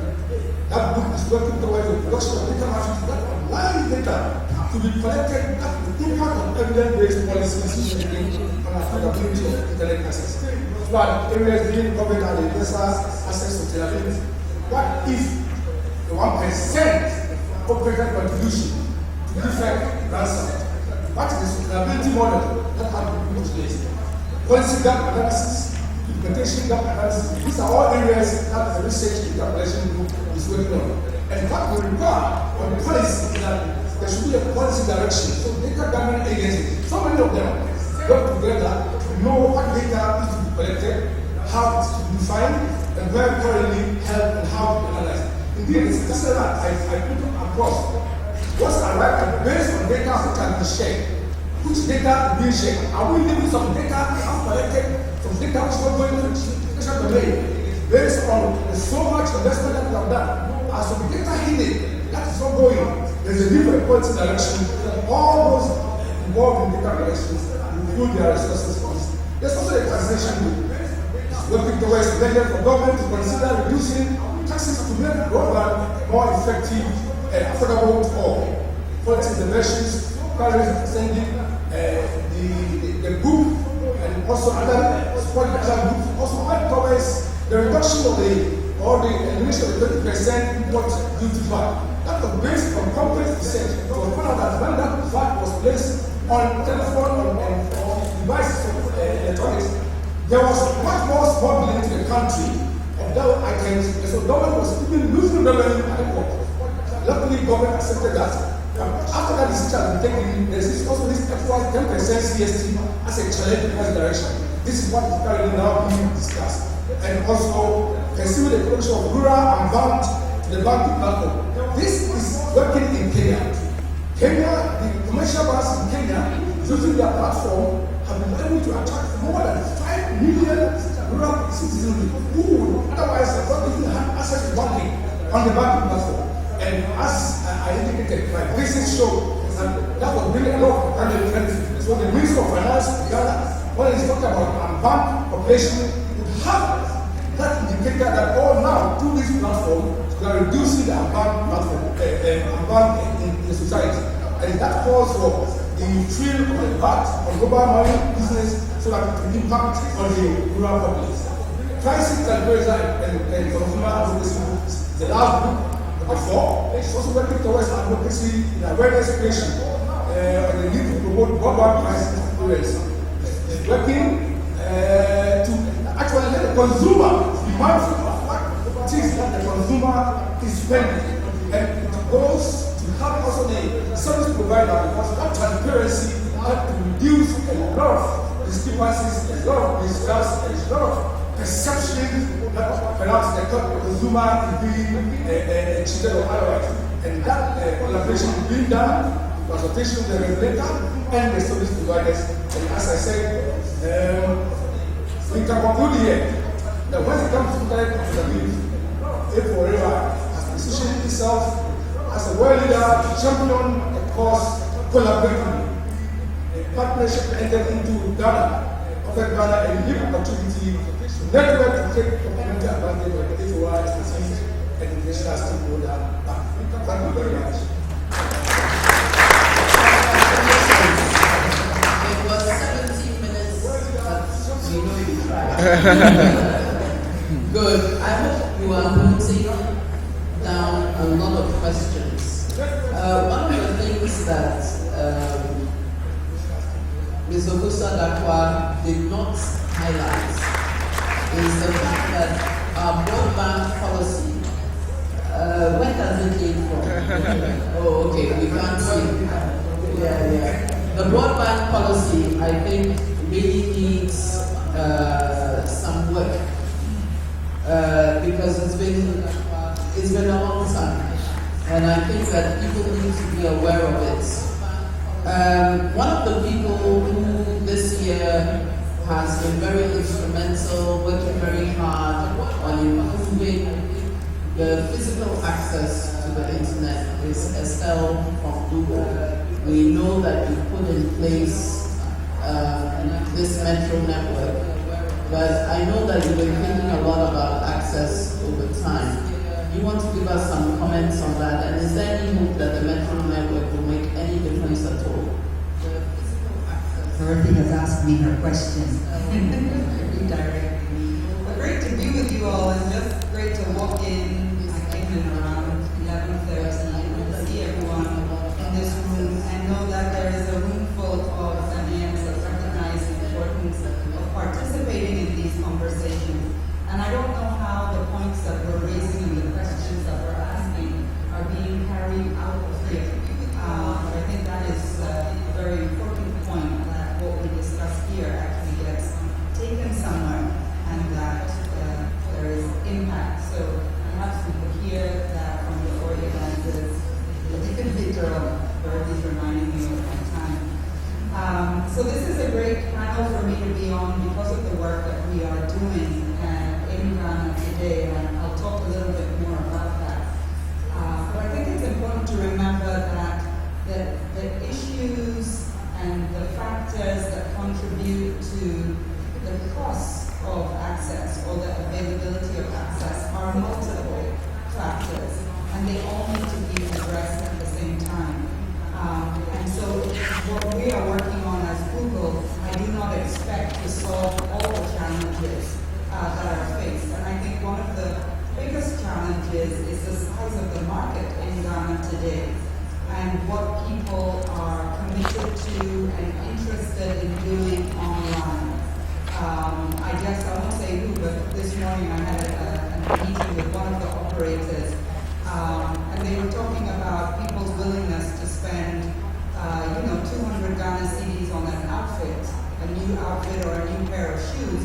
But if they were asked to spend 200 a month on their internet access, that would be a big issue for them. And so I think that people have in my opinion, people have their priorities upside down. And I would be much more willing to spend 200 on internet than on an outfit. So I think there's a lot to do around that and getting more people. Dorothy's shaking her head. That's my opinion. Estelle, if you earn 500 CDs a month or 1,000 CDs a month, you want to spend a month of your income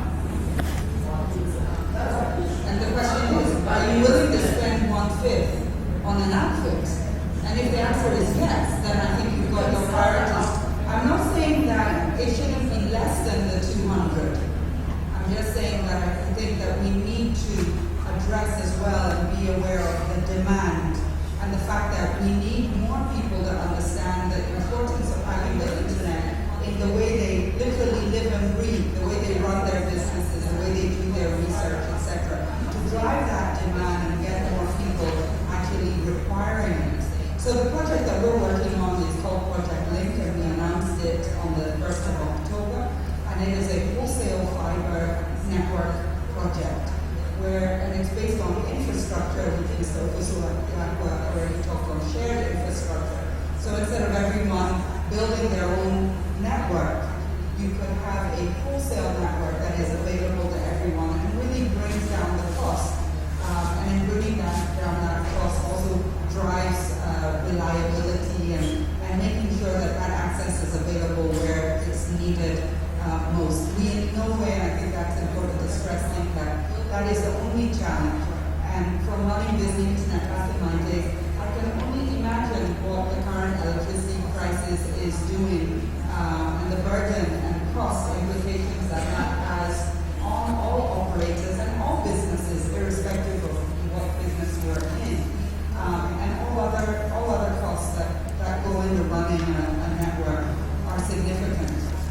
But I am hopeful that it will allow current operators and ISPs, the new entrants, LTE providers to really roll out quicker. And that was what we've seen already in Uganda, where one of our customers there that works in partnership with Vodafone has been able to roll out in less than 6 months.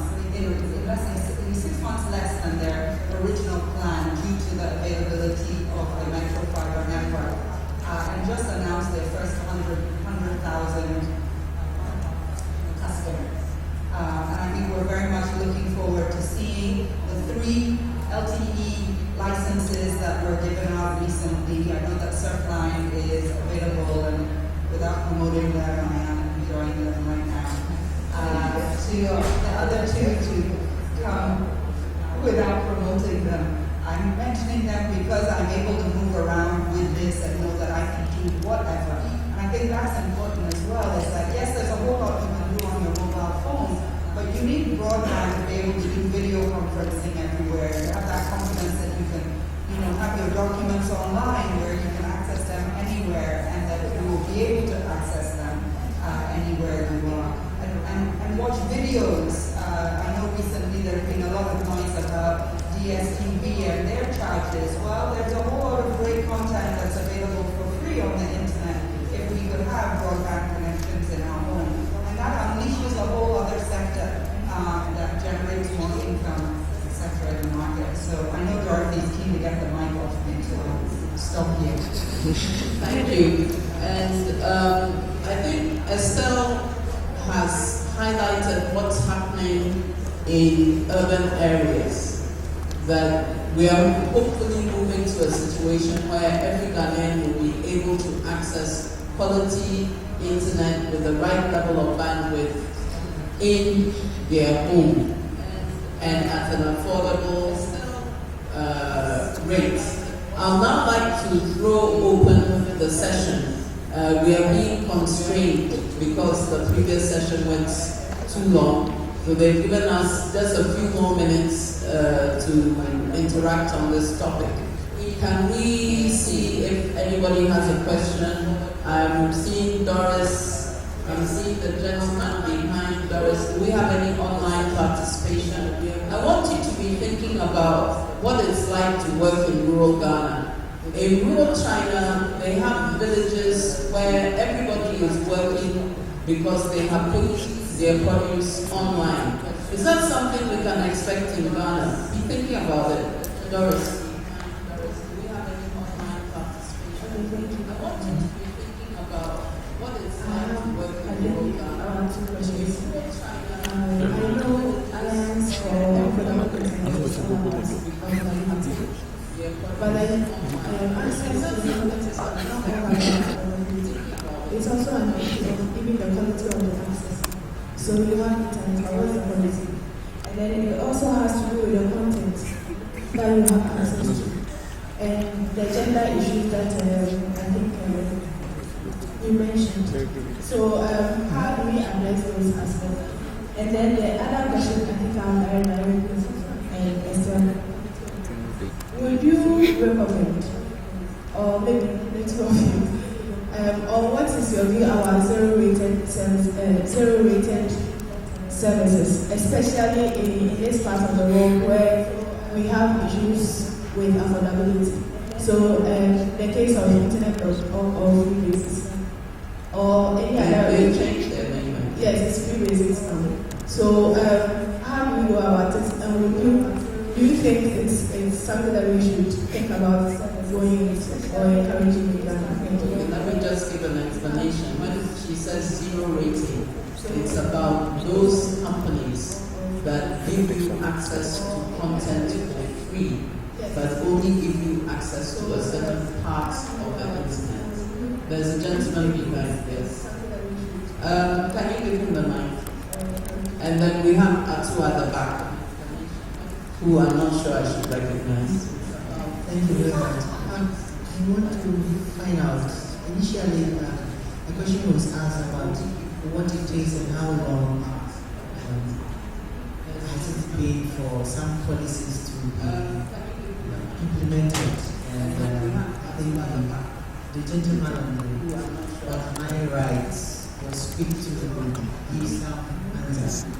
And then initially somebody said that the internet allows us to transact businesses without even going to places physically. I want to ask the gentleman on my right, when he came to going to look for information, you said you took your personal responsibility and went to Kenya to find out what they were doing differently.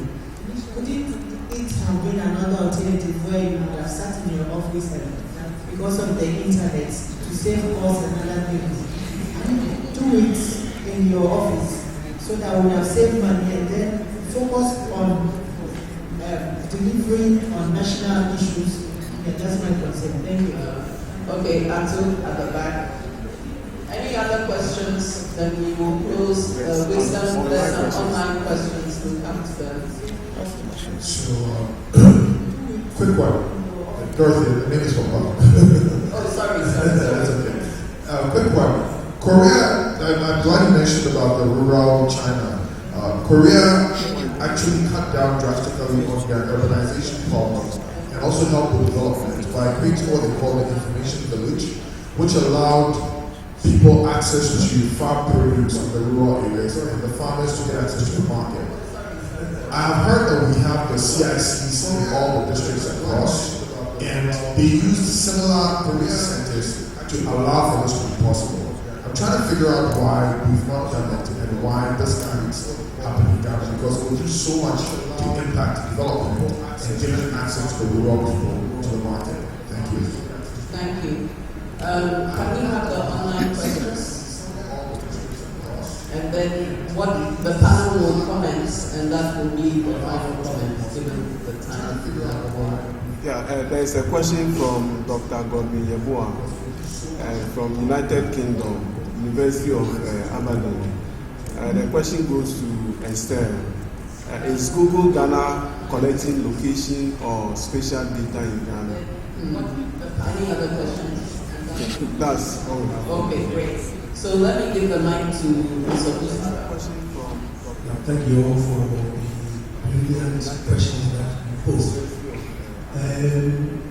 Talking about quality of access, I think we had a relatively about NCA indicating that the regulator is aware that the consumer is always concerned about quality of access. This is the very reason why, as a body or FRI is liaising with all stakeholders to ensure that we have unification of access tools to bring down cost of capex. When cost of capex comes down, we are able to spend much more on improving the quality, as Estella just positioned. Again, on the issue of content, I think if you watch the presentation, one of the policy recommendations that FRI go online and face-to-face has come up with is the development of local content and time to expose that issue so much. If we look at the Eastern Corridor, here we are with 200 kilometers of fiber connecting over 220 communities. What is that infrastructure doing? That infrastructure is supposed the rural dweller to have meaningful use of the facility, minus content that is tailored to the need of the rural people, to the seasonal need.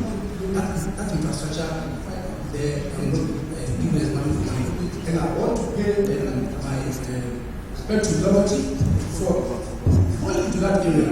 There were times that Liberty worked with market women who had no idea about IT and started informing them on how to use the content. And from the presentation here, some of them indicated how now they order their products from family without even moving. It comes back to the question of the gentleman who wanted me to do a guest research. As a student of research,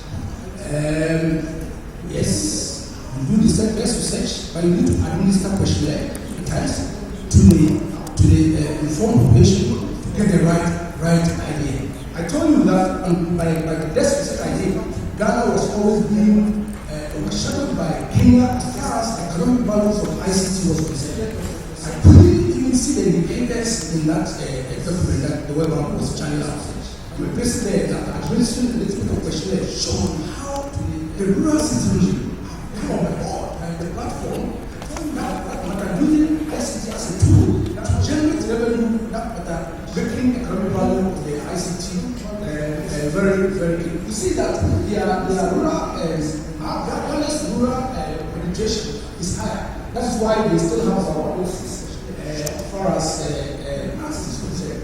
Yes, there are areas that we are better, and as the general was saying, the rural access interventions will appear better. Yeah, I think yes, the issue about the rural model is one of the key models that different has to monitor, and that's why we are challenging different who are also partners in this consultation that they need to sustain the drive towards rural access together with the private sector, incentivize the private sector to go into R&D to support the rural people to access ICT affordably. Thank you very much. So on the quality, I think it's really important. Just if something is affordable, but there's not the quality, it's still not affordable. You're spending money on something that's not reliable. So and useful. I think I said the word confidence earlier on. People need to know that this thing will be available every day. It will be available when I need it most. And we're not quite there yet. So I think that's so important. On content, one of my favorite things is spending time with up-and-coming bloggers and developers, and there's so much creativity going on. But do we celebrate it enough? Do we hear about it enough? And I think we need sort of a mindset change that often I find as Ghanaians who are far more willing to embrace something that is foreign than something that is local, and often willing to pay more for something that is foreign than is local. So I think we need to do more to champion what is locally available, and people recognizing that they can generate revenue out of their content online is important. Ghana is, I think I'm right to say that we are lagging behind somewhat in terms of adopting mobile money payments, and I might stand to be corrected, but I think that's also one of the factors that is hampering local content being able to generate revenue online, is the ability to pay people online, and again, people's mindset changing. Zero-rated services, in my opinion, I think it's very important that people have access to the full wealth of what the internet offers, and so there is some amount of concern that we should consider when a service is zero-rated and limiting you. On the other hand, I can imagine that there's some people who maybe can't afford access at all, and so they might argue with me that a zero-rated service that allows them access to some information is better than access to no information. I think we just need to be careful in terms of what content they are allowed to access. The CICs, they make me think of P2Ps, and I hope before I no longer exist, I will understand and have witnessed a truly successful P2P venture in Ghana. I remember when I was running Busy and the CIC started off, I thought, oh, how wonderful it would be if there was a partnership with Busy and the Ministry of Communication, and we could replicate what happened in Busy all over the nation. And that did not come to be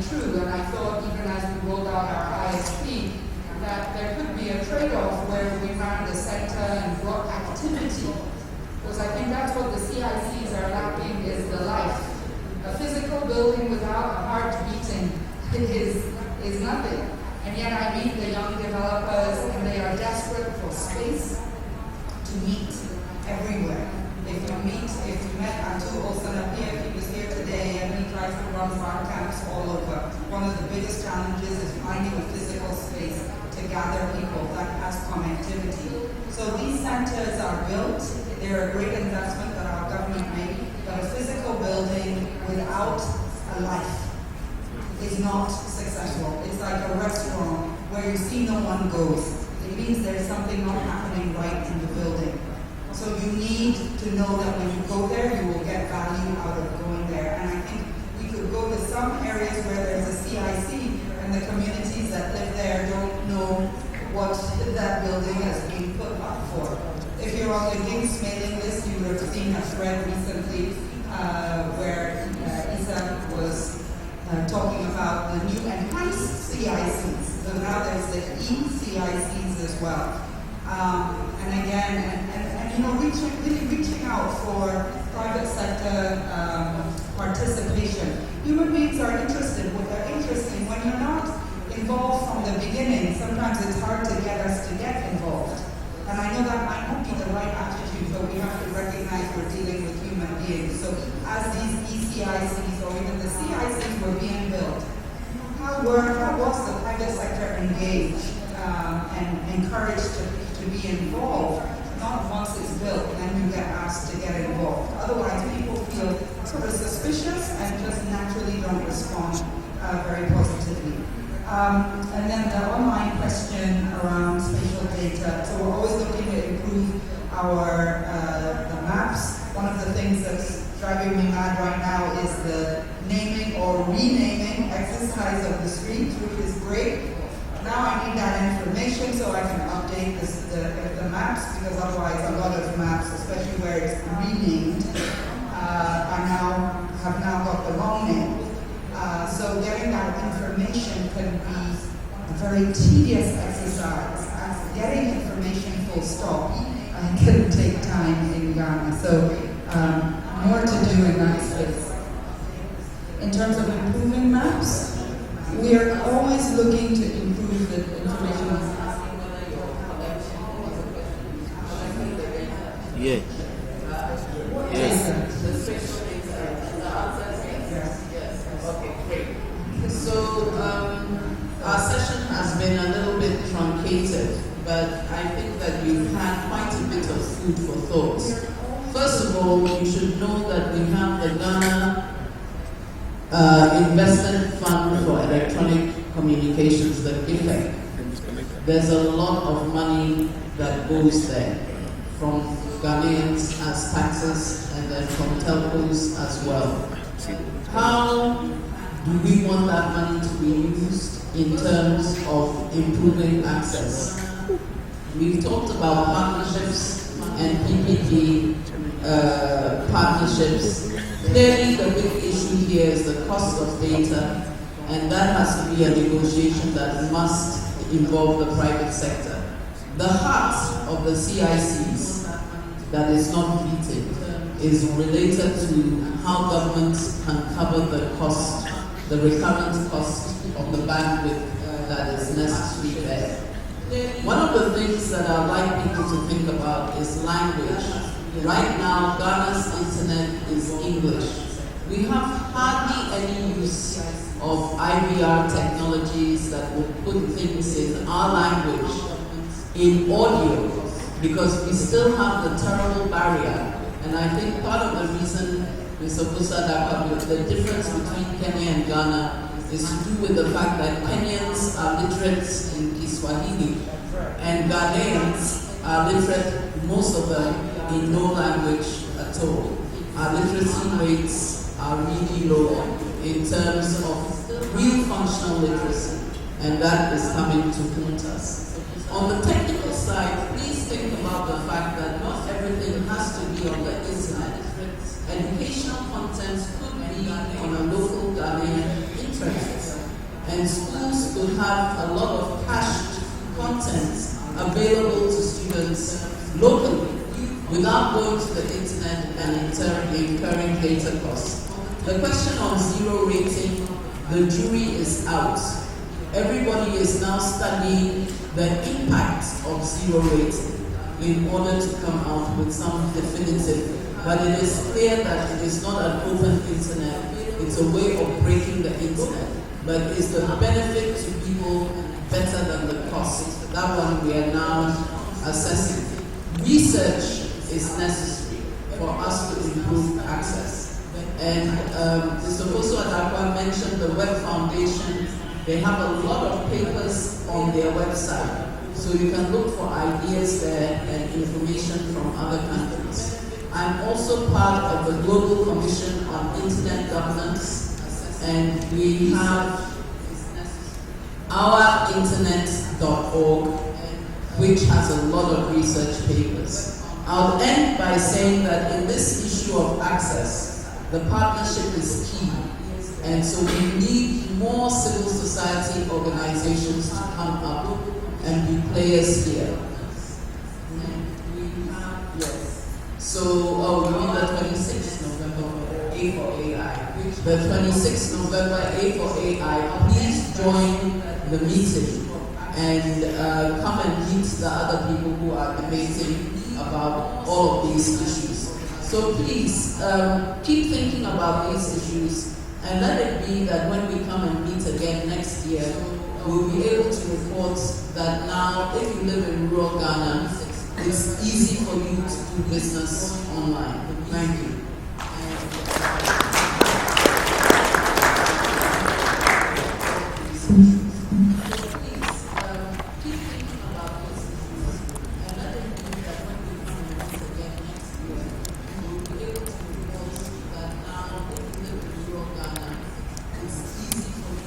Thank you so much, Madam Chair.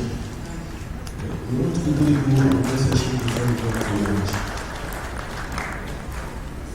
Our first session is open and security, safety internet, open and safety internet. It's going to be moderated by Mr. Albert Nkibo. We'll invite him to the podium. Let's go for him as he comes upstairs.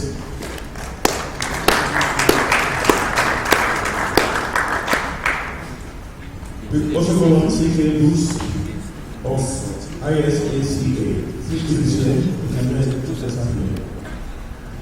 Mr. CK Bruce. Okay. We call on Mr. Ken Kandu Amal from NCA. Mr. Suleiman Brian from Media Foundation for West Africa.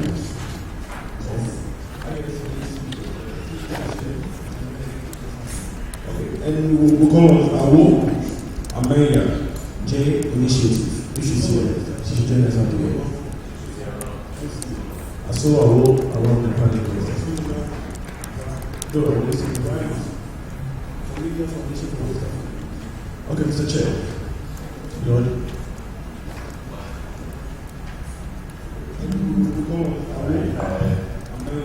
I think we still have hours.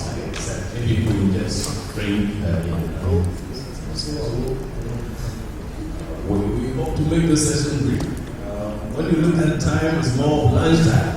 And proceeding here might be a bit troubling for some of you. We hope to make this engaging as much as possible. The session is on open and secure internet, if I should put it that way. It looks contradictory, but I hope we can just look better into that. I want to share before I give the chance to, the session is on my colleagues here. I will share a story with you. You are pretty much aware of the Snowden issue, the relations which led the gentleman to move from the US to Russia. I was in Morocco, one of the international programs, moderating a session on solving the Snowden issue. You are pretty much aware, on one hand, he has been promoting the freedom of the internet, which is fundamental in our life. You are trying by this freedom. The fact that you are here in Ghana, limited space and time, and still engage with somebody else. That is, for me, the biggest aspect of this freedom. from the internet. But on the other hand, you still need to ensure the safety and the security of the citizens. And where I sit as an operative person, sometimes when we're investigating criminal cases, some data are not available. We have had this encryption, so let's assume you are a terrorist suspect. We are interested to know what we are communicating. Most of the time, the best mechanism might be to intercept information before it's sent. So somehow you need to have certain rules in place to be able to bring this information. But a critical issue we're going to discuss here is more of we're interested to know the security of our data, the ownership of data, the privacy of data might be, and also even how data is organized. And I think we have the best how to discuss rules of this briefly. But a critical issue, the first person I'll call is an exponent of openness of the internet. Kate, please, if you can share your perspective with us in a maximum of 4 minutes. Maximum 4 minutes. Thank you. Thank you very much, Mr. Shultz. I think I set the agenda previously. When we talk about openness, apart from the fact that we have internet architecture itself is built on an open and distributed architecture, I think there are very critical areas that we need to ensure that we also focus our attention on. One of the areas we have to be mindful of the fact that if we're talking about openness, as I mentioned earlier, it means that there should be access to everybody, something is open from the literal perspective. You can say that everybody should have access. I mean, nothing should stop anybody from going there and getting what we want to put in this or that information online. So there should be access to all. One of the critical areas that people are raising when it comes to openness in terms of the internet, especially from the civil society, is freedom of expression. And I think it's an area that needs to be considered, especially when government is trying to put together policies and strategies in the area of governing the internet. We have to be mindful of the fact that the users also want to have their freedom of expression online, just as they have in a physical environment. There was a survey conducted by the Internet Society over 40% of the world. Well, the survey proved that about 40% of the world population are actually connected to the internet. Now, out of this 40%, it was realized that 86% they will agree that there has to be freedom of expression online, or the freedom of expression online has to be guaranteed. This put a lot of weight on that aspect of the principles of that aspect in terms of how users want to access and want to have the freedom online. So it's important to ensure that we are putting our policies or strategies, we have to ensure that freedom of expression is incorporated, because I believe that people should be limited. The same freedom that they have in our physical environment should be given to users online as well. Another critical area or area of importance when we're talking about openness is the flow of information.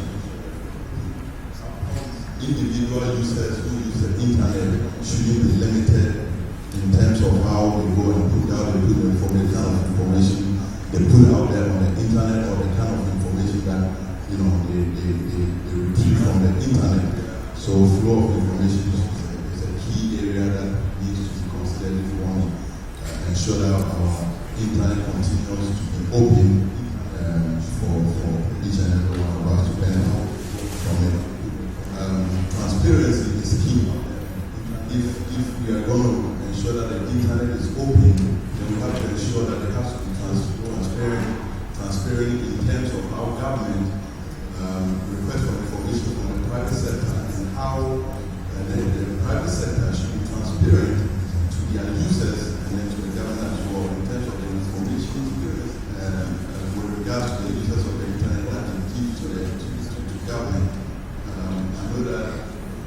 instances that government or the national security might require information from service providers in terms of the users of the internet, maybe for legal reasons or stuff. But if there is an agreement between the service provider and the user, then at least it has to be clearly defined. If I'm giving you a service, at least it has to be stated in the contract or service agreement that this kind of information by law will have to be given. If there is a court order or something, will have to be made available to government, will have to be made available to the security agencies and all that. So if we are going to have an open, then we have to ensure that there is transparency between government and the private sector, and as well as the users of the internet. And this is an issue, a challenge that is currently persistent in most countries. Privacy is also key.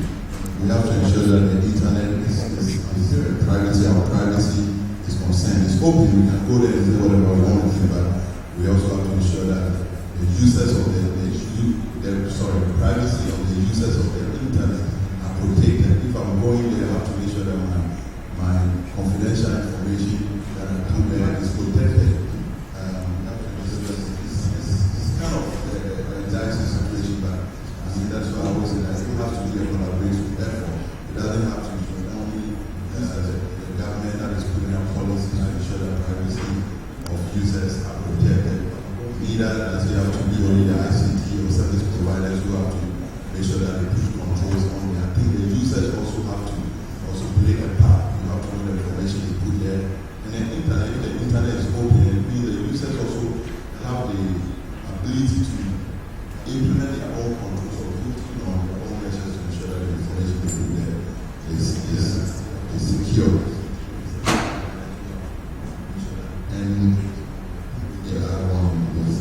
And lastly is, of course, the security of the internet is very issue. Security is a global issue. Security is for everybody, and we all have to. If we don't have my time to go into anything really of it, but security is a global issue. We all have to be involved, and we all have to play our part. And this brings about a multi-stakeholder governance aspect of the internet. Government and the internet has to be a multi-stakeholder approach.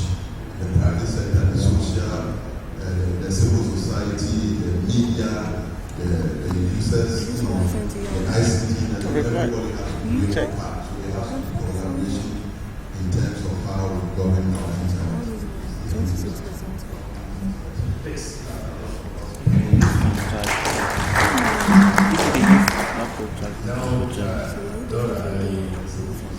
Jimmy was something in there for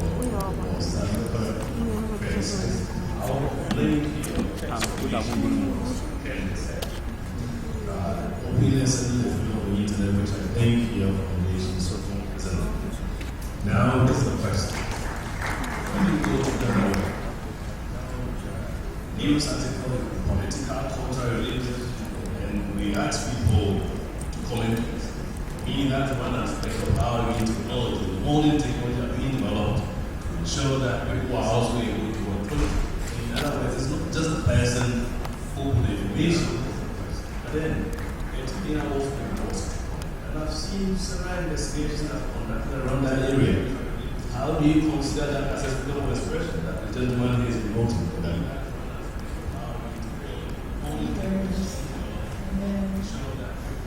I think generally for most of the issues, direct expression is not having this community. And so to a large extent, I'll say that is freedom of expression, and it's an aspect of freedom of expression. People have the right to express themselves, and the UN Human Rights Commission has come up or posited that the rights that people enjoy offline should also prevail online. So that if a news article comes out today and is discussed on radio, and people have the opportunity to phone in or send text messages or any other comments, they equally have the right to do so online. And that is an aspect of the openness of the internet. It's for everybody.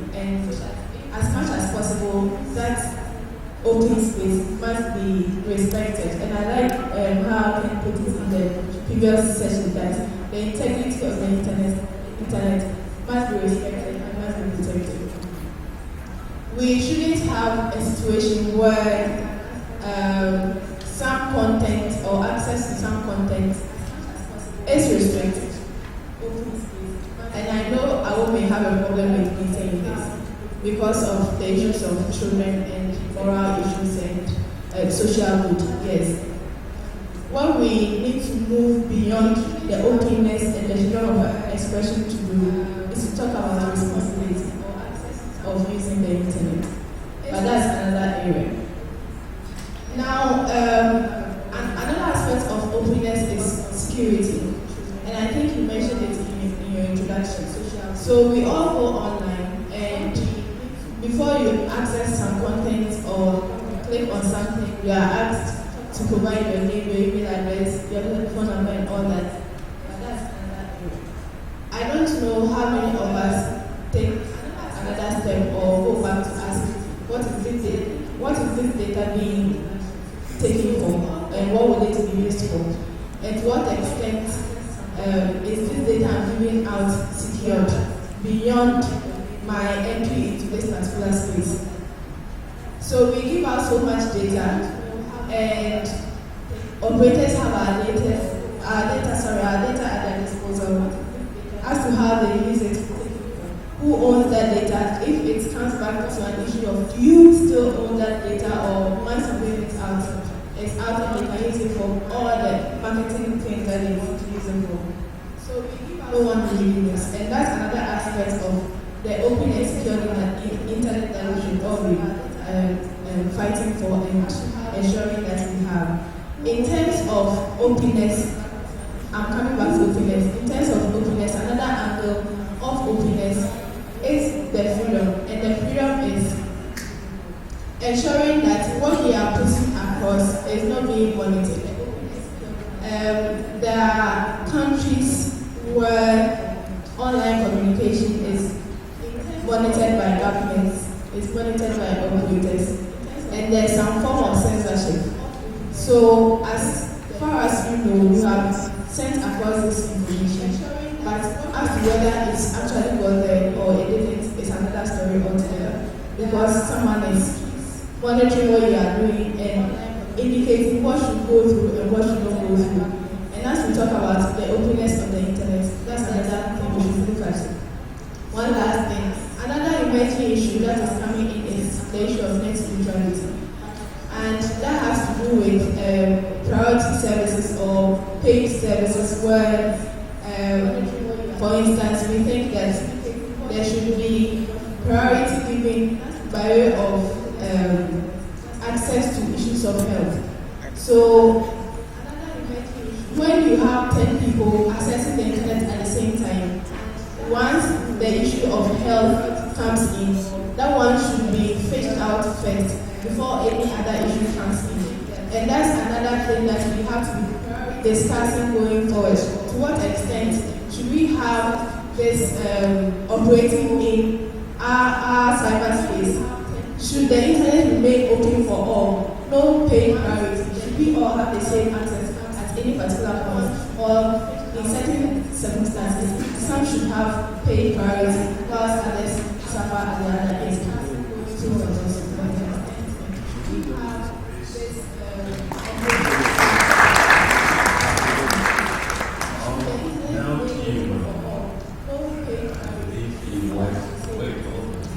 You are a child right and perfect. You don't do that just in traditional Singapore only. Now again, we're sitting here promoting openness. All the argument of link only can actually trace back as far as the architecture of the internet which support the argument that we have open system. What do you do? What do you do? Carry on this kind. What problem do you have with that? Thank you, Albert.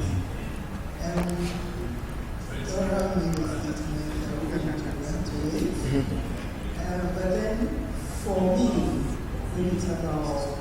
openness of the internet. You agree with me that even in the program here we have openness or open and safety internet. So you can't have the openness going without safety. And I appreciate that openness is part of one of the principles under internet governance. Right? So that openness must go with the responsibility of protecting the social and economic fiber of any country that the openness is going to be. So for me, if you allow the child to do unethical hacking on your devices and get into things that the child is not supposed to get into, that is up to you. We want to allow that to happen, or we want to take the children through a systemic process where they get to understand and do what is expected of them within the ecosystem. I'll go back to the issue I raised earlier in the agenda setting, which has to do with data protection and access to age-restricted goods and services. When we're talking about child safety, we're looking at 3 categories of risk that a child may encounter within the cyberspace. The first one has to do with either the context or the contact risk, where you find all kinds of things. Then we also look at the consumer-related risk, whereby the child might have undertaken a transaction online and the information is out there. And then there's another one which has to do with the security related risk, which infringes on the child's privacy. Those are the 3 categories of risks that the child encounters within the cyberspace. So, linking that back to the Data Protection Commission we have in Ghana, to some of us, when we are talking about data openness, we would want a situation where the commission will ensure that abused children's photos are not being stored with things, are not being published by some outlets of the media in the name of openness. We also would want a situation where companies are self-regulated, so you know that this is an abuse. What can you do to safeguard the child from that situation? It's not enough to say that we want to have open internet or internet neutrality. Therefore, everything becomes a free show. We are conscious of the fact that adults are using the information and using it for some good or bad use, whoever, but then they are able to decide what is good and what is bad. But for a child, he or she is not able to do that. So what can you do? Get the right information out there for the child. We are not saying you should restrict access. We are saying that teach the child to be able to protect himself or herself within the cyberspace. What are some of those things that you need to equip the child with so that when that child is browsing and then something pops up, he or she should be able to react appropriately. Or even when the need arises for that child to seek counseling, that child should be able to ask for that service. Not whereby not when we allow the children to just learn anything and everything in the name of openness on the internet and not growing up to what they are supposed to do to have. Absolutely. Thank you. Please, any person from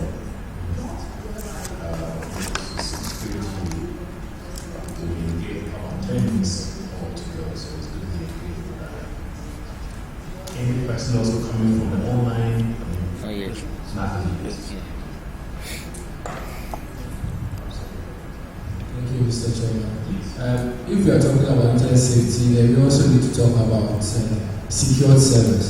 Recently in March, the US government made a law that all its websites should be moved from HTTP to HTTPS, that is secured service. Ghana, there are some developers who don't know what HTTPS servers are. That should be the problem. So what is being done to educate the public on which sites are secure, and even the developers similar to secure the website to deliver encrypted content for the users. To HTTPS, that is secure service. Ghana, there are some developers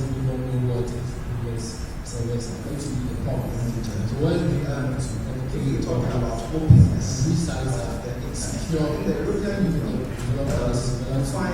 it's difficult to find somebody better than the European Union or Europe where these things are actually promoted. But I'm sure you are aware of this right to be forgotten ruled by the EU courts. Something that to be pushed in the EU. It simply is that information of the internet about something that I may have done some time ago, I have a right to ask somebody like Google to take it off their references so that you try to search for it, you're not going to find it. How does that sit with options, especially from the view of the NCA?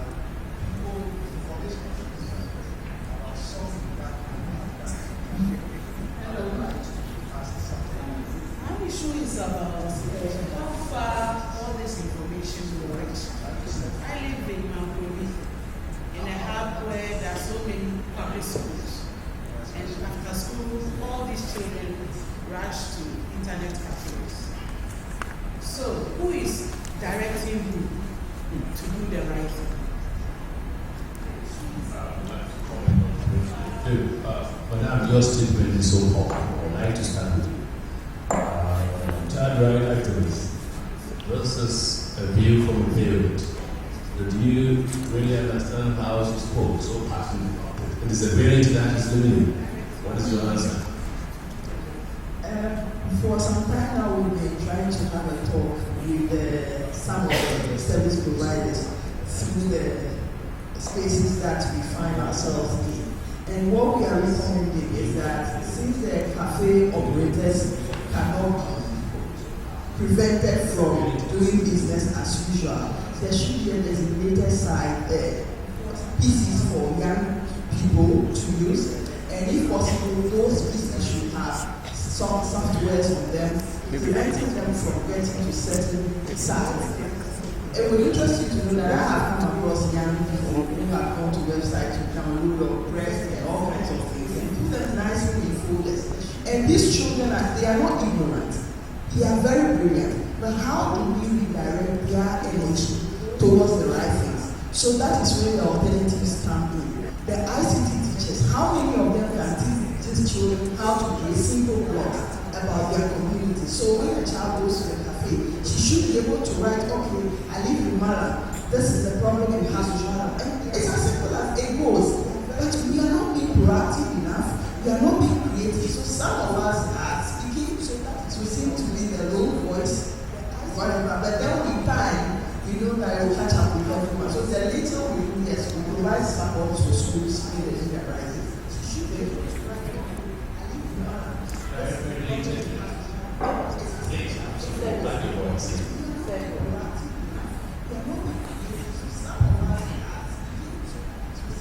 I'm always surprised when we as parents, as people that initiate education with children, really don't know what other people are doing in this industry. This gentleman won the Journalist of the Year award, not this year, the year before. KOK, Kingsley Electric. Beautiful programming on Unique FM, where the children are actually learning that program. Interestingly enough, if we want to channel our children away from looking at pornography, this is what I want my son to do. Oh, please, edit this. Then we need to, again, see what other children's programming is out there. Whether it be about the internet, whether it be about robotics, that was done here at AITI. We need to, as parents, know what other things are available to channel our young people into. So, as a parent, and mine are now gone, so I don't even be responsible. Well, I do it. But as a parent, it's on the parent to begin to investigate what other things are out there to challenge their children, to get their children's curiosity out of the realm of pornography and into the realm of something that is education. For example, I mean, if they want to look at breasts, heck, they might end up being doctors or gynecologists. So I don't really have a problem with that. It just has to be channeled in the right way. You understand what I'm saying? So you guys kind of know what's happening. Sure. Yeah. Okay? Thank you. Thanks. Absolutely essential. I think we're taking that on board. Now, right to the hey, NCO. Somebody want us to copy the EU. Go ahead. Thank you. The NCA's functions, operations, is mostly related to the two areas of knowledge, our responsibility by ensuring that we have a free, fair, competitive playing field for the operators of the service providers for which we regulate. And then also to ensure that the consumers who use the services that these service providers provide also at least have value for money. So in other words, to ensure that the consumers are satisfied, we also ensure that there is a level playing field for the operators to also provide good services for us. So now, if there is any request or any concern from the users, consumers, and they come up, NCA has a right to give directives to the operators. That is, if it's in line with allowances, conditions, or it's a legal requirement, we do that. Otherwise, we sit with the operators or the service provider and ensure that there's an agreement to make sure that both parties are okay or satisfied. Now, if you're talking about the right be forgotten, which is an AU, if Ghana is a signatory that legal right to be forgotten law that was taken part by the AU, then we have a legal mandate to comply with. But if it's not, then we are not basically mandated to comply with it. However, to ensure that the consumers are satisfied, we can sit with our providers and have a discussion. That's an EU. EU is more or less a single monetary entity. The real question is whether I consider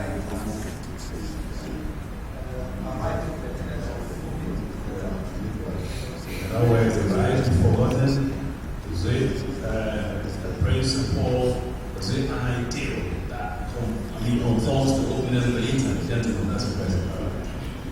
Yeah, I think openness of the internet, even though it's a global issue, different continents and countries are implementing their own initiatives to ensure that they abide with the openness.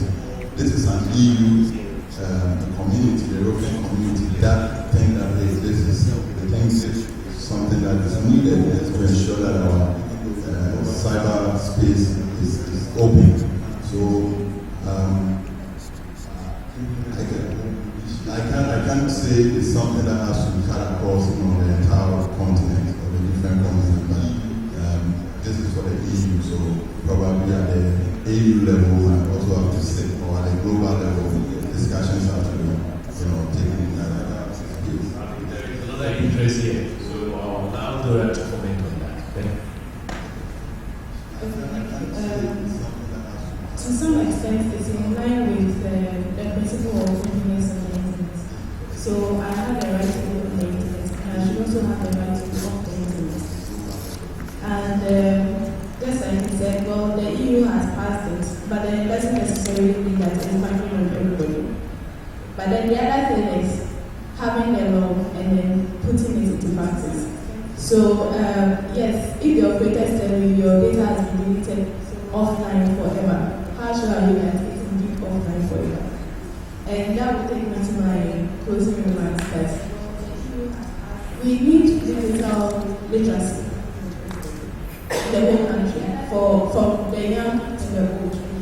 And learn now on the web we want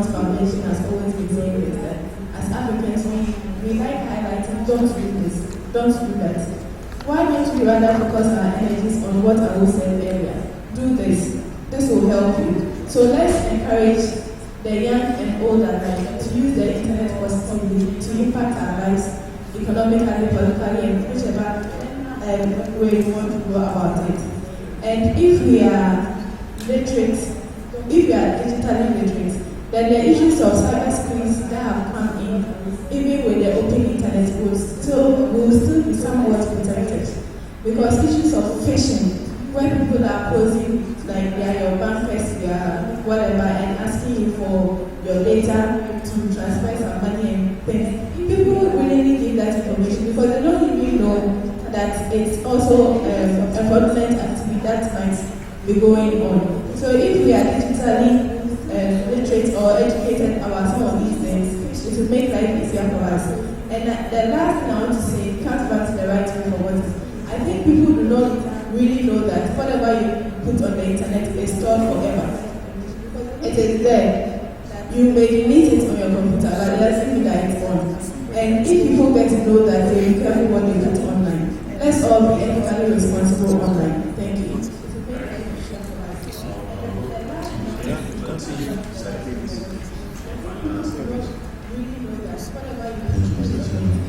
I believe that so far, all of us have enjoyed the openness of the internet, which is basically primarily driven by the private sector without any governmental oversight or regulation.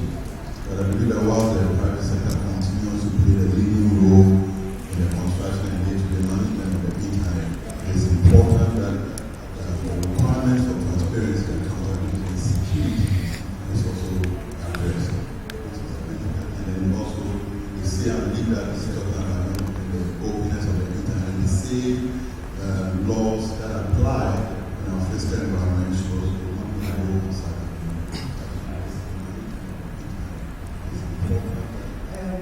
What I would say is that once having studied the Data Protection Act thoroughly to really speak to their actions on children and young people. But then I know that may be very meaningful because none of our laws have anything around child protection. So we will be asking for the Data Protection Commission to probably go to Parliament, find out the minimum age for which parental consent is needed before a transaction is made in the online environment. And this should apply to all forms of data that is required. And with that, we will allow you to go. Fellow citizens of the internet, I have a summary for you before we go for lunch. Open internet, yes. I think we all agree. However, there is a thing. Responsibility, regulation, monitoring, and awareness. This is what I got. Thank you so much.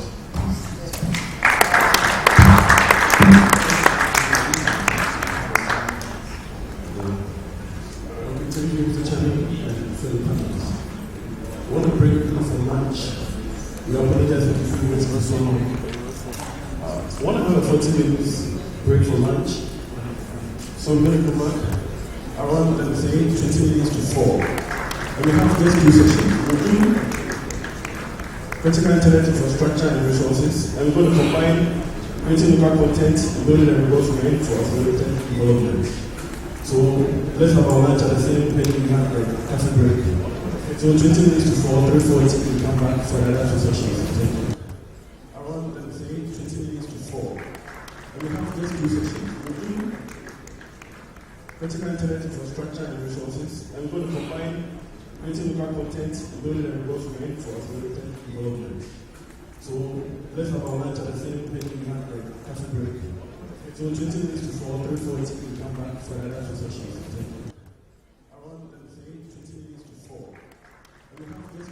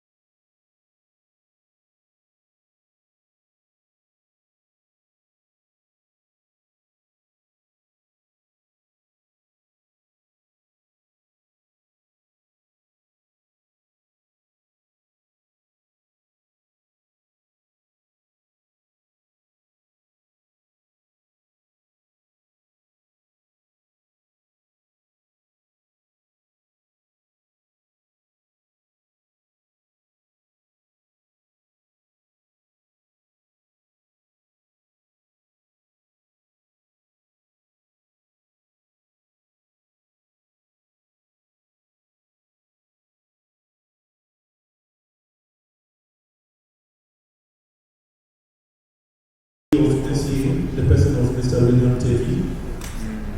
Help me invite him here on the stage with a round of applause. Let's invite Mr. William Tevi. With him on the panel, we have Mr. Godfrey Ofori Son of GNPC, if he's here. Can you kindly come up here? Please, if you are here. Mr. Godfrey Ofori Son. Mr. Archer Essie, CEO of GIPS. Mr. Archer, please, if you are here. Mr. Alex Solberger, please, if you are joining us up here. Ghana Internet Exchange Point IT Entrepreneur.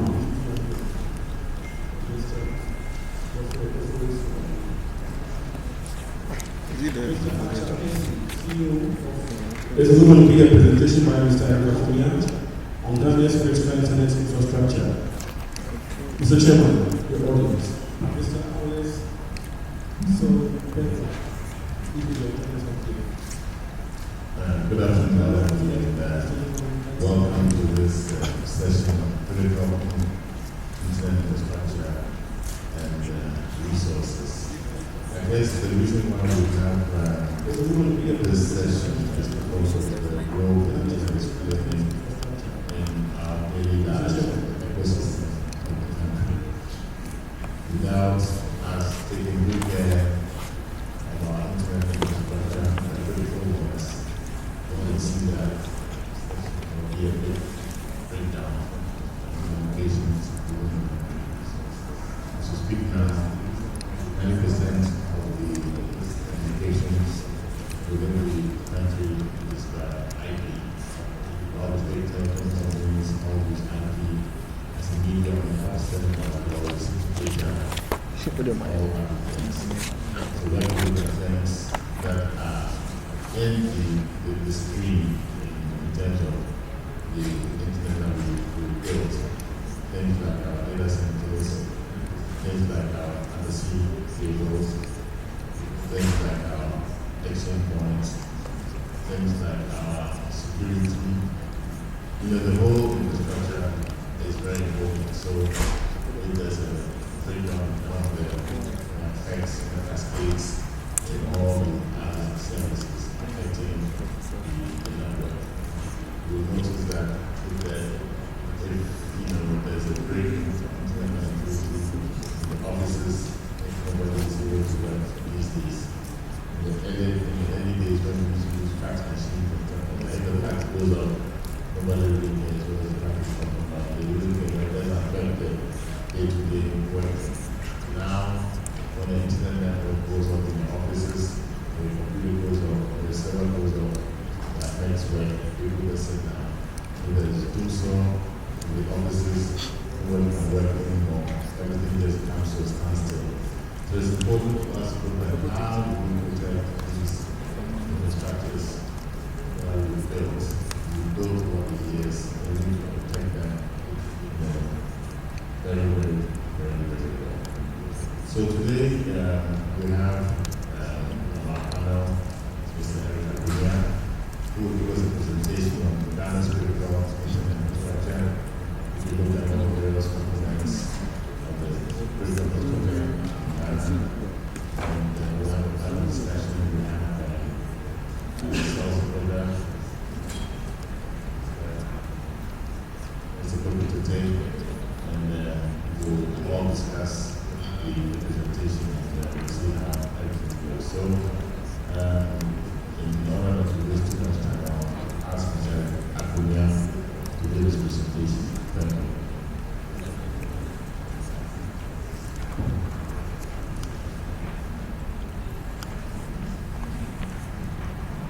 Thank you, Chair.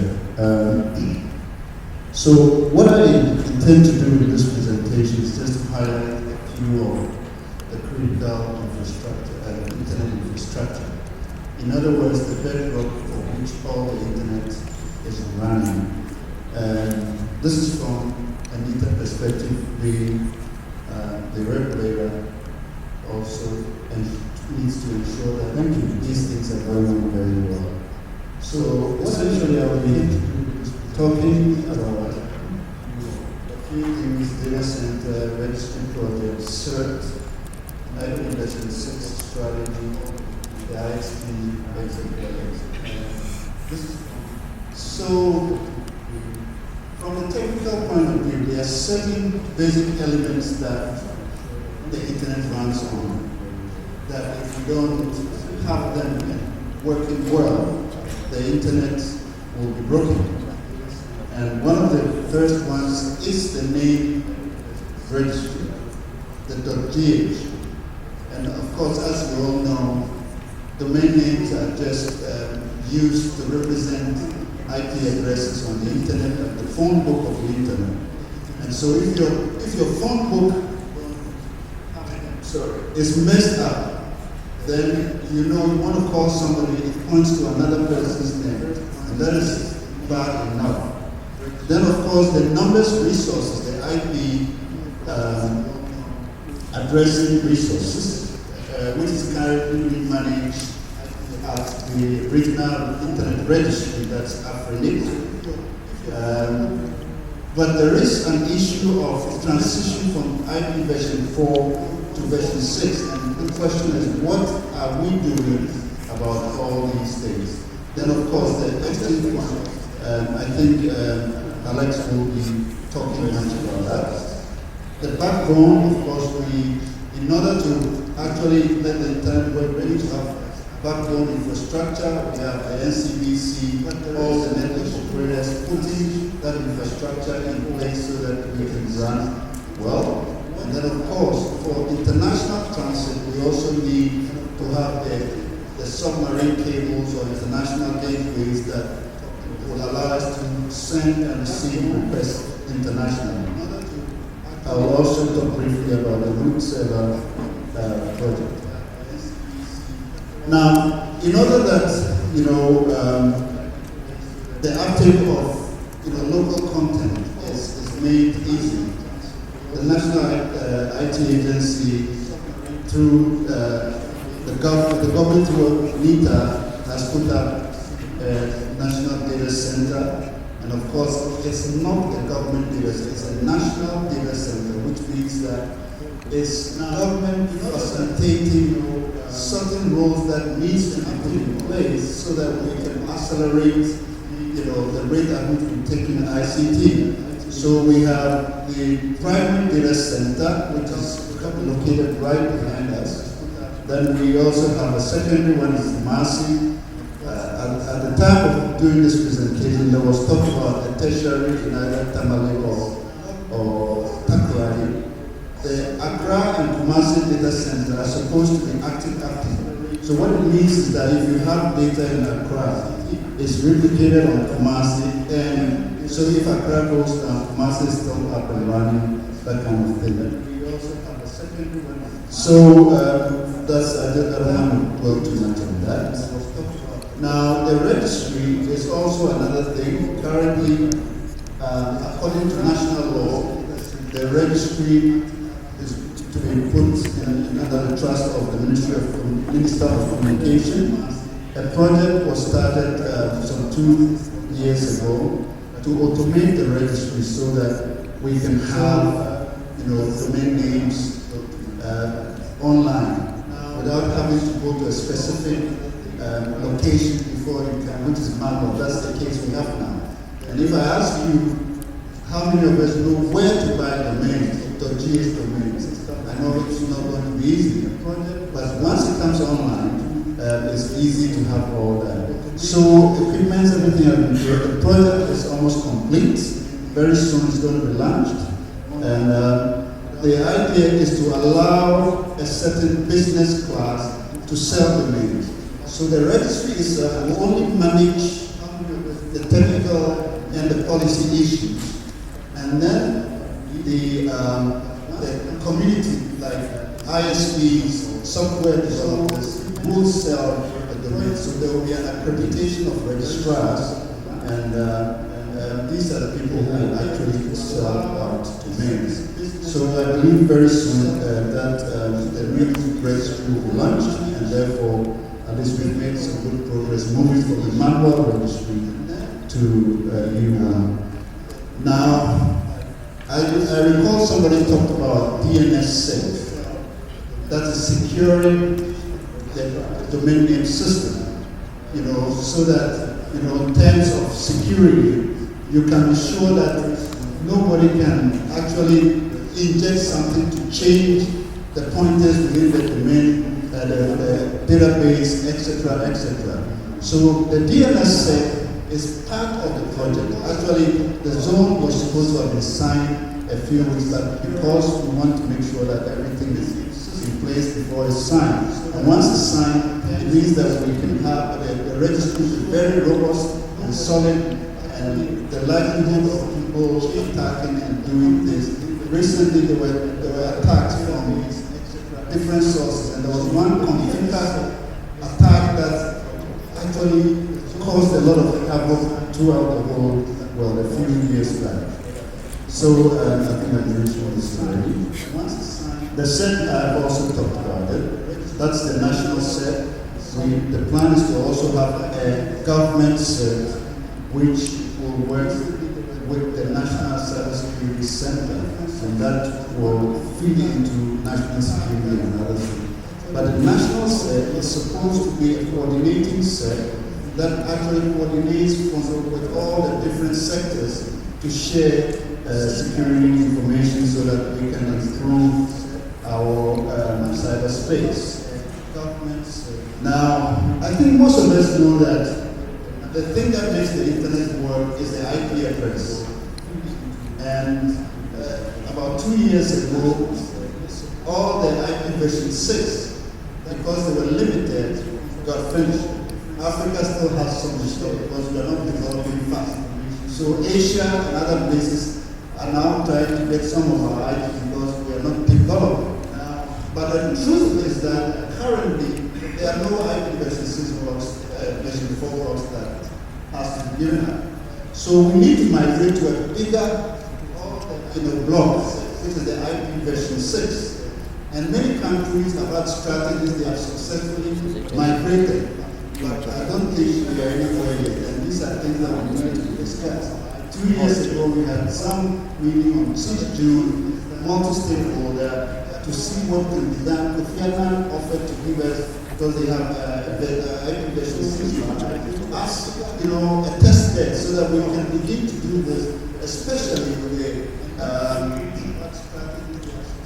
the ISPs and those people who actually use the internet resources. And of course, the plan is to have a national task force to make sure that these things are done. The exchange point is currently being managed by TISPA, and I think Alex will address it. The point being that the exchange point, and of course the root server, which I'll talk about in a minute, and all these things fit into the cycle of making sure that our internet infrastructure is robust, and therefore we can continue to enjoy internet. If any of these things break, it's going to be very difficult to make it happen. So, this is just to give you an overview of the issues around the critical infrastructure. I know that Gibbs will be talking about the payment infrastructure. The government also has put in place a certain Ghana electronic payment. I think Veronica in the next presentation is going to elaborate on the e-services and the portal. The root server program, there are 30 root servers around across the globe. Now, what is happening now is that a lot of countries are placing a copy of the root server within their country. What does it do? Normally, when you query anything on the internet, and you cannot find it within our domain name space, it needs to go to one of these root servers to get that information before it can resolve your request and send it. So once we put that server in Ghana, it means that it's going to shorten the time by which we access information and make the internet much faster than we have today. So that is part of the registry project. I can and Africa are working with countries to help them good service. I know a number of countries already have them. Our neighbors, Ivory Coast, Kenya, and a few other countries already have good service.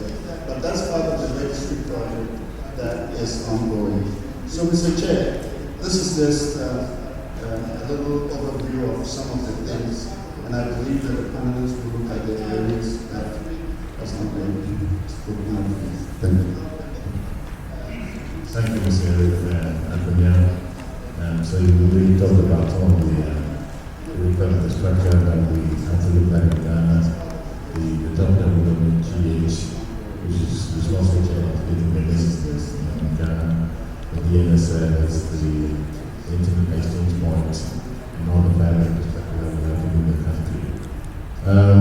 I will give the mic to Mr. Alex, panelist, to also give us his perspective on what he thinks about what we need to do to protect the infrastructure structure, and also from where he stands in terms of TISPA. They are responsible for the ISP. The ISP is where all the ISPs meet to exchange information, and the ISP gives a very great user experience to the consumers of internet in the country. So if that ISP collapses, people will start sending their packets to you and advise them before it comes back to Ghana. So I want to tell us Thank you very much, Mr. Chairman. I am currently a member of the board of ISPA and also was in charge 10 years ago as a technical lead in setting up the Ghana Internet Exchange as it is today. There was a previous attempt or project in 2004 with Ghana Telecom to create the first peering point within Ghana Telecom. And then in 2005, the Ghana Internet Service Provider Association formed the Ghana Internet Exchange as it exists today. It is fully managed and financed by the association, by its members. And we have decided this year actually to change the structure a little bit. Not only ISPA members, ISPs who are licensed to operate internet services in Ghana came here, but we split the GIX from ISPA, meaning we open it up to any network operator who has IP space and autonomous system number to be able to appear at the exchange point and to exchange traffic with other local operators. In the beginning, we only had 7 ISPs appearing here in the Kofi Annan Center, which still hosts the current Ghana Internet Exchange Point. We grew it over the last 10 years to 17 operators and network operators appearing here at the Kofi Annan Center. We also made a decision strategically to move the exchange point from the Kofi Annan Center next door to the government data center within the DITA facility to have state-of-the-art infrastructure and technical support and to incorporate the exchange point within the national infrastructure framework. Because we have realized as private operators that the mission-critical function of the exchange point has reached a point in Ghana where if it fails, as William Tenney said, it affects users negatively. Let me give you a little example. Within the 70 members that currently appear here at the Kofi Annan Center and exchange their local traffic, if one of the members drops out due to a technical fault, traffic from, let's say, a Vodafone customer to a busy internet client would go via international cables to Europe and back by another international cable, since we have 5 cables available today, and then adds delay to the internet response time of the services requested. So it is critical for us to have a functioning, always on 24/7 service running within a state-of-the-art data center facility. And we have concluded an agreement with NITA to host the exchange point in the new data center facility. Having said that, I want to just elaborate a little bit to give you a picture. We have not only 5 telcos, which are ISPs, part of ISPA and the Internet Exchange, but also 12 other smaller ISPs, including main one as a cable operator. So we have really the who is who of service providers in Ghana within our organization, peering traffic locally. And today we have exceeded over 1 gigabit traffic peering locally through the exchange point, due to the fact that Google also hosts their Google Global Cache here with us at the exchange point. That gives users really fast access to a local loop link to content that is hosted by Google, for example, YouTube and others. Having said that, we have also been approached by other international content providers like Amazon, Netflix, to name just a few, who are interested in also providing server infrastructure of their content services locally here in Ghana to host with the exchange point in order to give all users in Ghana access to their content through a local link. And the difference, we're talking about 20 to 50 milliseconds maybe through your local ISP to the exchange point, rather than 100 to 200 milliseconds via international cables coming to Europe and back. So it speeds up the response time for you as the end user, and it also saves the operators costs, because this capacity, the 1 gigabit traffic we are totally peering here at the exchange point today, this capacity we do not spend buying submarine fiber capacity from any of the fiber optic submarine cable operators.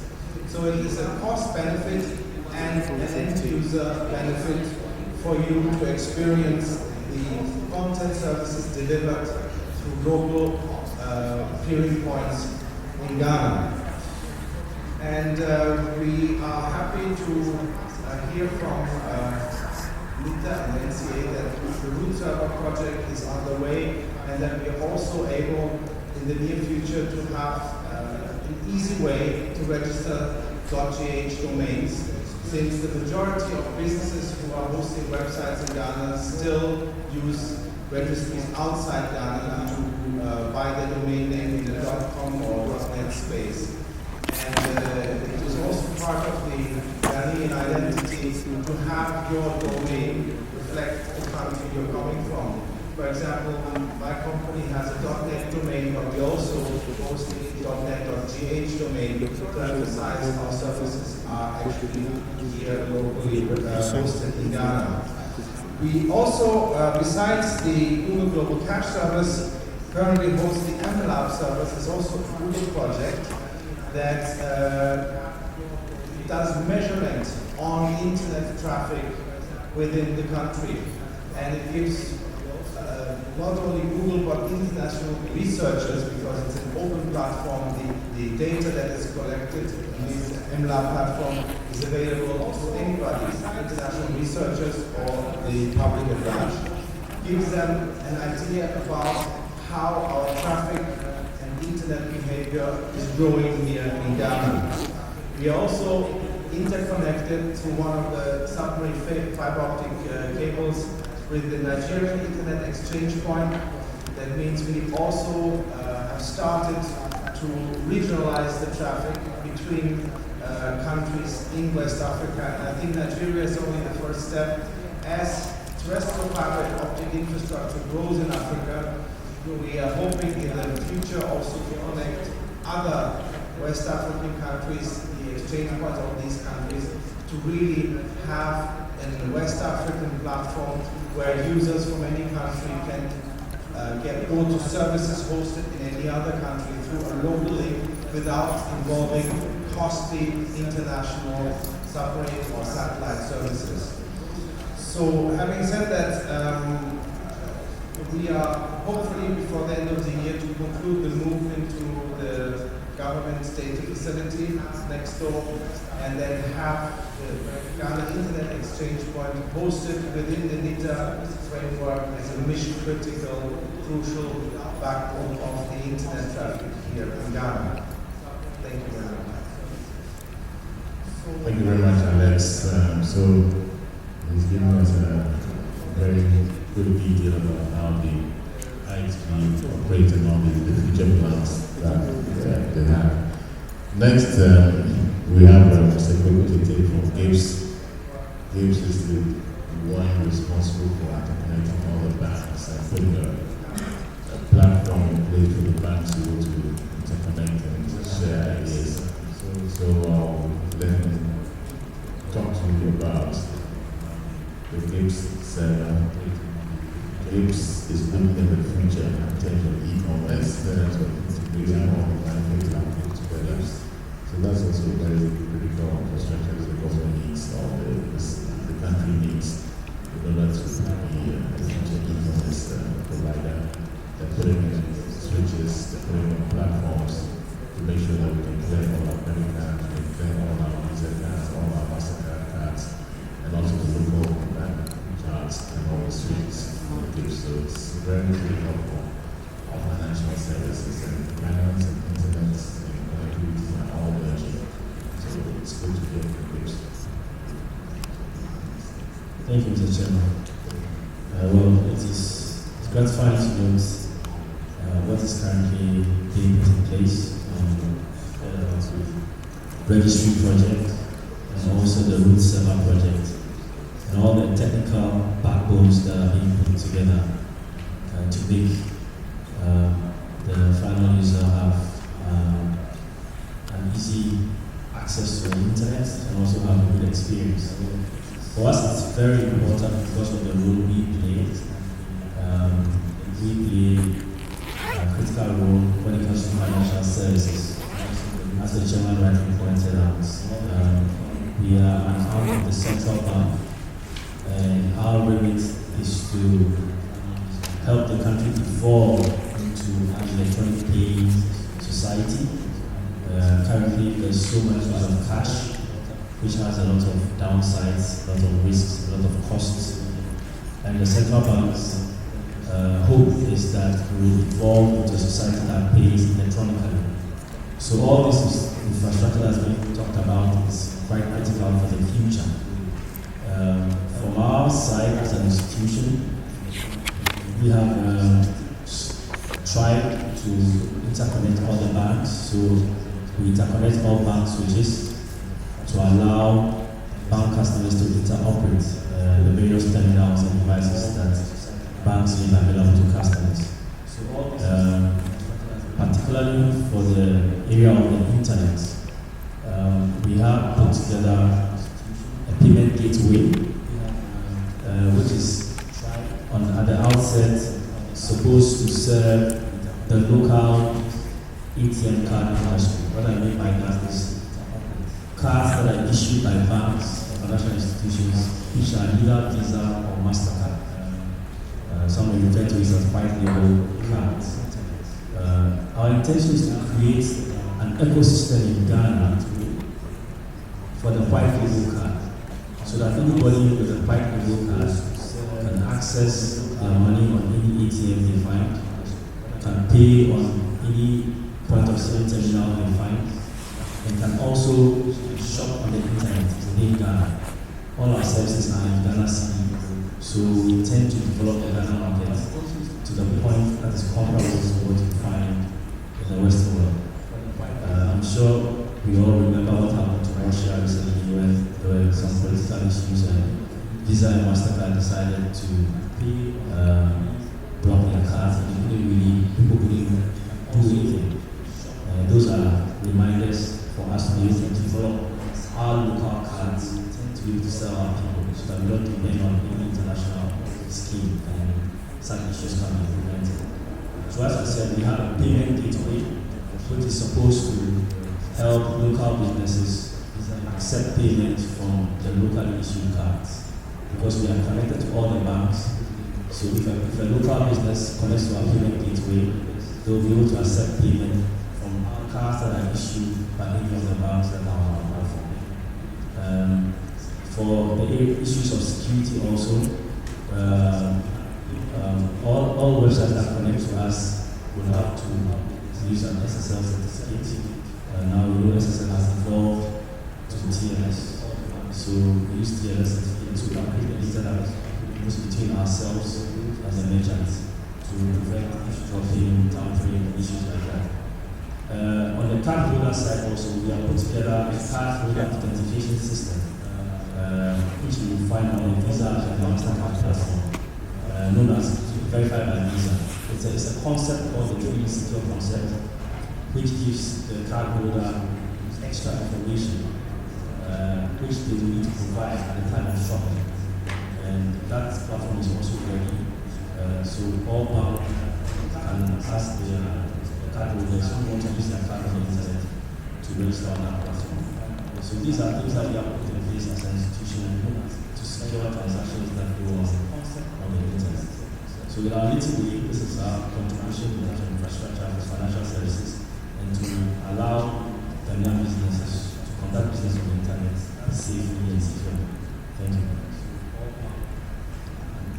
Thank you very much, Mr. Deputy from Gibbs. So you can see in his presentation that the central bank is putting in place structures and policies to ensure that we are secure when we do transactions online. I think at this stage I'd like to see if we can get some questions from the audience.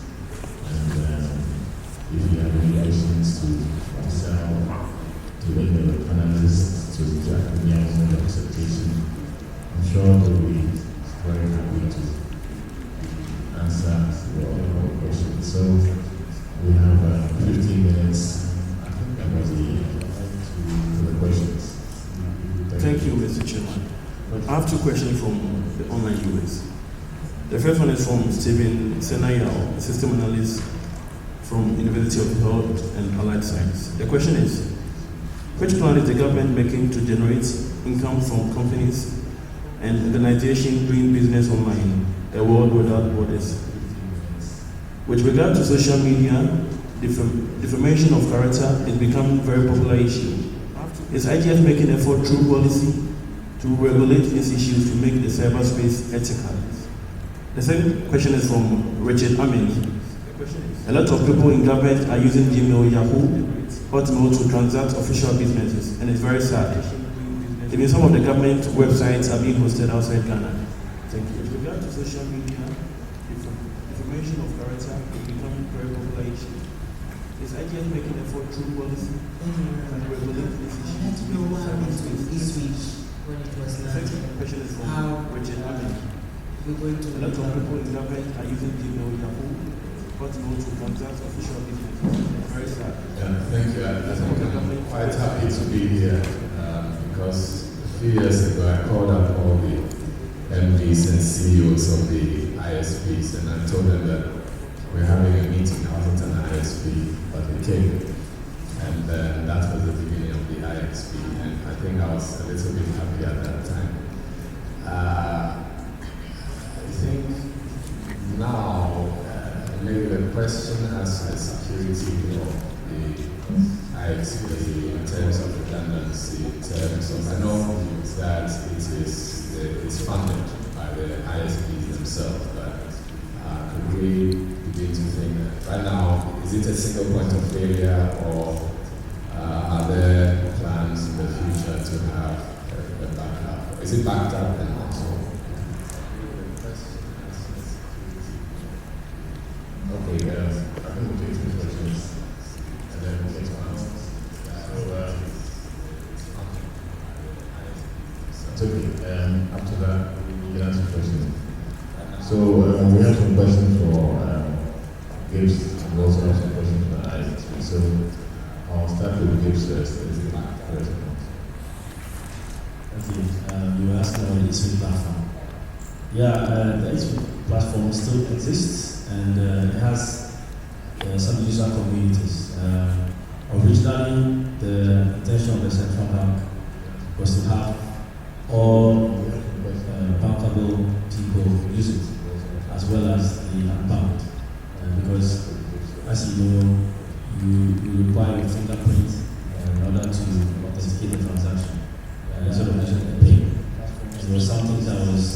was to help those who were not too netted to be able to use a card, who want to be able to remember a PIN. It was also secure because a fingerprint is unique to everybody. That we didn't realize that vision.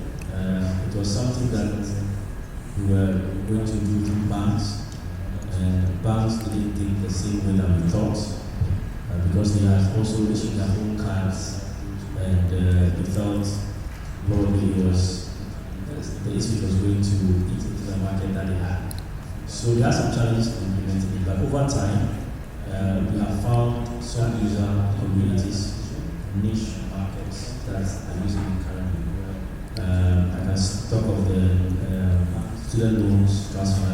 If anybody goes to the tertiary institution and they want to receive a loan, and they receive a usage card, we have some industries in the farming communities who pay farmers on the card.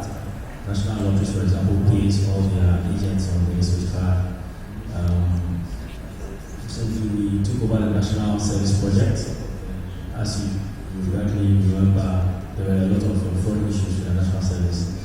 And currently, we are saving governments millions of cities amount for the implementation of this for the National Service people.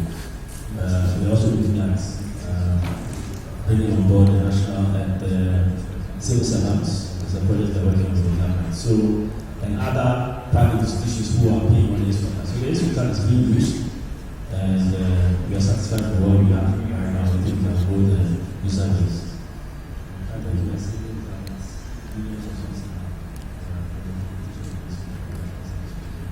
Yes. With regards to the internet exchange redundancy, the first step is now, before the end of the year, that we move out of the Kofi Annan Center, which graciously hosted us for the past 10 years, into the government data center hosted by NITA. The next step is, yes, we have been discussing redundancy options. There is an offer on the table from NITA to use one of their backup data facilities that has some limitations because most of the operators, their core POPs and their core networks are hosted in Accra. There is also another option on the table from a private data center that has been in the bidding of this round to move the data center out of the Kofi Annan Center, and we are looking in 2016 at options to have a failover facility probably in the Greater Accra region, and as the internet infrastructure and the service providers grow their networks into other regions, we may also look at the facility of NITA in Kumasi in the future. But it is definitely a point that we cannot rely on one single data center to host such mission critical services. Redundancy is definitely on the roadmap. Thank you very much. In the spirit of the connection of the networks, we would like the Chiefs Government Association, Maltas, and NCA. Is there any policy on local bonding for those networks and networks? Yes, we always try to have what we call open access. We try to encourage open access as much as possible to all. People to have access to the resources of other organizations. So, for example, we take the towers, for example, we have encouraged people to share towers to make use of infrastructure or investments that other companies have done. People with the fiber infrastructure, we try to make it possible that other fiber or other organizations can share fiber resources of other organizations. For example, Internet is built 800 kilometer line from both to Baku. That infrastructure is being opened up for all the various other telcos to buy capacity of data on dark fiber and those wires. And we also have a metro fiber within Accra, about 500 kilometers of that fiber. We're making it possible for people to get capacity on those fibers. So the whole industry is moving into an area where we open up the infrastructure for other people to use. Just give us construction plans out to Google is going to be open for people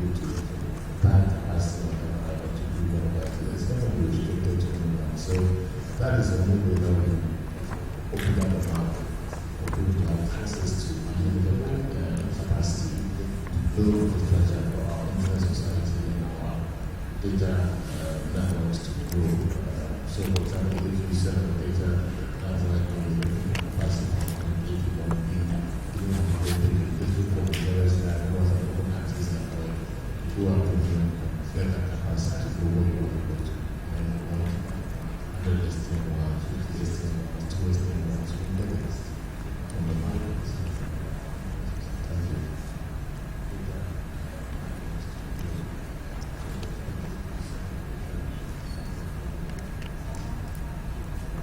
I think you guys are too quiet. I want to just illustrate why we have these meetings by kind of questions that you raise. I heard that the exchange point is a critical infrastructure, which means some of them are not worried about reliability and so on. We are all worried about businesses also being also see failures. So the first question that we would like to ask along these lines, what is the governance structure of the ISP so that we can equally feel comfortable that it's structured in a way that we can continue to live, as opposed to if for some reason they are not there, then the institutional capacity also disappears. This is an first illustration.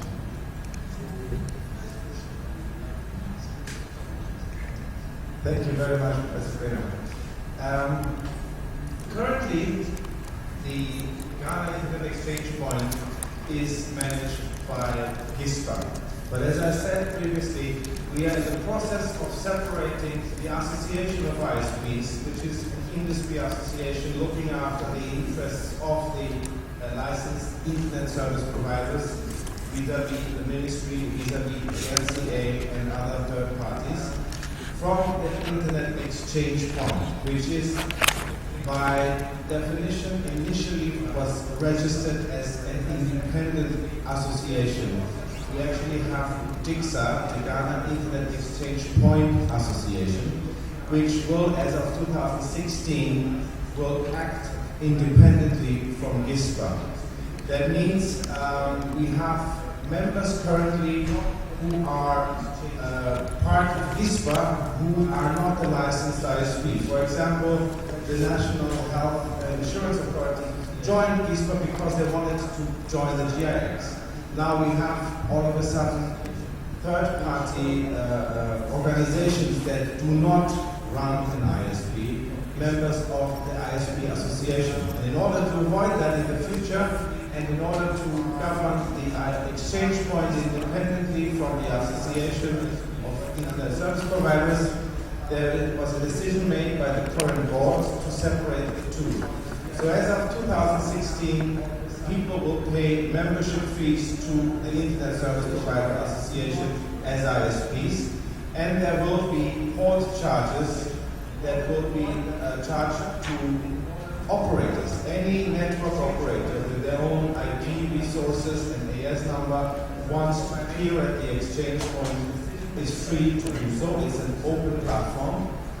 And we will have an independent structure governing this association for the exchange point itself, and we hope that Amita and other network operators who have infrastructure and network traffic to appear with us will do so at the government data center, and then looking forward having a separate entity deciding on the future of the exchange point itself.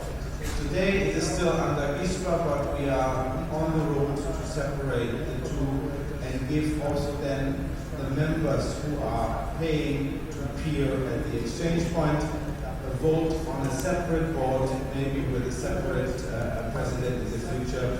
That has to be decided. We are currently at the point where the current board will resign in November, and we have new elections within GISPA, and the future president will have the task to conclude this process we have started in 2015, and then give, as you said, a transparent governance of the exchange point and any member who will participate and appear in this exchange point will have a say on how the future of this exchange point will be structured.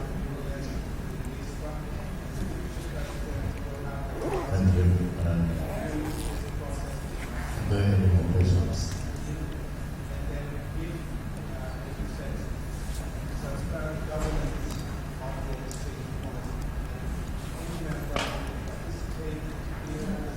Thank you.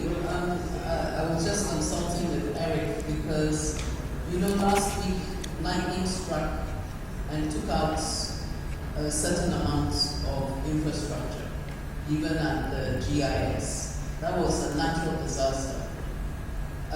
We must have a disaster recovery plan in place, but as we have many different players, I'm just wondering if we have a coordinated disaster recovery plan in case of such events.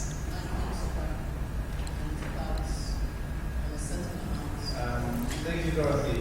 You're right, we had a downtime at the exchange point last week due to lightning hitting our mast that is between the two buildings, the Ghana Center and the government data center.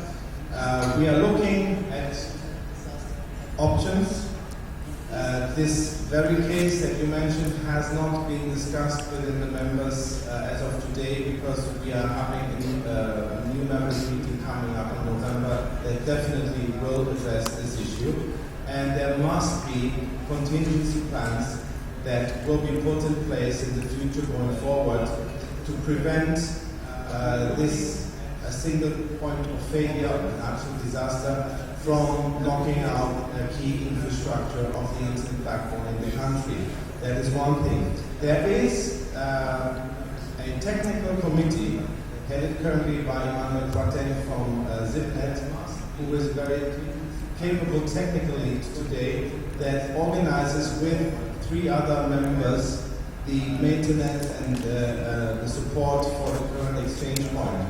So we are also in talks with NITA when we move to the new data center to have first-hand support by their people in the data center to mitigate not only infrastructure failures, but one of the things we are also looking at going forward is to have policies in place within the exchange point to look at a CERT team that will have procedures in place, independent from the GH CERT and AFRICERT, that we have independent from the private sector, people who can address and mitigate attacks like DDoS attacks or other malicious attempts to harm this critical infrastructure.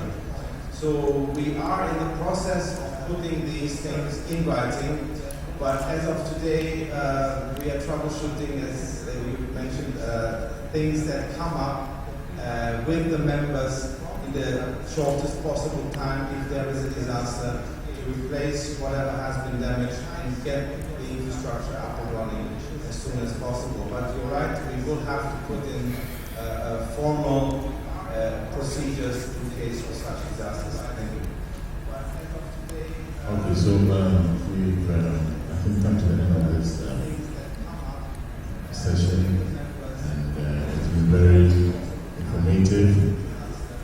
So at the end of this session, we will see how important these infrastructures are. We got a real example of an outage in the exchange point last week because of lightning. Lightning can strike anytime, but it's important for us to safeguard all the various infrastructures that we put in place. Then you should have redundancy in whatever you do. You should have people on standby to go to fix in real time whatever happens to all the infrastructure that we have. So, in terms of data centers, that's why we need to build a second data center in Massive. The planning is something that is also in time. So that when the graph goes down, we can have access to that information. That's the same thing we need to do for the various subsystems along the way, including the relation points, the root servers, the DNS servers, the top level GH, And I know that what we're doing now has civil acts taking place. I'd like to thank my panelists for able to take from Ace and also Mr. Alex Southwell and exchange this round, and we thank them for taking part in this celebration. Thank you all. Hope you have a nice day.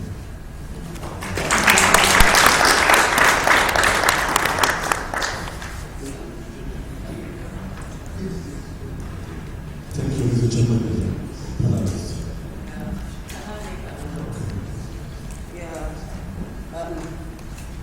You know, I really regret having to make such an announcement. We've had a thief in the room, and they've stolen somebody's laptop. So, first of all, normally at these kind of events which are public, we always tell people, do not leave your devices unattended. So I'm making that announcement so that nobody else is going to lose anything. Now, if anybody saw anything suspicious, please do tell us.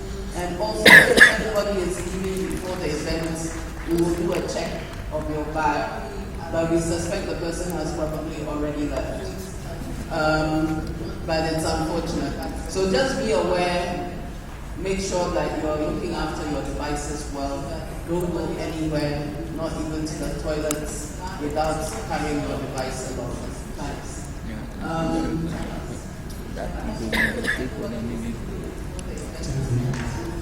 On our program, we're supposed to have a tea break. But we're left with just a session, so I want us to finish the tea break and do socialization. Okay, on our program, we want to do creating of local content. It's going to be moderated by Dr. Nati Saborisian, who's here. But you're going to join us up here. Dr. Nati. Let's welcome him on stage with a wonderful applause. Dr. Nati. With him on the panel, we have Esli Esua. Honorable Tashes. Esther. I think she's going to we have Wisdom Doctor from Rodi. Florence Toffard, which is here. From Mobile Web GH. Florence. Mobile Web GH. With him on the panel, we have Benny Shen. He's going to give us a presentation on rolling out the Ghana Rain. Benny Shen. Can you join us up here? We can go for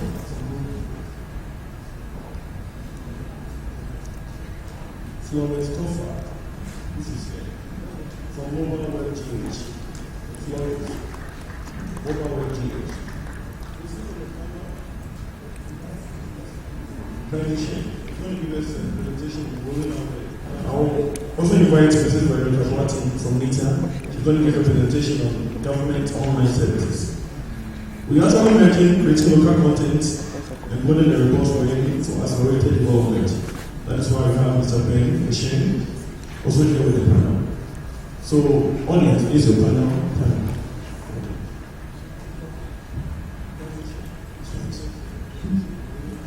Thank you very much. We are going to this session about creating local content.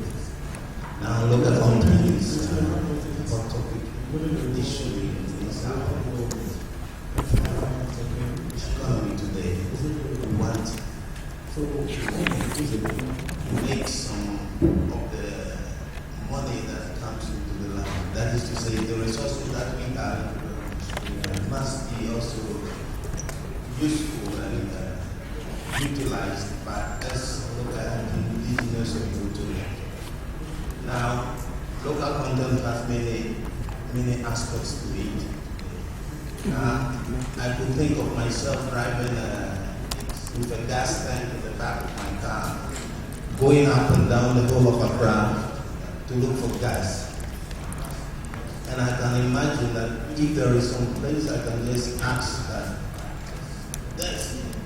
does this station have gas? So I can just drive directly to that place and get the gas.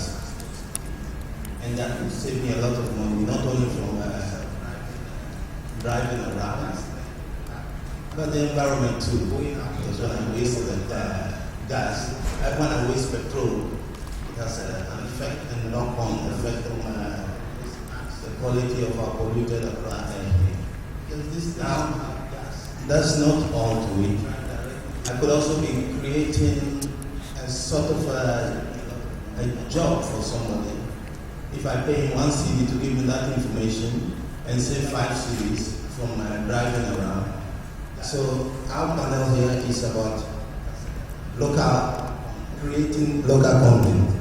Our co-host is Veronica Watson. That's not to give us a presentation about government's sort of services, internet services. To give that information and save 5 cedis from driving around. So our panel here is about local content.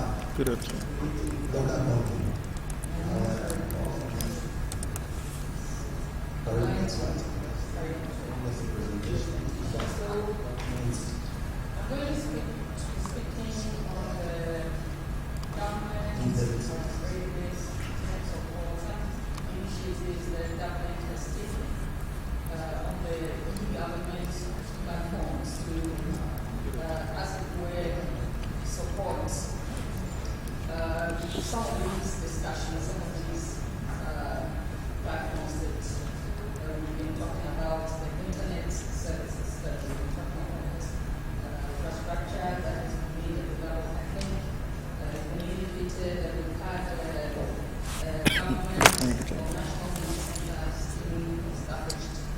We realize that we also have to maximize the use of it to ensure that the infrastructure that we have is put to some form of use to benefit all. And so we established government online services, a program which was initiated the year 2011. Has been ongoing, and I'm really going to share with the rest of us some of these platforms. So I'll quickly go through these various contents, look at some legal framework that was looked at for the governing of the government online services. Look at some the implement platforms that we have. And then also when it comes to issues online services, we want to know accessibility, who is it, which platforms do we have so that these platforms and services can be accessed. And so there's been a lot of talk about data. I don't want to go through all that. But I'm sure we are aware that Center has been established by Act 771. And then also the laws, electronic transaction laws, supports online or electronic services. And so the government is also taking the platform the initiative to establish services based on. Now, the e-government, I'm sure we all aware, government to employee, government to business, government to citizen, as it were. So the platforms that are established seeks to provide some form of service for each of those components. So, e-services portal, as it were, currently being accessed on e-services.gov.gh. And it's just a one-stop service center where the citizen or the public can log into and then register and be able to access government services that are being offered online. Its objective is to improve the services that are being delivered by government agencies, to reduce the use of paper and to reduce or shorten these queues interjections that we have available at the government agencies. Also, some aspects to look at promoting the cashless economy agenda of government to be much more transparent and then also accountable for revenues that are being collected by government. The all the standard features like one would have expected. And so it has the online sound announcements, surveys, downloadables, and links, relevant links that are useful to the public. Like indicated, the benefits are to help us to reduce this complexity or the bureaucracies that do exist in applying for government services. So if you want passport, for example, you are asked to submit your birth certificate, you are asked to submit other relevant documents. But with these platforms, it makes it easier for both the public applicants and the government agencies to also collaborate, reducing some of these complexities and bureaucratic processes that's available. And then also they tend to have a platform to share and to collaborate to provide service for the citizens. So the main portal has these looks. I'm sure those of you who are already accessing it can also have access to it. It's broken down into one of the sections. It has a citizen and non-citizen business and then government components. And as it were, each of these sections allow us to each of these operate as a sub-portal and allow us to fire or request for the relevant services as it were. The portal also gives the opportunity for the institutions to provide relevant content to the public. It also has the applicant is able to access determine statuses of the application. Also, they're able to request for appointments. The good thing about this portal, as it were, is to enable the online applicant to register once and have access to several government agencies' services on the portal, and then also has one central portal, what I call sub-portal, for the applicant themselves to be able to check on all of the various services that they have applied for. Just see that as compared to the non-central portals linked up with the public online applicants having to sign on to several portals and to be able to determine, remember their credentials and all, and to visit several portals to determine statuses. So this is a sample of an online applicant page which the online applicant is able to benefit from. This is one of the screens for the online passport application, which we currently have on the platform. And for this, like indicated, the applicants, online applicants are available.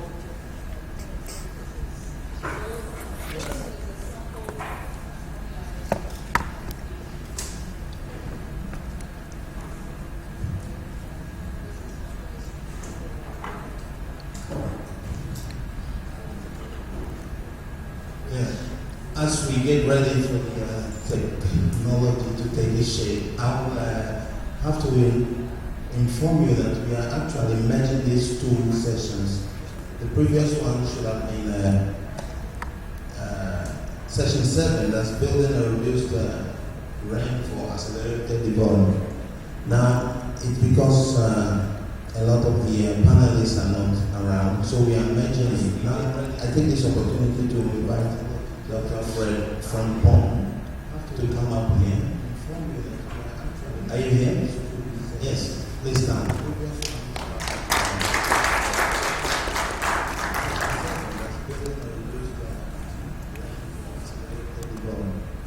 Now, because imagine these two, after Veronica's presentation, that is shown here with present his, and then we will try to see how best we make it. But I think maybe just after making his, those on local content will continue, and as if it's imagine this, as if to round them up, we'll start up with the So I will try to remember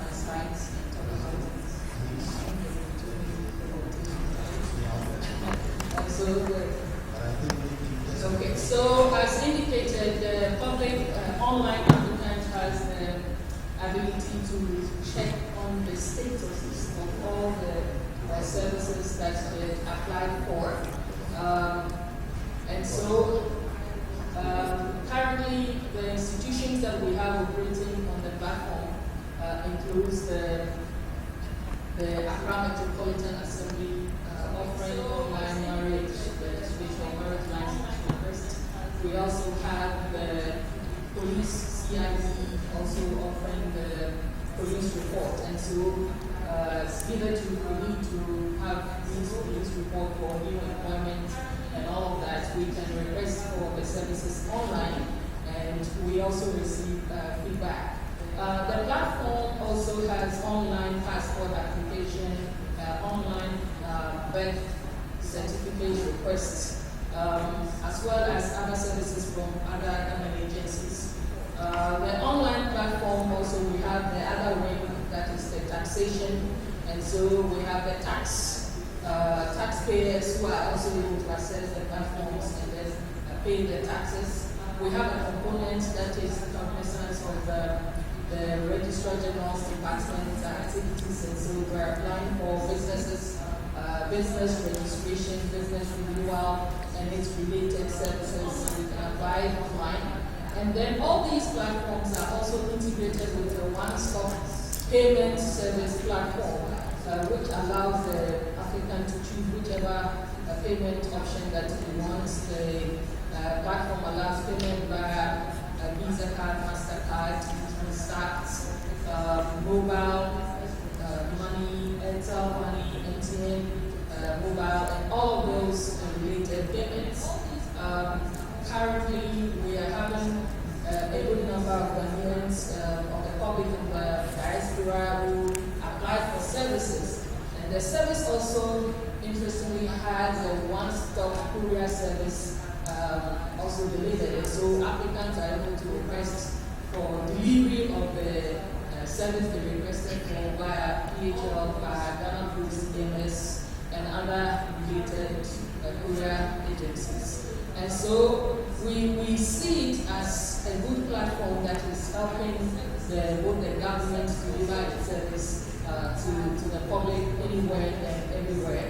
Currently, like I indicated, the people, public in the diaspora, we're receiving requests from Australia, from Hong Kong, from China, from UK, from the US, Kenya, and then the local Ghanaian legal environment.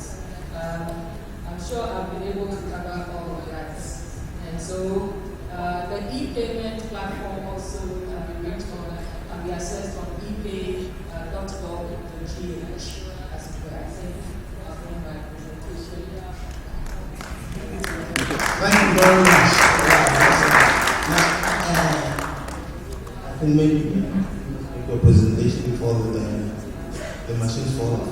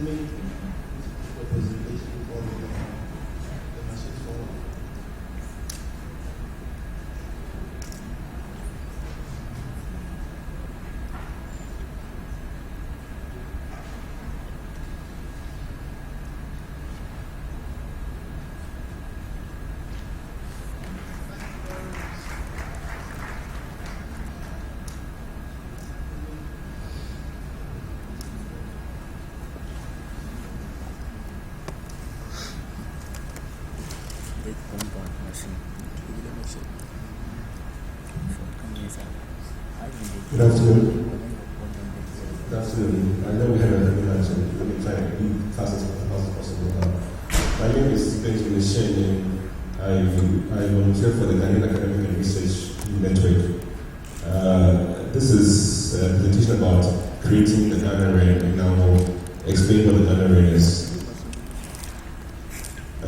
GANET stands for the Ghanaian Academic and Research Network, and it is the national research network for Ghana. Research and Education Network is a high-speed network that connects all academic institutions and research institutions together. Just like in the country club, we have this the one that connects the balance together. This is a platform that is used to connect institutions together, and then it becomes a vital component in the modern way of teaching, learning, and conducting research. It was legally registered in August of 2010 as a limited right guarantee. And over the past few years, we've been doing several workshops and training in various aspects of campus networking and other best practices. Now, this is a perspective of how the building blocks of that research institution are. You see that it's tiered and there are various levels. At the very low levels is where we have the campus networks. So the various institutions that you know and how their various networks at that level. Then one level higher is called the area, which links one or two institutions together, or all institutions together to form what we call the area. And then in this case, Ghana is the area, which is for Ghana, that's what we're talking about.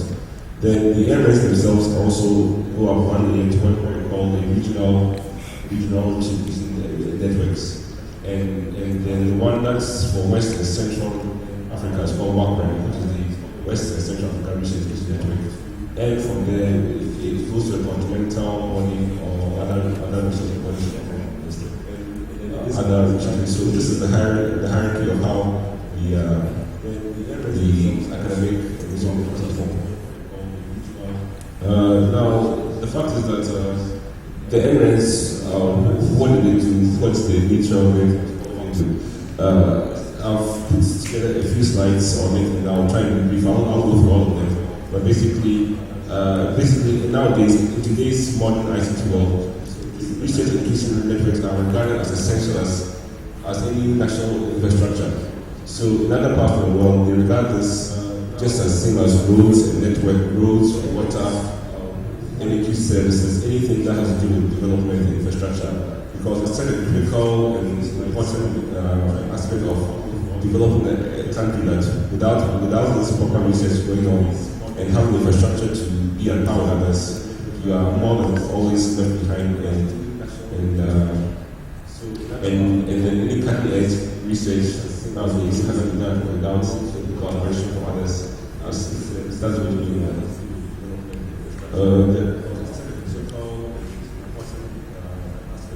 So, of course, there are several benefits to having an area in Ghana, and I've listed a few of them, and I probably haven't listed a few, but basically, one of the things that works out well is because of the sheer volume of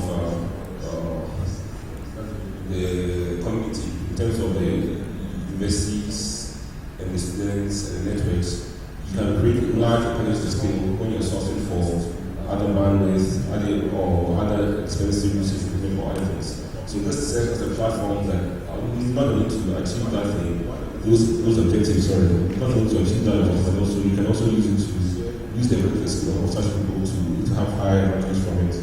And of course, it promotes institutional local content, access to large databases, the sharing of other research results. And with such infrastructure in place, also there's the distance education and video conferencing facilities that are available, because all these more or less rely on high-speed networks. Of course, like I said before, there are other benefits to it, and in December, participating in pricing, consumer access, software licenses, and other internet interests.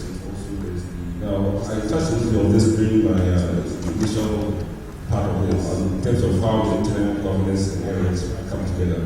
And what I'm saying is that basically ICT underpins all research and education, and in terms of what you call academic freedom, that's the ability to express and do and be able to develop in the area of the academic sphere that you want.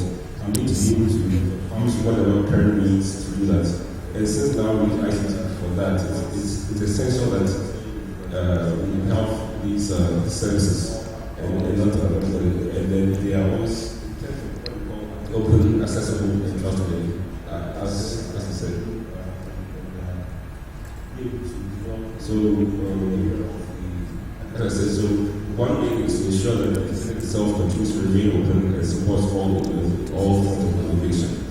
And innovation has to do with the various aspects of infrastructure. And even nowadays, the infrastructure itself can be in terms of services or devices or apps, as I said earlier. Now, where are we in Garnet right now? How does Garnet roll out become an area of Ghana? Currently, we tried several approaches to start delivering in the form of a management consortium and other means.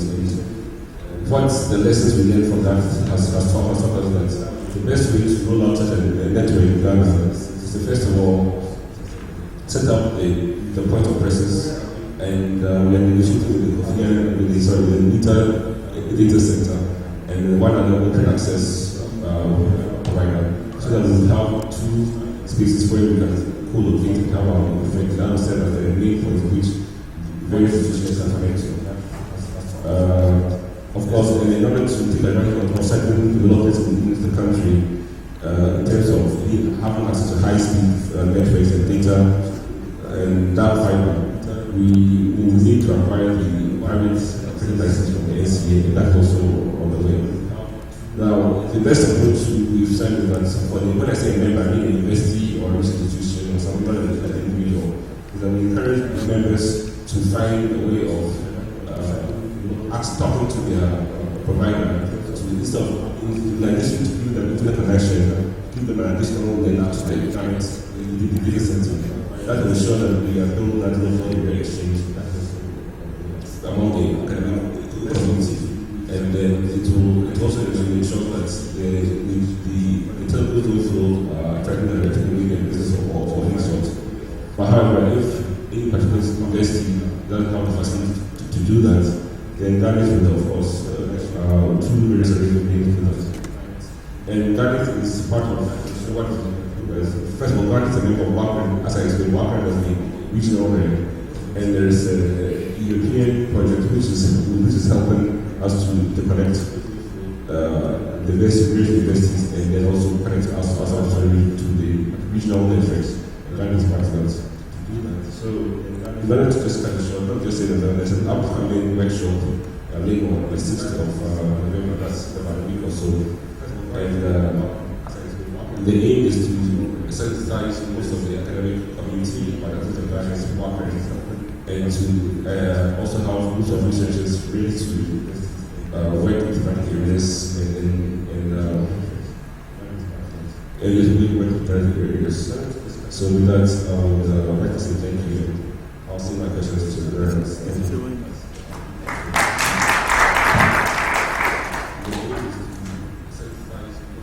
Thank you very much, Mr. Benesh. I thought the rule originally when we talk about water and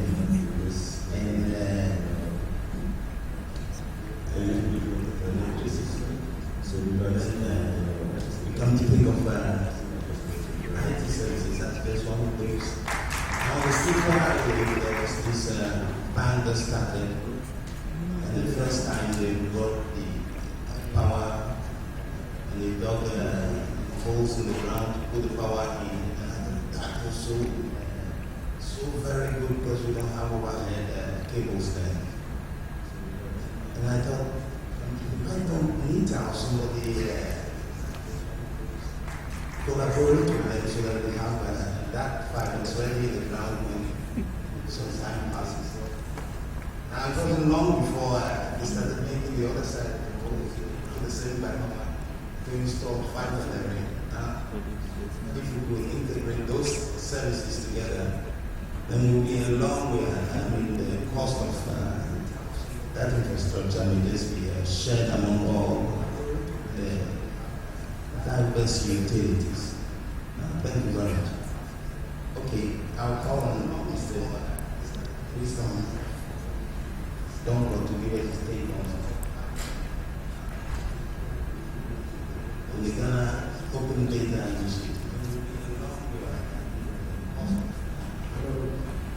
Good evening, everyone.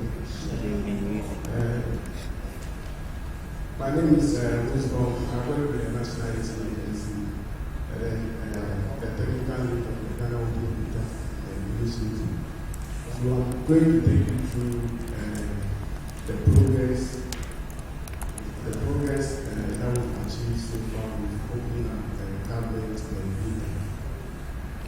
data. I'll first begin by asking a question. What is open data? Yes. What is open data?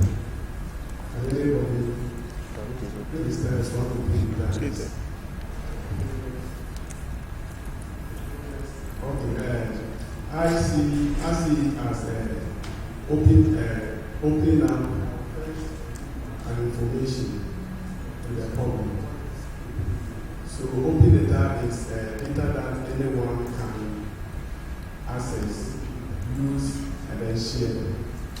Now for data to be considered open, it must be published in an accessible format that permits anyone to access and then share.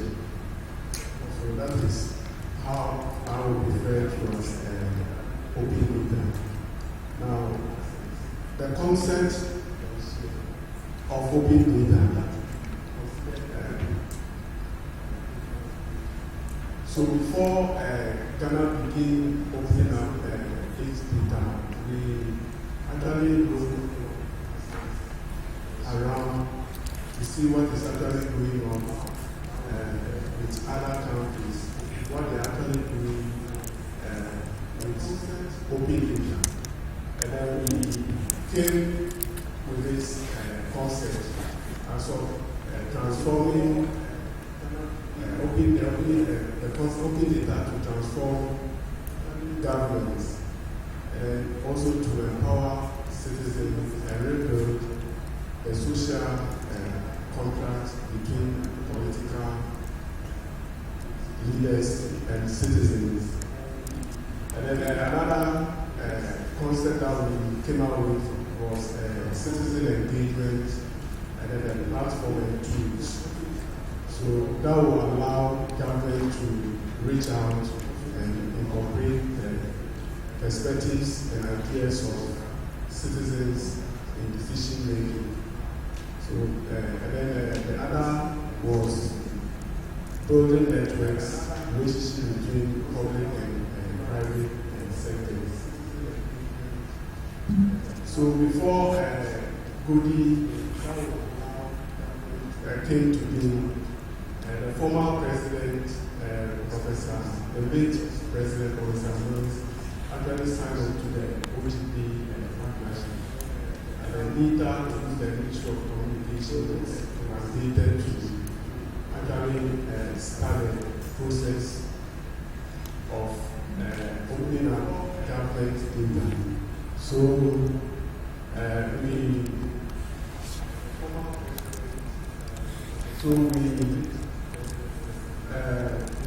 actually kickstart by calling upon the Web Foundation to carry out feasibility studies. And so they did an assessment of 3 countries, which Ghana was part. And then after that assessment, NITA actually through the action plan submitted to UTP. NITA was mandated on the 4 components of the action plan, which is technology and innovation. So we came out with a platform. And then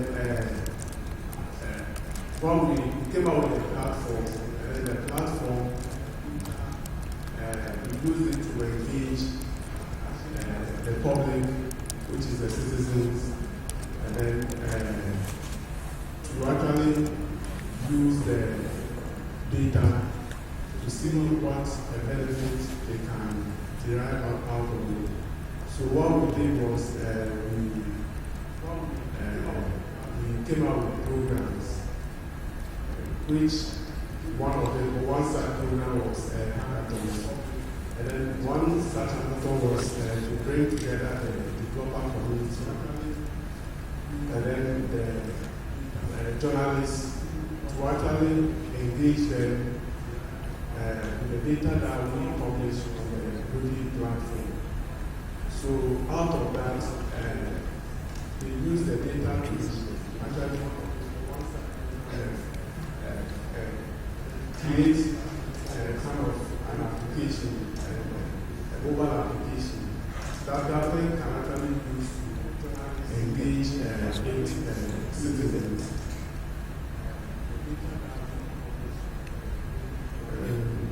So out of that, we came out with this benefit. The benefit of the open data actually help the country to increase its transparency within the country and create accountability of officials by citizens being able to see and challenge individual spending and purchasing decisions. And then it also helps the government to better inform and balance the journalism in the country and also improve public services, such as the e-services platform that we have. One such example is online passport application. You can apply passport online.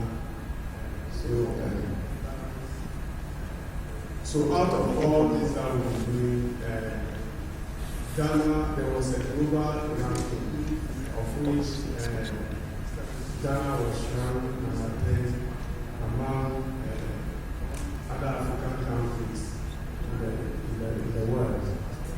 So we were ranked 10 alongside Rwanda, and Kenya was 4th, and Mauritius was 10th. So South Africa was placed first in African Union. And out of all this, the global ranking, Ghana was placed 46 out of 87 countries. So the way forward now for Ruby is we've now finished working on the second action plan, which is being submitted to the global OGP. And then this action plan that was submitted is what is going to use to assess the country for the next implementation that Ghana is about to embark in relation to the open data. Now, the implementation strategies that we capture in the action plan is to upgrade the platform to a new, to upgrade the platform and then also incorporate open data standards into the platform and to infuse analytic engines where when using the platform you should be able to plot your graphs and other things. You should be able to plot your graphs and also export the data that we have from maybe CSV to Excel format or different formats. And also we are also looking at put up a high value business data set for citizens to actually use to create an economic value.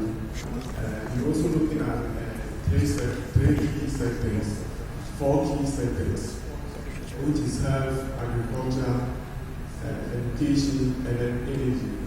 This is where our concentration is going to be on within the next 2 years of the action plan. We also carry out programs for the next 2 years. We want to engage more of the academia. So we realize that the academia, they don't use data that much. So we want to actually start taking the education to them. State Ghana Republic to actually create an economic value even before they finish their university studies. And then to also establish Ghana Open Data Alliance. So we are looking at bringing all the Ghana Open Data stakeholders within the country, of which Florence is one of them. We're looking at bringing all of them together to see how we can move the agenda forward. So this is what we've been doing, and then we are looking at engaging everyone. So if you have any idea that you think you can also bring on board, in relation to what you can do, in the sense that you can use the data to come up with an application. Example of such application could be we have this fiber networks all around, and then we realize that people are cutting or stealing some of these fiber cables. So if you can come with an idea using the data, we can create a kind of application that will let whoever there is a catch up for them. And to also adapt to Thank you very much. I didn't want to wrestle the mic from you, but now I'll call Florence Topher to Okay, good evening everybody. So I want to talk in terms of local content, how my organization is trying to empower the youth to create content locally. So I'm sure those who have been here have heard a lot of statistics about mobile phone penetration and internet penetration as well.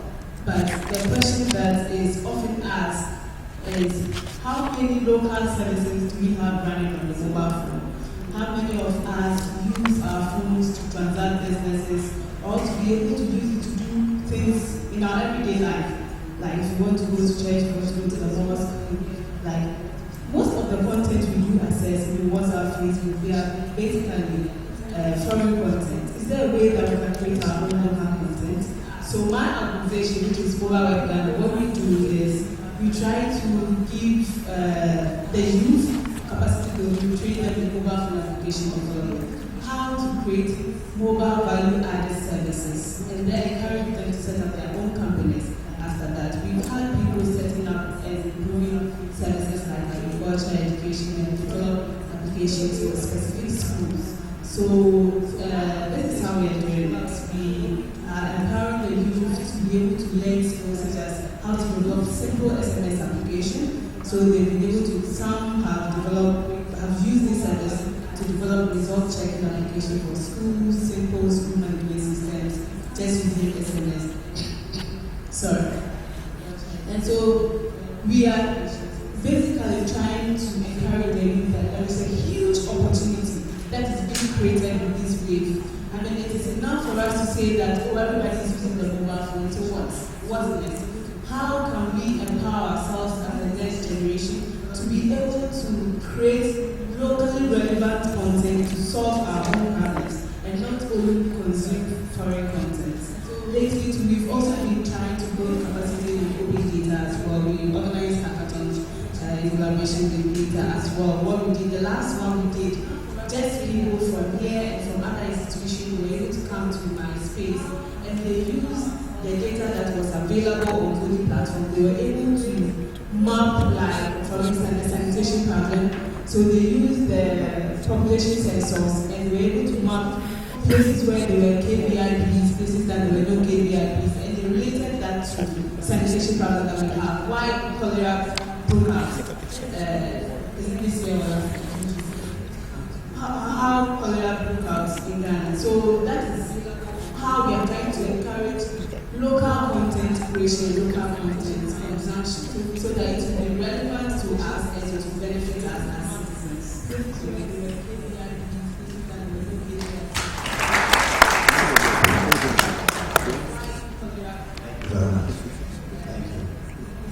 Myself, very busy in mobile application development. That's what my company does. And I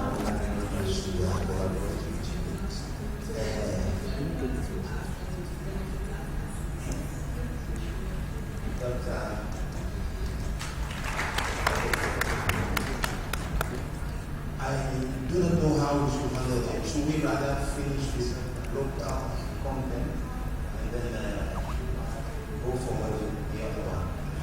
So please, let's finish this one first.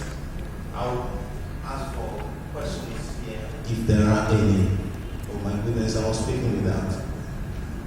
And if I see some of the hands raised up.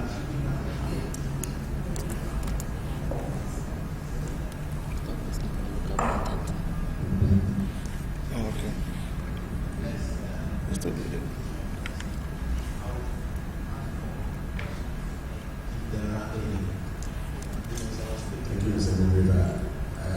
My interest is in the local content. Sorry, I can't get the name. I want to know, you said you were empowering youth. Yes. The program that we are running, will these youth, do they have to pay for the training that you offer them? Do they have to pay? Well, we would like you to finish your question and then the question will answer. Yes, so I want to know how affordable are your training services? And are you really sure you are helping them or you are making money out of them? Thank you. Any other questions before we start answering them? We would like you to finish your question and then. So I want to know how affordable your training services? You really sure you are? I've been coming here for years to listen to some of these things. And my problem is, are we not too slow in getting things about internet carried forward? Because for the past 2 weeks, I have to process a document that's registered to you. And when you go there, a whole long queue that you have to get in. But if these things are very effective on the internet, I'll sit in the comfort of my home and enjoy it. So when will we experience this so that we enjoy the internet as others as well?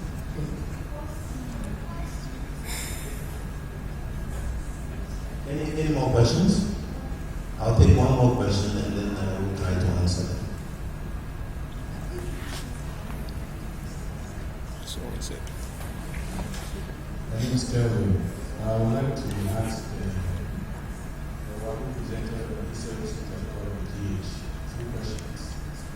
The first one being that I had them also payments conditions that are made on the website. Question is, I have to know this payment. I'll take one more question. I'd like to know what those payments models are. Secondly, the security regarding those payment models.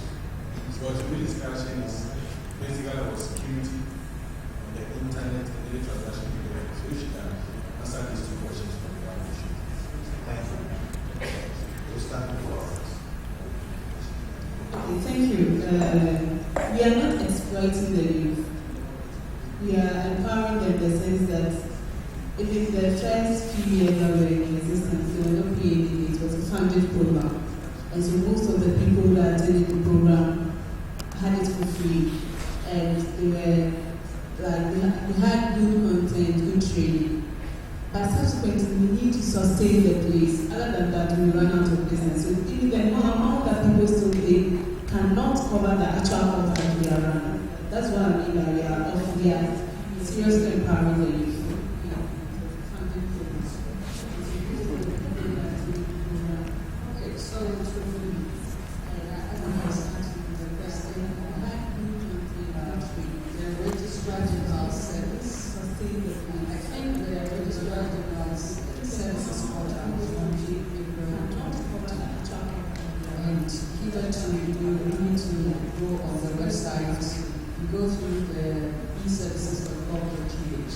But unfortunately, I couldn't get a chance of showing the screens for the Registrar General. But we can still apply and request for the service. As in all the services I presented on are available. You can request for the service. The question payment modes. I think I mentioned this on the e-services platform. The platform accepts Visa, MasterCard payments. These are central. There are not many new payment options there.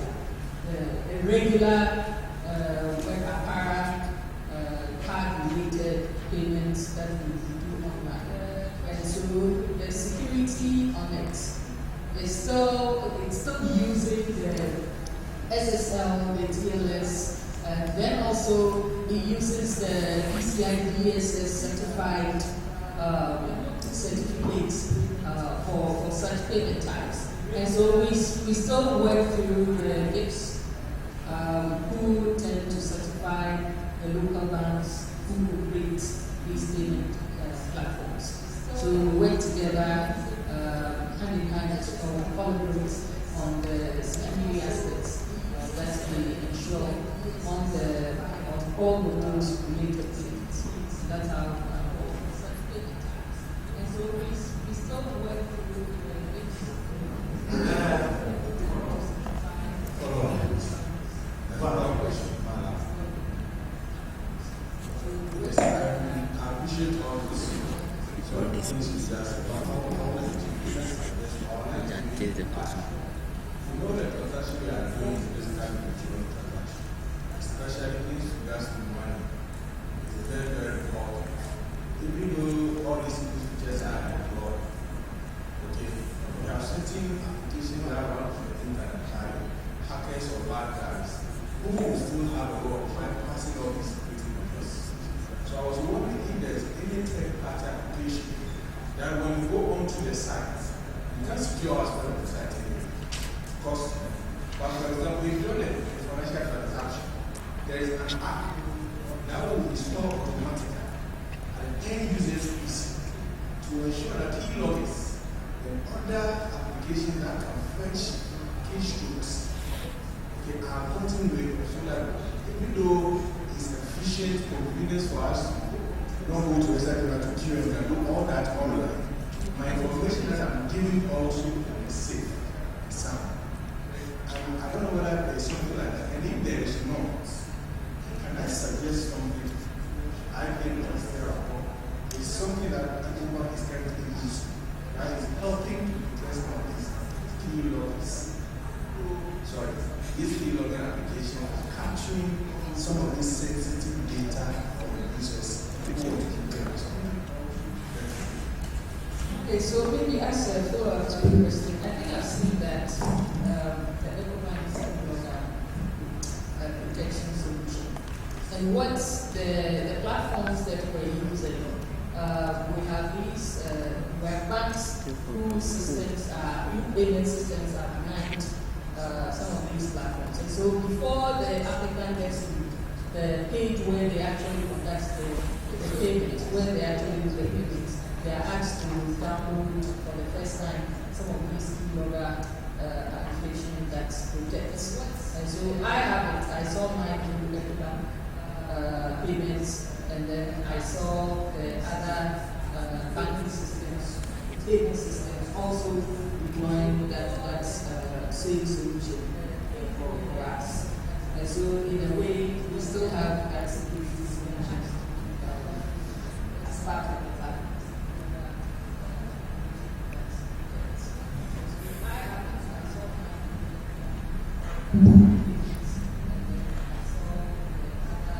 Thank you very much.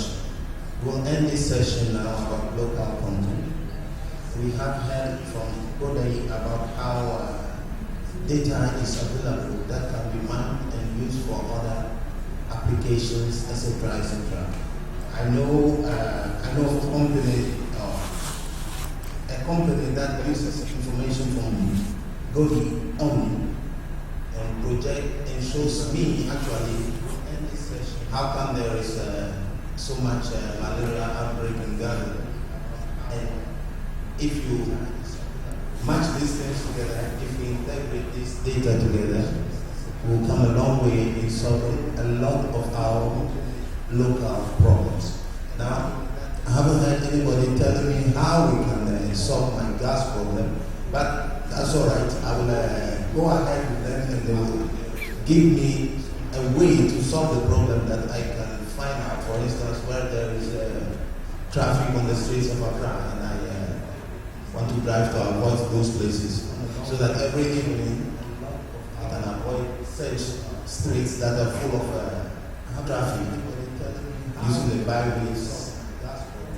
And I thank you very much. Now, I will go ahead and invite Dr. Fripong Traffic on the streets of Accra to tell us about his take on these places. Thank you very much. It's getting late, so I will not take much of your time. I will just, whatever I want to say is just to compliment what Ben said about that.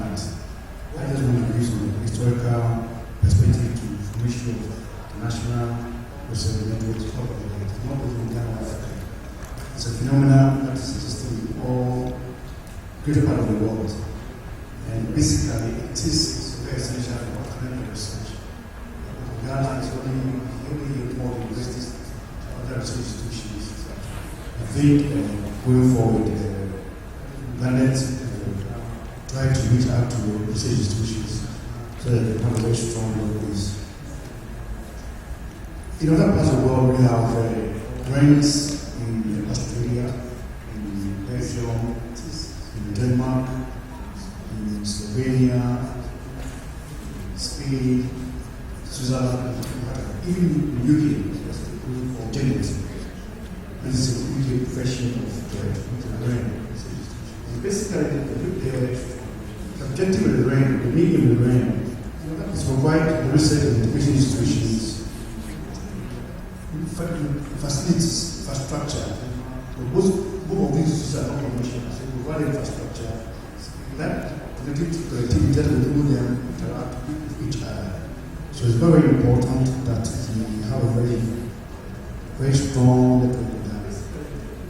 And I would say that Great in Africa was initiated ideas in Ghana was spearheaded by the Association of Universities.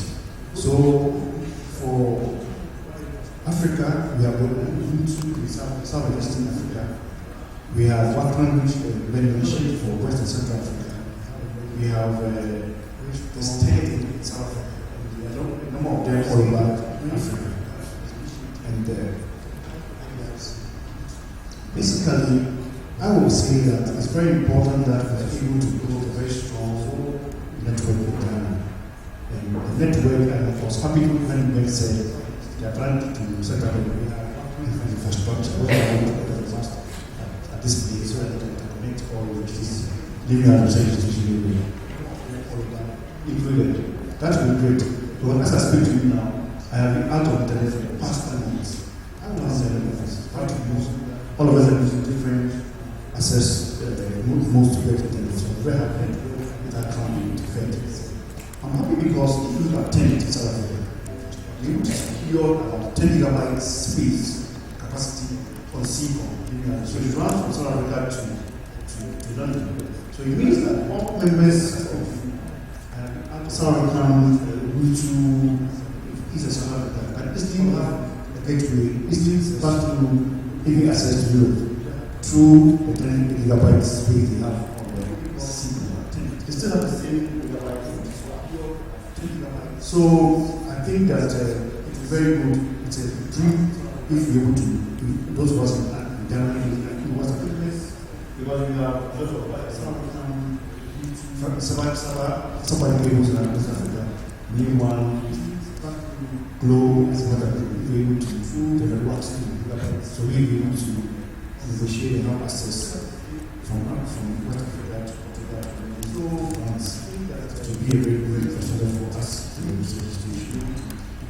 And I think one thing that we need to do, which you mentioned, is our religious visibility, which you mentioned that sometimes somebody thinks we're going to organize a workshop. And I hope that workshop will not be limited to only public institutions, but also include private institutions as well, so that when our bodies will be able to negotiate and use very effective.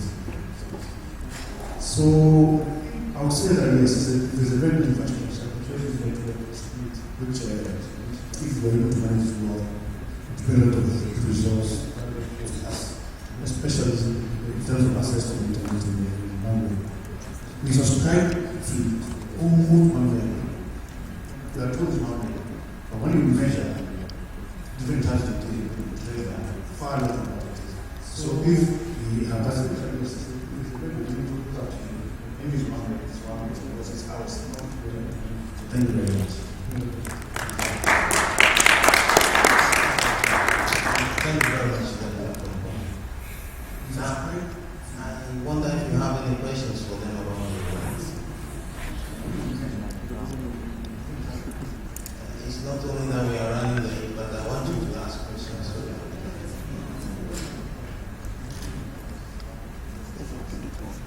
Now,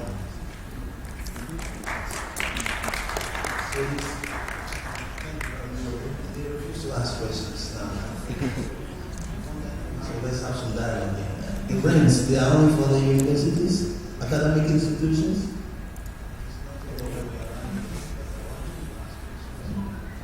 Grants are for academic and research institutions, not just non-commercial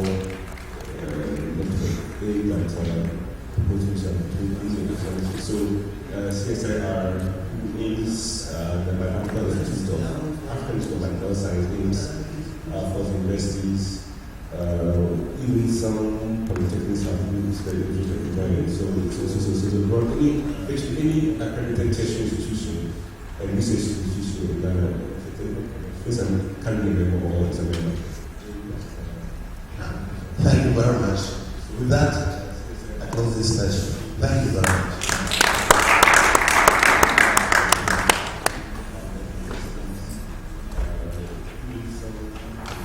Thank you very much, Mr. Chairman. Also, soon we are getting to the end of Ghana's Internet Government 2015. I will call on Professor Nkwenu, the convener of this year's Internet Forum, coming in as exclusive remarks and help us advocate for the next Internet Forum. Let's give that to him.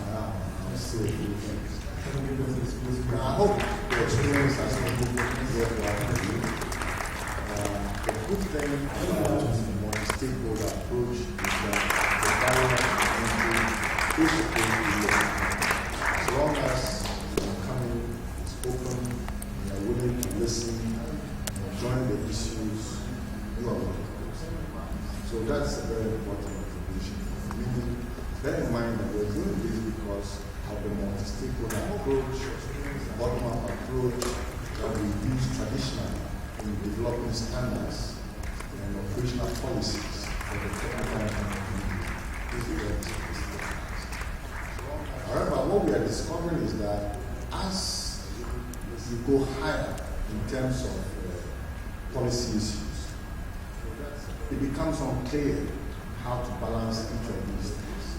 Okay? For some people, it's okay to be a bit intrusive, for others, don't try. But every community has to somehow arrive at what they are comfortable with. Training of different public access to come out with their own shape, how they want to serve society. So, just the fact that you come for the experience to me is very good. Because remember, internet governance forums are not supposed to be decision making. Right? It's supposed to be exchange. I come, I share some of the technical feelings we have, you influence me with some civil society. When I go to design my systems, I don't just ask for all information about you. I have to ask myself, why am I keeping your private information if it's not relevant for the operation? Meaning we can design privacy into standards, into systems, RFCs, and so on. Likewise, we can design security into systems. So if I'm not sensitive to the balance, then I will not be able to drag the right solution that is okay? So these are the reasons why we're asking that we engage, not so that we decide, but at least so we influence each other. And when you go to your respective organization, you know that privacy is important for some people. So you don't go breaking that. In some cases, you also know you must report to the police because the information you have can save lives. So notice that we are developing a community by that, by exchange, by interacting, and influencing each other. We call it the organic way. You don't just get up and everything is in shape. No. If it happens, then you can get up one day and everything is gone. If it's organic, you grow at the pace of the needs. And that's why you must dialogue to all this. I think that's what I want. Now, I know.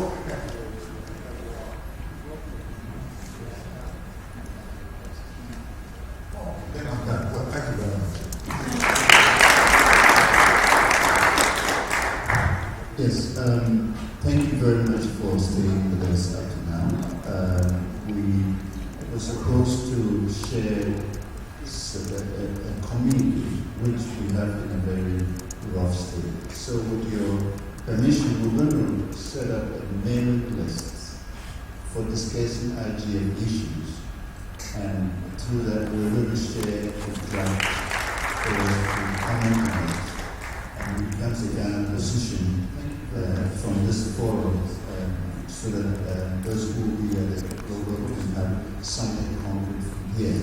So we will do that and share with you. And we want to continue the discussion online because we don't want to end here and then that's it. We want to continue the discussion. So we're going to actually invite you to join the mailing list and discuss issues. And we're going to inform you about other things. We're going to set up working groups, cybersecurity, we're going to set up working group on different child online protection and all those things. We'll advertise them on this mailing list and we'll ask people who are interested to join the working group. So we need to develop whatever we have heard here and agreed on into strong positions that can be acted on by government and all the different stakeholders so that, Prof said, we are not supposed to make decisions here. We agree on doing something together so that we can move this whole process forward. And I think that's what we'll be doing. So expect before the end of the week to have the draft community. We will also put all the presentations on the website and share the link on this on our mailing list. And I hope that we will continue this. We want Ghana IGF to be one of the best globally. And at least your presence here shows that yes, we can do it and we will do it together. Before I close, let me also acknowledge our sponsors again. NCA, who has been generous to support this event. We have the IGF Support Association, IGF-SA, based in South Africa, who have also supported this event. And then we also have the Internet Society, who have also provided some support for this event. Of course, the EcoBank has provided the network internet access for our streaming and the Wi-Fi that we have in here. We are very grateful for all their efforts. Let me also say that we worked together as partners to bring that. We have set up an interim secretariat, and the idea was to confirm the secretariat so that we can move on working on to the next idea when we have a new secretariat. But we will continue to work on in the ad hoc institution until we have firmed up a lot of things. There is a planning committee which is chaired by Kenneth Eduabanfu from NCA. Ken, that's you? Yes, they have been working so hard. We also have Sarata from Kofi Annan, yes, Sarata, thank you. We have Vanessa also from the registry. Thank you. Which other members are here? Okay, so there are about 8 members who form the planning committee, and they have made this possible. Let's just give them a round of applause.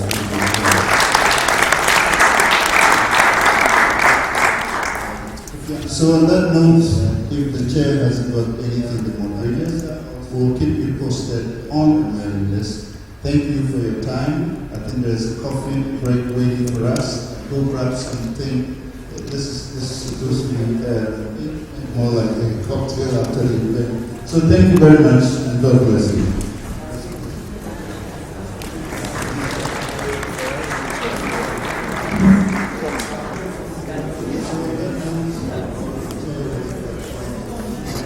Hey, try to relax it.